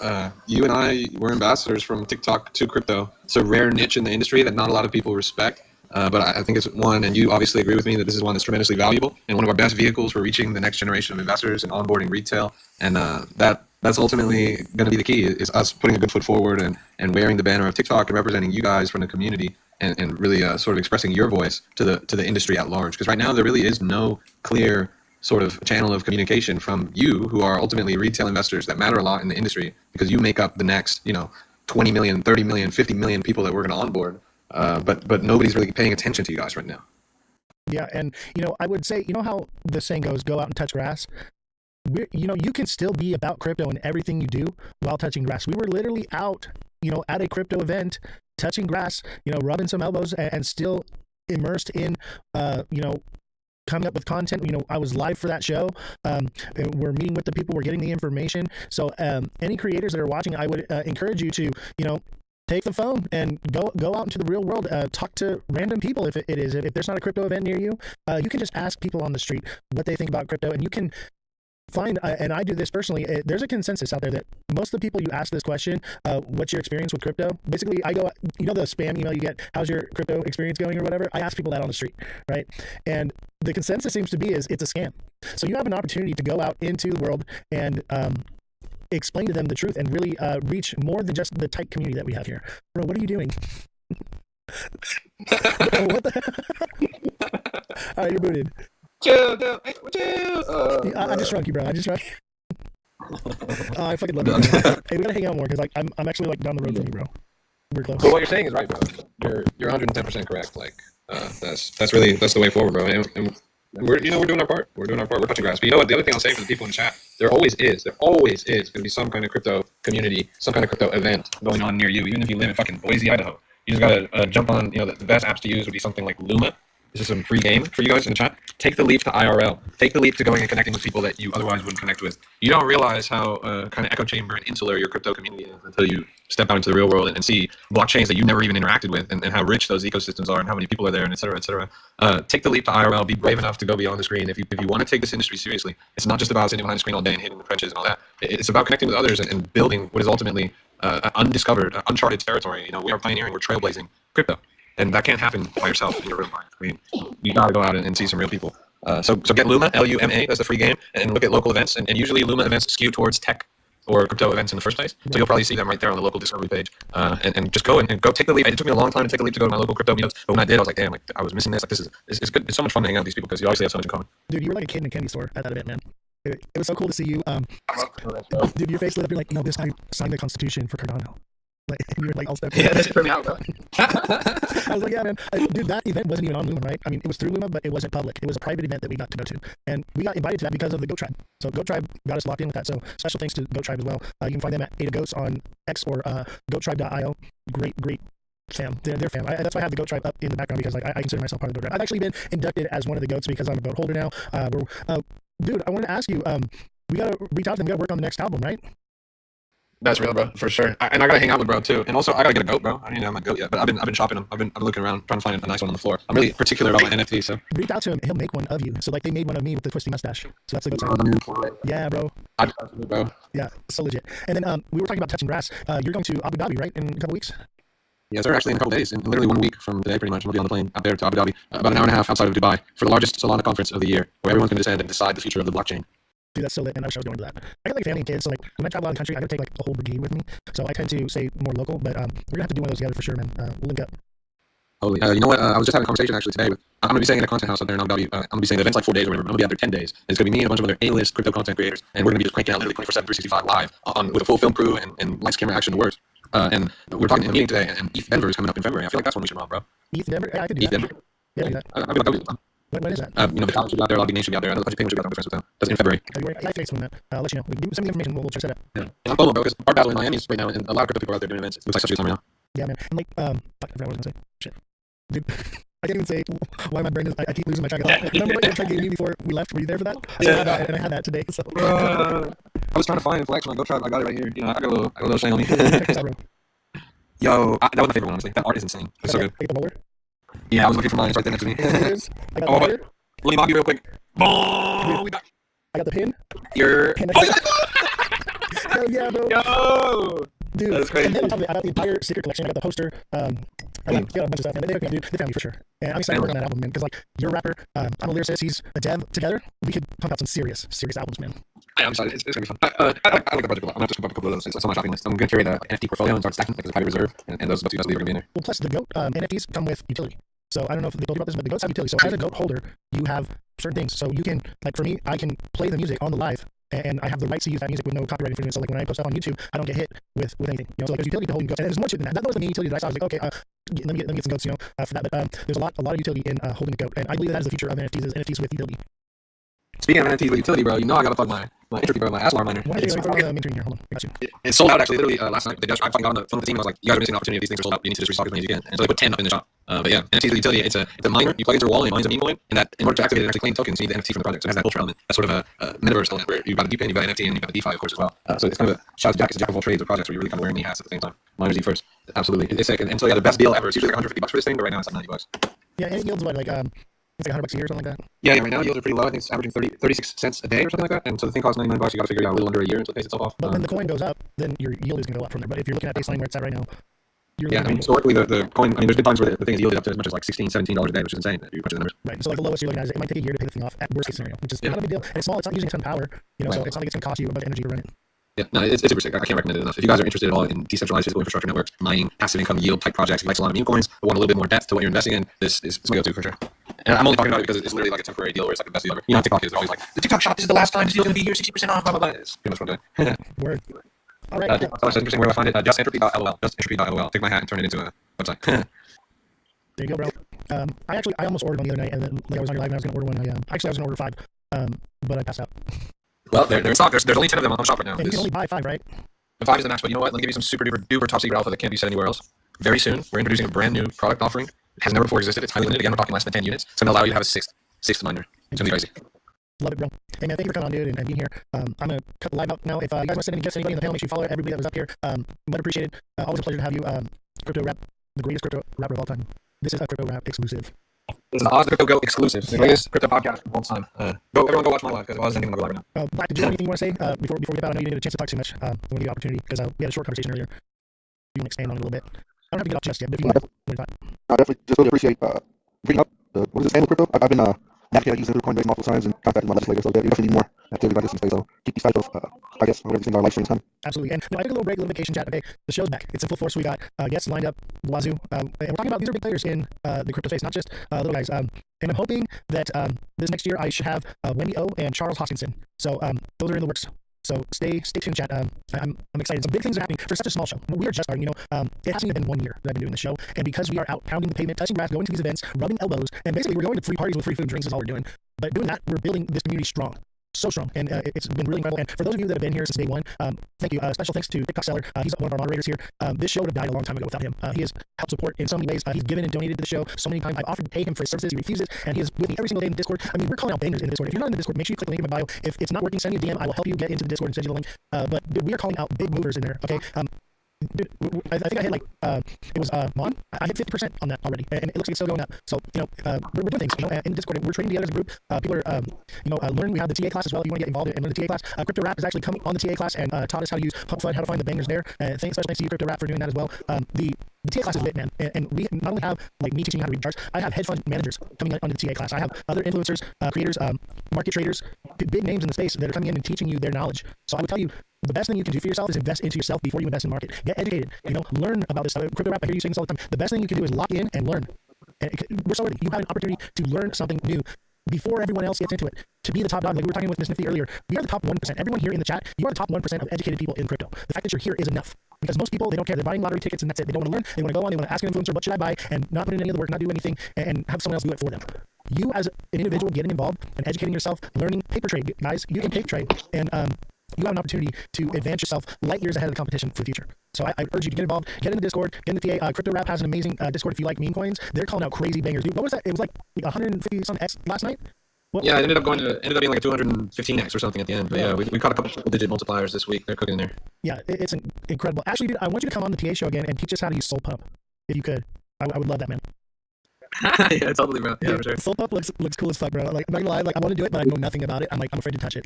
But if you want to do it, dude, because 6.7's already yielded me a little bit, and dude, I'm very conservative. So I'm like, I picked up 10x, here and there. I'm good with it. And so yeah, dude, I'm picking up 10x's like this, bro. Yeah, Soul Pump, dude. You don't know what Soul Pump is, bro? Tell me what Soul Pump is. It's a game site. It's a lot of game sites. I mean, it's a reliable on-chain, fully transparent. I'm not gonna lie, it's like 95% RTP. It's not exactly a money printer, but it's a lot of fun. And we play Crash on there, and we've hit a couple multi-hundred X's. There's no better feeling than crunching like a big triple-digit multiplier and scaling down the progressive profit to 1%. And then literally every time you click your mouse, you're getting $1. That's it, bro. Yeah, it looks like fun. Like you said, it's like a game, right? Yeah. And it's not like, and you were saying it's like you can set parameters, you can set all these different things. So you just play, you're making money, you're getting paid in soul, right? So it's really nice. Yeah, we can talk about it in the DA class. Absolutely. Love it. All right, chat. I'm gonna call it a night. Thank you to everyone that came up here. Thank you for all the gifts, everyone that gifted. I'm just gonna shout out the names. We got TikTok Seller, Brooke Odyssey. Let's see here. Who is this? This is Miss Evie, AB Ryder, Fredrum, For Fun, Mr. Josh TV, Satoshi Nakamoto. And I miss it. Oh wait, no, we got Scotty Dog. We got Run Up. Run Up. Revolution, Francesca, Purple Bitcoin. I think that's everybody. Thank you all. If I missed you, I do apologize. Thank you for all the gifts. It's incredible. We've been live for 2 hours and 39 minutes, and we've made a whopping $5.75. We are rich, bro. We are so rich. We make a lot of money here. Thank you guys for your donations and everything that you do here. Everything that you send here now, I pretty much either donate to other creators or I give it to Jesse or IT here. So much love and respect for all of you. And I will. Let's see here. Let's do this real quick because Rap is doing weird shit again. I love you, dude. And if you want to watch a good live stream, follow Crypto Rap and watch his live stream and just watch him roast the chat. It is the most fun. My favorite creator here on TikTok, hands down. I'm just having so much fun just listening to him roast people. It is absolutely phenomenal. I wish I had that ability to do what you do, bro. It's fucking hilarious. So definitely check him out. And then follow Black XXOR. Very educated and I trust what this guy says. We had a good conversation on Why Crypto's Live the other day, or it was today actually, and he knows what he's talking about, and he's not standing for the bullshit either. So I love it. Anyone that's willing to tell the truth and not lie to the community and dump their bags on them, you got my respect. All right, chat. I'll see you all next time. Have a good night. Thanks for the liquidity, guys. Take care.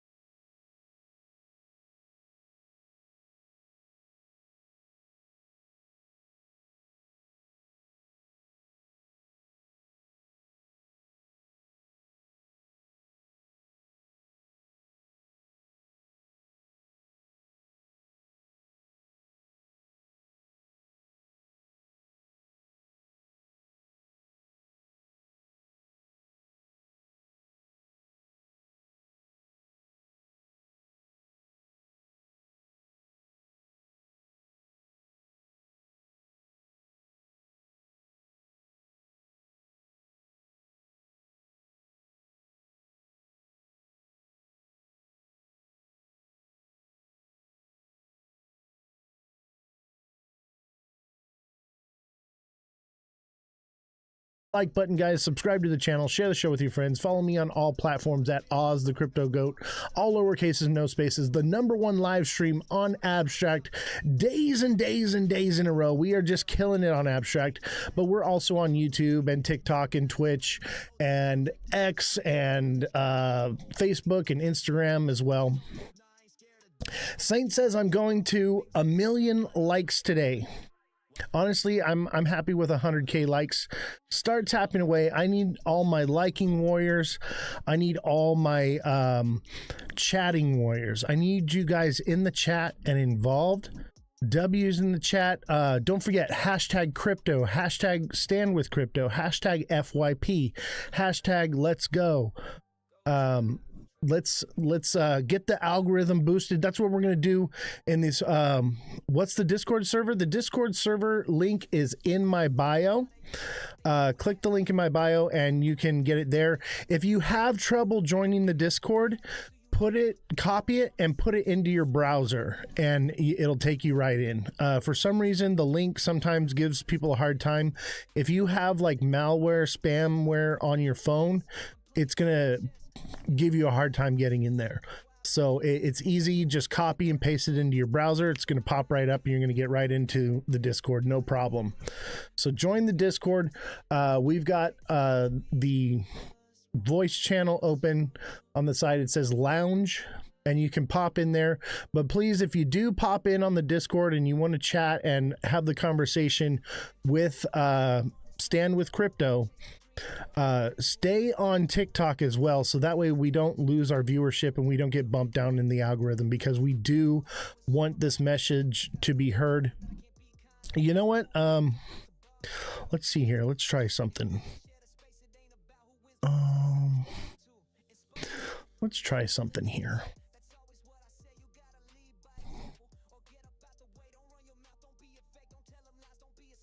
Let's try this here.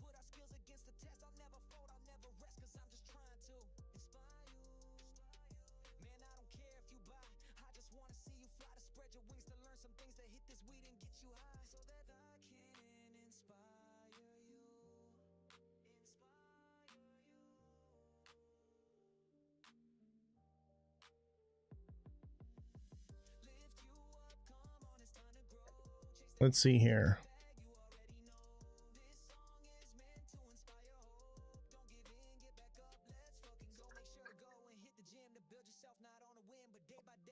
Keep smashing that like button, guys. Tristan J. Kelly says, hi Oz, stop by to show some support. Appreciate you, brother. Absolutely. Thank you so much for that. We're gonna have an amazing show today. We have Cali Crypto from Stand with Crypto, not Crypto Cali, okay? Or yeah, Cali Crypto. So he is one of the influencers and people here with well, I am live.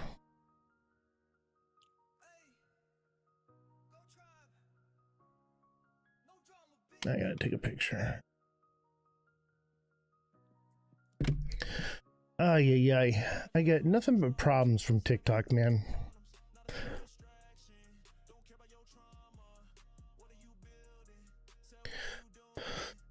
%50 of the live goal is completed. Thank you, Seamont, Run Up. Thank you guys. Mother Dragons, MVP, Revolution. Thank you guys. We're halfway through our live goal here, and if you don't want to give anything, no problem, just keep hitting the like button or spam the chat. Put an emoji in the chat, put a W in the chat. If you think that this show is a winner, put a W in the chat. All right, who out there thinks that this show is a winner and should stay on the air? And if you think it shouldn't, put an L in the chat. If you think I should kick rocks, put an L in the chat. Let me know. No L's. That's right, no L's. Mother, I see you in the Discord. How are you? Trying to support you, man. I'm in both.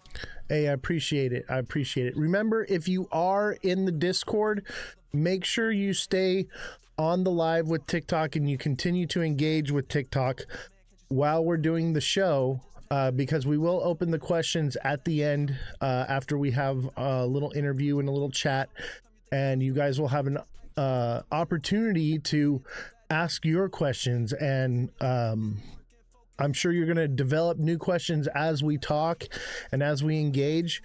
And this is how education is done. You have to understand that these people that are coming on here, they are rubbing elbows, having dinners with the most powerful and influential people in the world, in this country, in the crypto space. These are the people that are developing the structure for the laws that will govern us and crypto. So this is your opportunity to have your voices be heard, to come together as a community and state your beef or state your praise. You know, this is your opportunity. You, ladies and gentlemen, have the opportunity to actually have your voices heard in a meaningful manner, not just random, influencers or people that are arguing on this space, but actually someone that has institutional power that can make changes on your behalf. These are the people that want to represent you in this space. They want to hear what you think. They want to hear what you have to say. Let your voices be heard. That is what's beautiful and what's powerful about this show, is we can come together as a community, and we can do so much more than just whine and complain about the markets, whine and complain about legislation. We can actually stand up and do something about it. If we're for something, this platform literally gives you an easy way to onboard you into reaching out to your senators, to your congressmen, to the people that influence you. And even if you are in a different country and you're not in the United States, we still want to hear your voice. You are still part of the crypto community. The crypto sphere is a global community. That's what's the beauty about it is. So I may be the California constituent, but you are adjacent to me because I am in California, even if you're outside of the country. So you hold influence in California through me. So you have an opportunity to step up and have your voices be heard. It's beautiful. It's honestly, I don't know anyone else in the space that's doing it like this. I don't know anybody else that's making moves like this. I see people that are going to events, they're interviewing people. There's people that are having their shows, but like, who's actually trying to make a difference out here? Actually pounding the pavement. I mean, I'm spending my own money to go out here and plug myself in, to put myself in a position to be influential in a way that can be positive towards the community, not just in myself, not just to my bags, but to the overall picture of what crypto is, right? We want crypto to grow and be something beautiful and amazing, and not a tool for control and tracking, right? We want it to be about freedom. And this is the time where we can stand up and we can make it about freedom, or we can make it about pumping our bags, because that's what they want. They want you to focus on pumping your bags and not focus on the legislation, because there is legislation at hand that can be passed, but we don't talk about it. It's unheard of. You haven't even heard it until it came out of my mouth. That's a sad thing, that no one else is really digging into it. They're digging as far as, how is this going to pump my bag? And there's so much more. What's up, brother? No, like I think you're spot on. We navigate through these live streams often, and nobody really talks about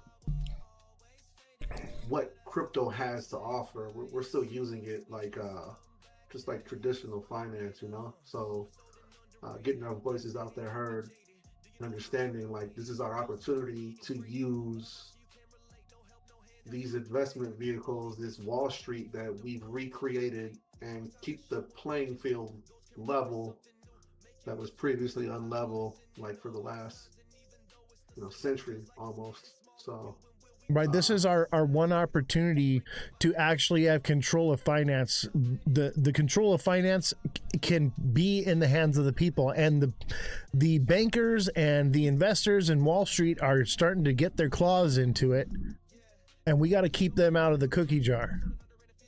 It's our turn, right? This is for the people. definitely. Ladies and gentlemen, people really understand that yet, and having these kind of streams like this and raising awareness is important. absolutely.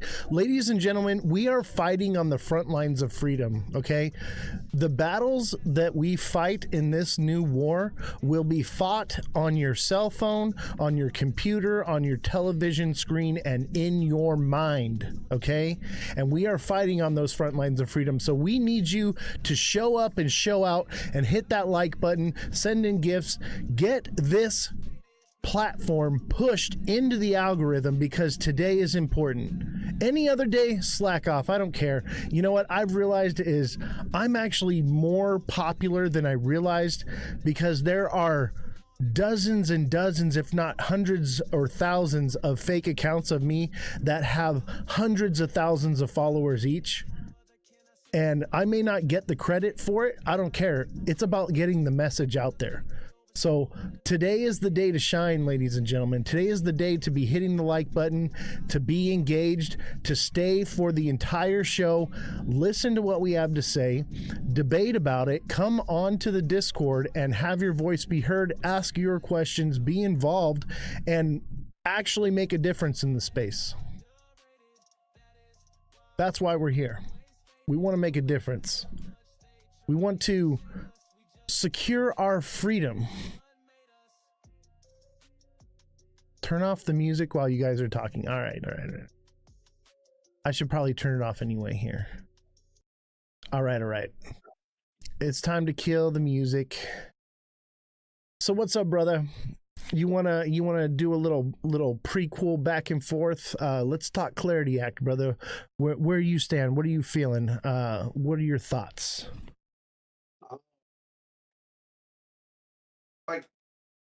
I'll be honest, I'm not really 100% sure of the legislation of it. I know people have been talking about that, the Clarity Act.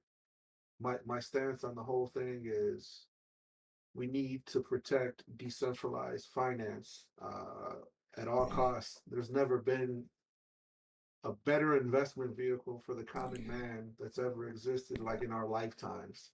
Like, we have an opportunity here to be our own institution, and I think that needs to be protected. So whatever this legislation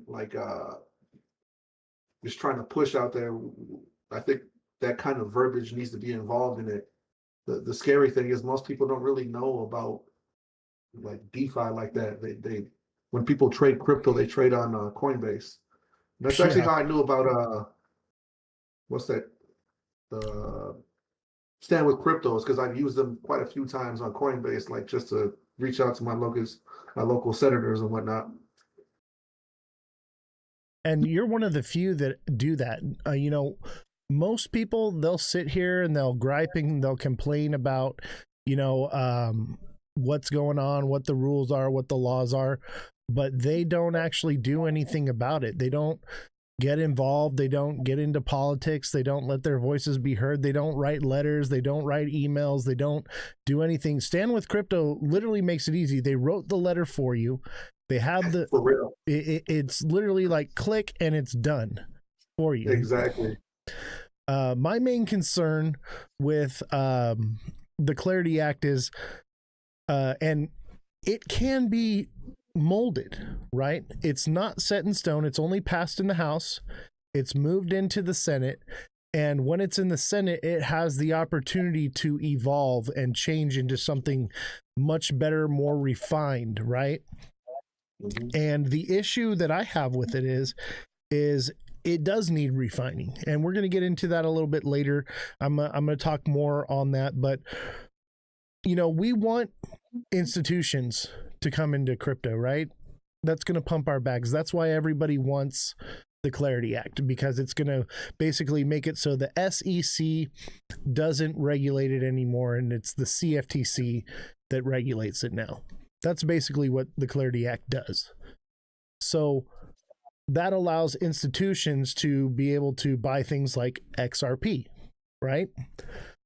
Well, as of right now, institutions can't buy XRP because the injunction is still in place. Well, once the law changes, and this is something I've been saying all year long, all last year, once the law changes, then that will change, and you will see institutions come into XRP and other projects as well. But a lot of them are hands off right now because there's not enough clarity. There's not enough, set in stone, concrete. Should we be getting into this or not? They want to, but these are institutions where if they do something wrong and mess up, they can lose everything, right? They have a lot at stake. So we have to provide an on-ramp for the institutions to come in. So that's like the main focus that everyone's focused on, but everyone's lost sight of, do we want to give up our security and our legitimacy as the holders, as the retail, as the consumer, right? What security would you be giving up, I guess, would be my question. Well, we're going to get into that. Gotcha. But in a nutshell, basically, Jesse, if you want to come in to the Discord, I would much appreciate if you would come in, because I don't have the Clarity Act pulled up, but she's our fact checker for the show. Jesse, if you're here and you could, I'm not going to be having guests on the TikTok side of things today. It'll all be in the Discord. But I appreciate you sending that in. So, and make sure everybody's smashing that like button, subscribing to the channel, share the show with your friends. Stark says, most people don't know what the Clarity Act consists of. Does he have a copy of it? That's one of the questions I'm going to ask him. Has he read it? Does he understand what it means? Like, those are the things we're going to be talking about today.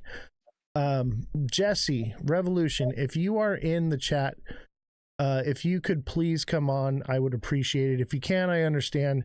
It would be, obviously, I'm asking you to donate your time to the cause here. By the way, can you guys hear the fan? I just turned the fan on.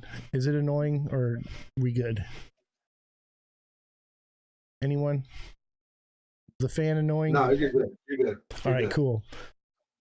This room gets hot, man. It's all like super soundproofed and everything, and because of that, it's freezing cold, yet this room is warm because of all the equipment that's on. So perfect.